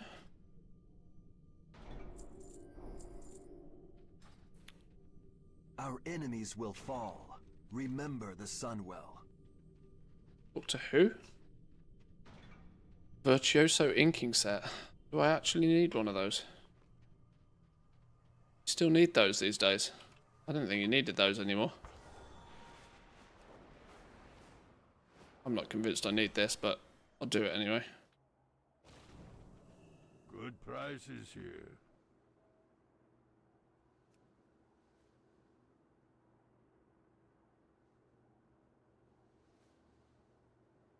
Wow, I sold one of these for 330 gold this time last year.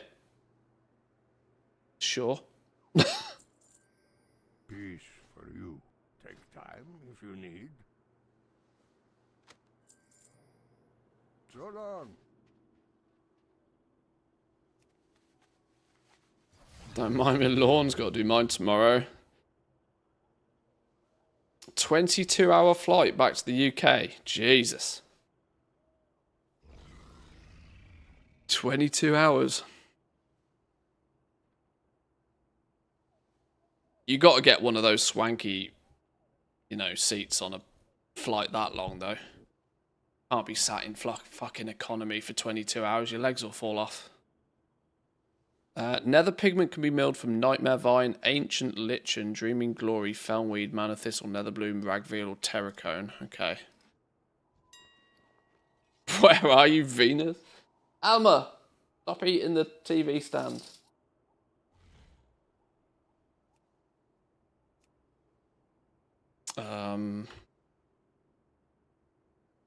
Nether pigment's only 5 gold a piece by default. Nightmare Vine is 9 gold a piece. We're not going anywhere near that. Ancient... Can't spell ancient, right?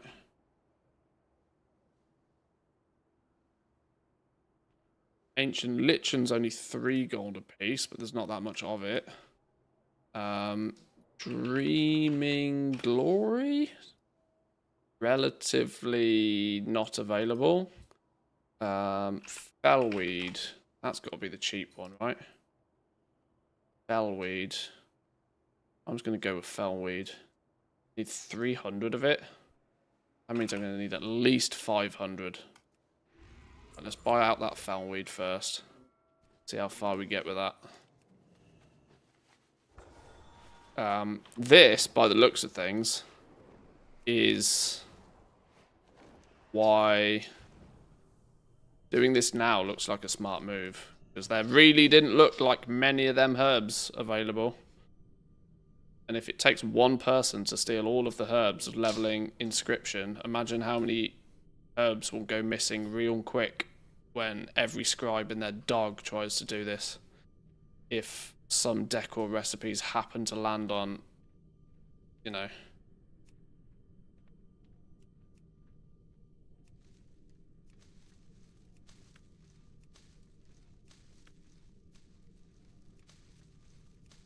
$3K in economy, 9 hours 30 to Hong Kong, 2 hours leg stretching, and then 14 hours to London. Woo! Spicy meatball. Jesus. Not paying 10K for business. Bored. I don't know. Hop in a FedEx box or something. It's got to be cheaper.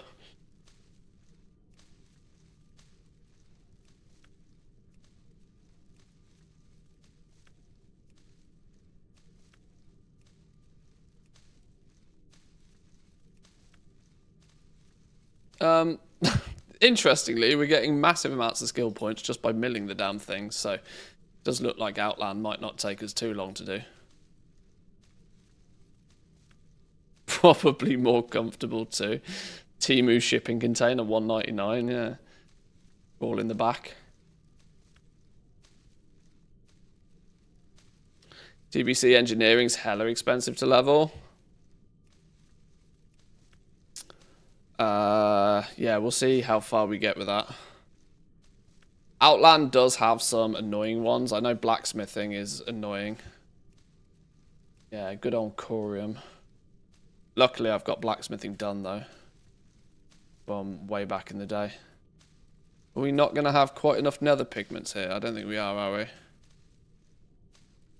What is my dog doing? Where's she gone now? Yeah, rustling in the distance. What's going on?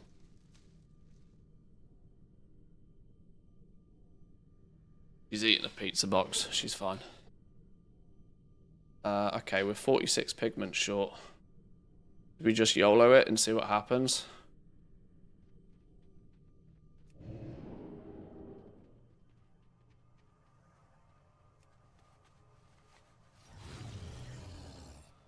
Buy more fires, 700 gold, and there's only 700 on EU servers.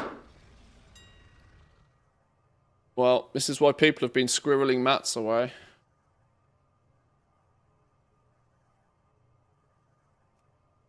Mana Thistle, only 1,000 of it.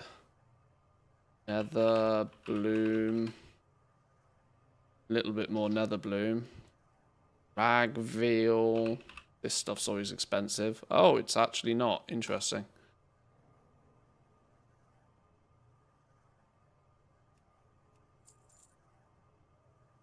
But once again, there isn't any of it. Terracone. Yeah, I mean, the actual quantity of herbs from these old expansions is like one person's, you know,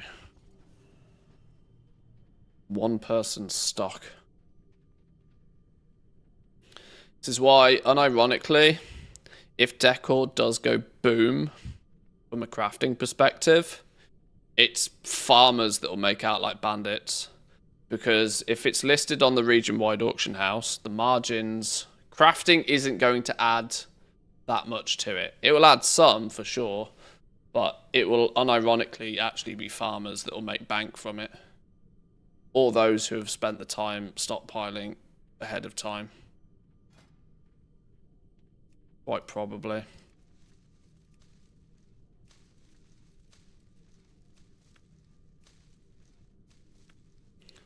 God, I hope I did pick up enough of this. It looks like we did.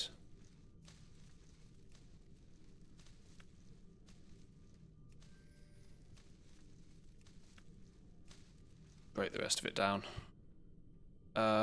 Click inscription.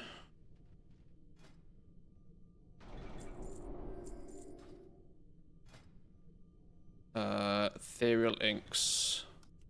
Go. Create 50. Where's all the oh yeah, there's like nothing here, is there?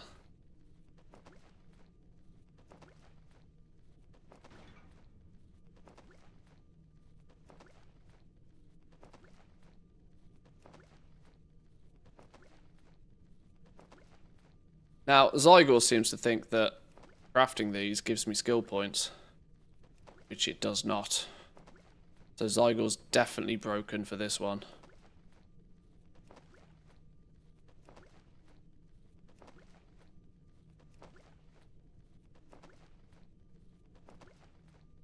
So, with that in mind,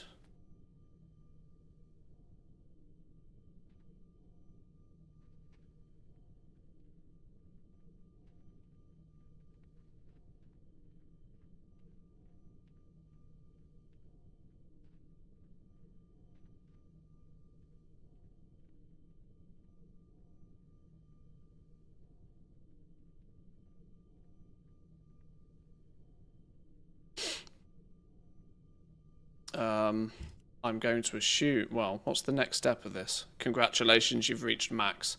Okay, yeah, the Outland inscription guide for Zygor just doesn't work. I think we'll go with the theory it doesn't work. We're going to have to research to learn these, I guess. Ethereal ink research. Ethereal ink research. Zygor not being updated, shocker. I mean, it is like Outland content. Okay, we've now learned both the glyphs. It's literally everything we can possibly learn. Everything we can possibly learn. Greater Dark Moon cards, Primal Life, Dark Flame, Business. What actually is the path to success with this?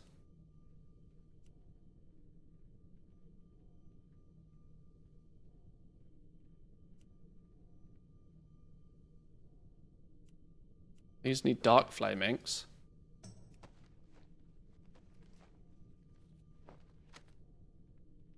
I get skill points from this. I'm not gaining anything else. Yeah, let's cross-reference with the WoW Profession thing.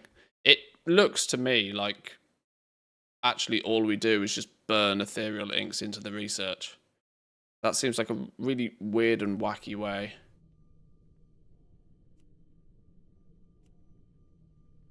Seems like a really weird and wacky way of doing it.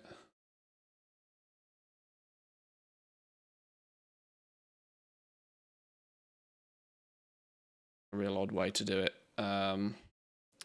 Profession leveling. Inscription. No, not the War Within. Not the War Within. Profession leveling. Guides from the past. Inscription, Outlands. Mill around 500 of these, turn all of your pigments into dark flame inks, and then make books of clever tricks. Just an approximate number. You don't have to reach 33. You might even reach 35. And then 33 to 75, you just burn research. Yeah, that's really dumb, isn't it? Really dumb how that works.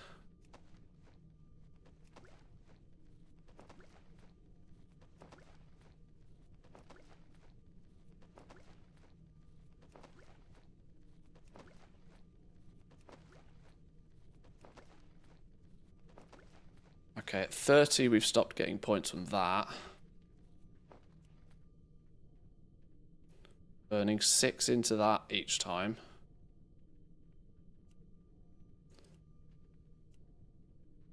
I mean, these cost roughly the same to craft either way.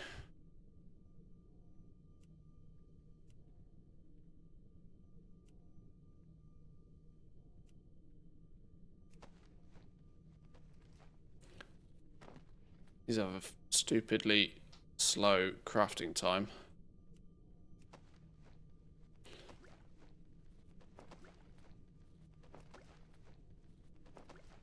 Please rate the outline guide. Bad. Select a rating first. Bad. It simply is wrong. The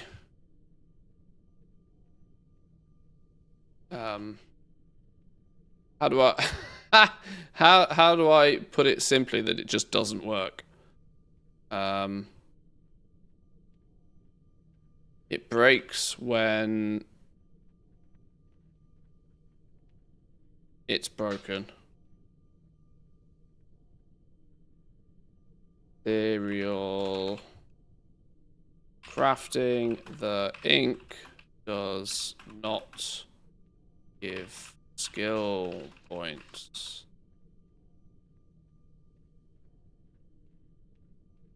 Needs updating.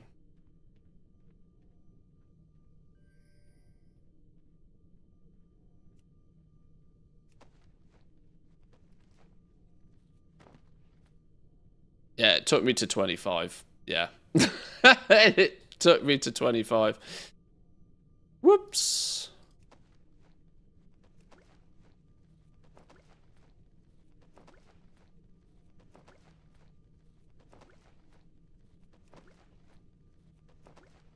I mean, these flipping dark flame inks, though. TSM still believes that over 2,000 of them sell a day. And 14% of what gets listed actually sells. Which is ludicrous numbers for something this old, by the way.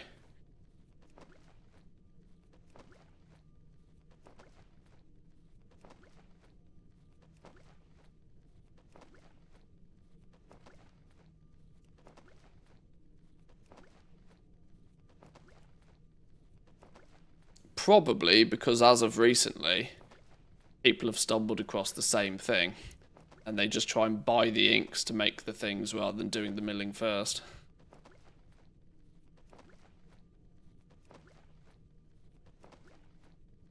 Just craft a few of these until it presumably goes yellow or green or grey even.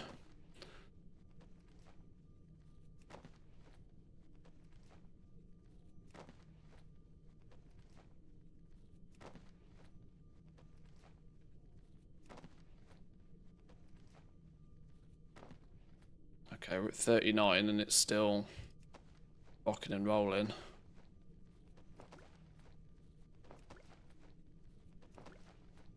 Is there a TSM operation or something that if I want 1,000 of every material, it makes me a shopping list? Or if I already have 500 of an item in the bank, it will take that into account? Well, Trade School Master has a... not exactly. It does have a system if you use TSM for crafting that it can give you a shopping list of all of the outstanding stuff you need and tell you where to go and get it and whatever. Or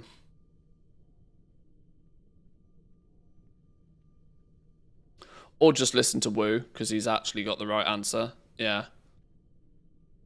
What that translates for reference is if it's basically saying if the number in your inventory is less than, put in the number you want, in your case 1,000.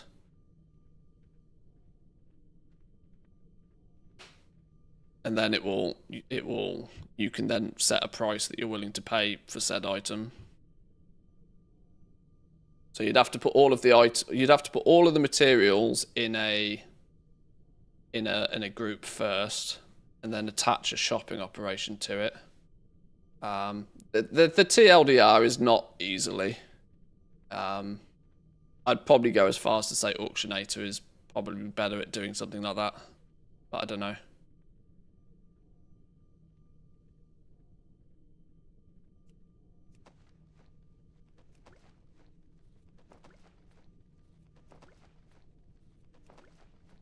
Right, I think I need to make all of these ethereal inks from this nether pigment purely to dump it into research.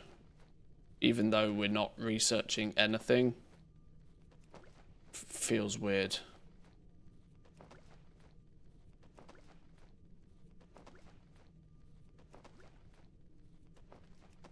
We can make one more of these. They're spamming my inventory though.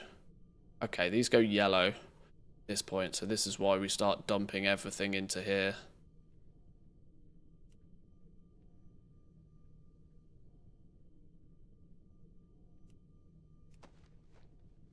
So we basically have to go the entire way just spamming research, apparently. Even though there's nothing to research. Because there's only 2 glyphs that you can possibly research from this. What a weird, stupid leveling for Outland. It was kind of retrofitted in the first place, but now they've gutted half the glyphs. It's completely pointless, isn't it?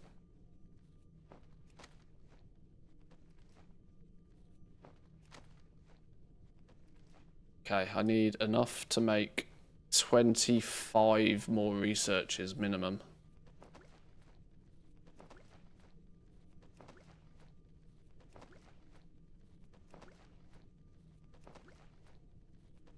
I don't think I bought enough herbs or milled enough to begin with, did I? I can't remember how many herbs I bought, but I don't think it was enough.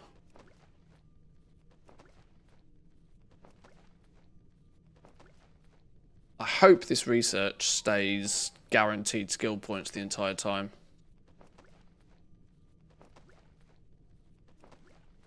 Marcus, how we doing? Welcome in. Good afternoon.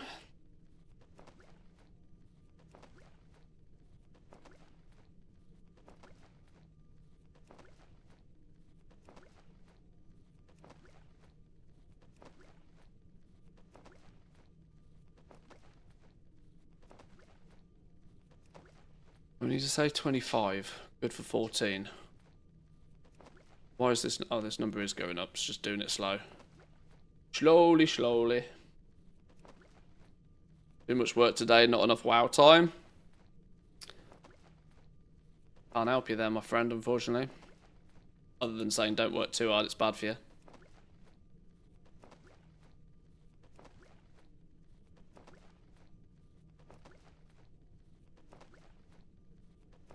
Maybe we do have enough pigments. This looks like loads of pigments. Should get this to 25.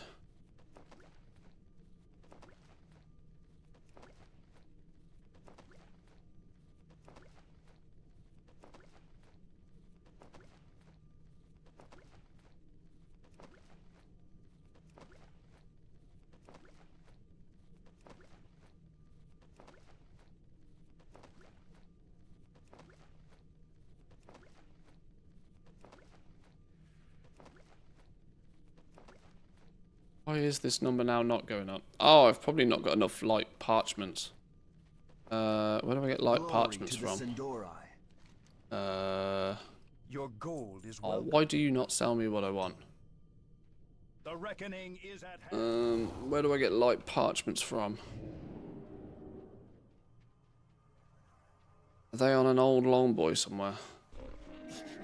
Light parchments? Many wares. Yes. There we go. Many farewells. Right. Is that going to get us to 75, do we think? Is that going to do it?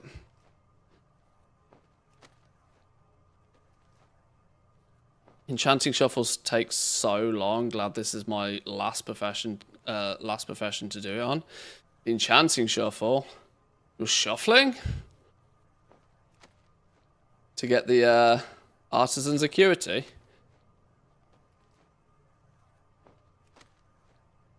This late in the expansion? Or are you setting up concentration alts? Do you need to do any sort of enchanting shuffle for anything these days? Oh, are you still doing alchemy? Yeah, you need to do it for alchemy.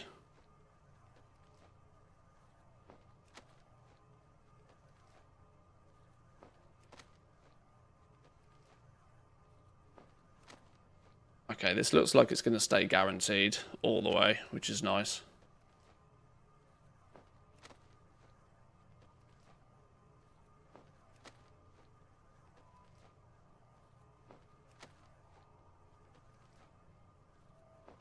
70, 71, 72.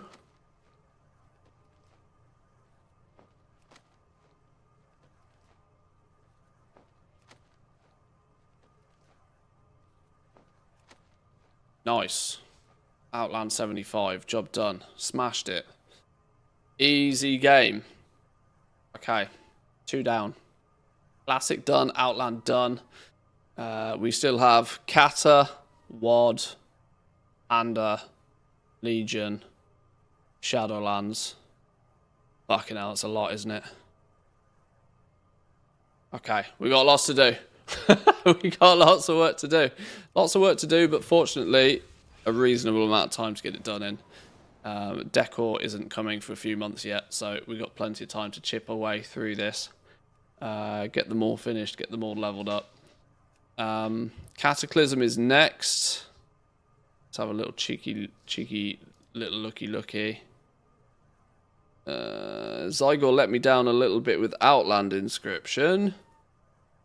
Oh, it's actually Northrend, technically, isn't it? Northrend, Cataclysm, Panda, Draenor, Legion, BFA, Shadow. Flipping hell, we got loads to do. Loads to do.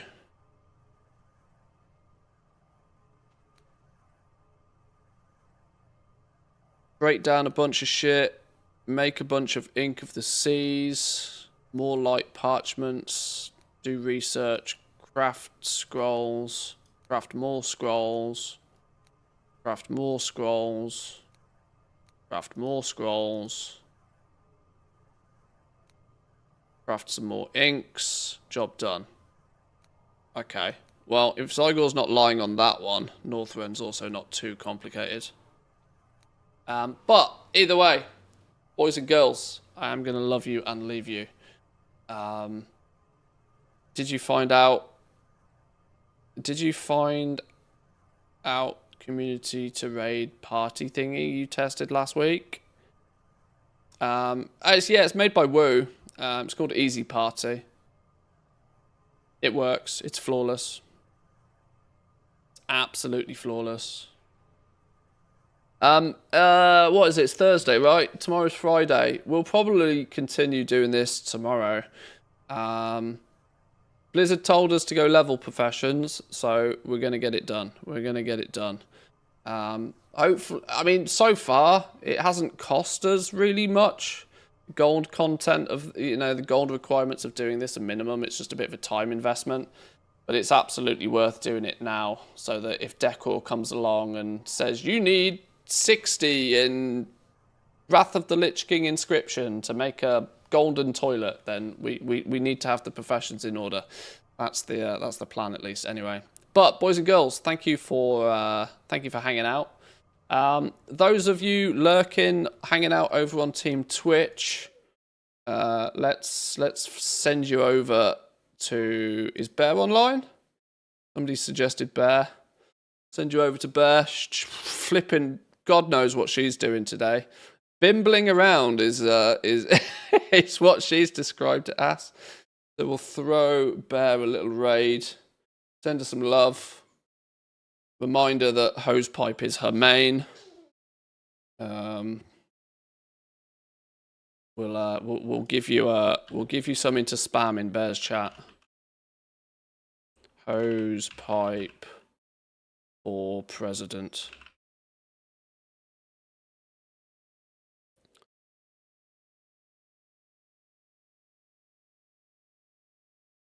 Right. Spam this in Bear's chat. Spam this in Bear's chat.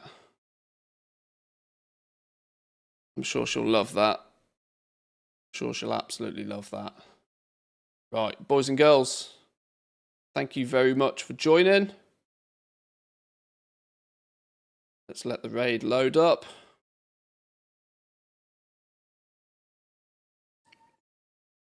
Right, we're ready to rock and roll. Thanks for joining. See you all next time. In a bit. Peace.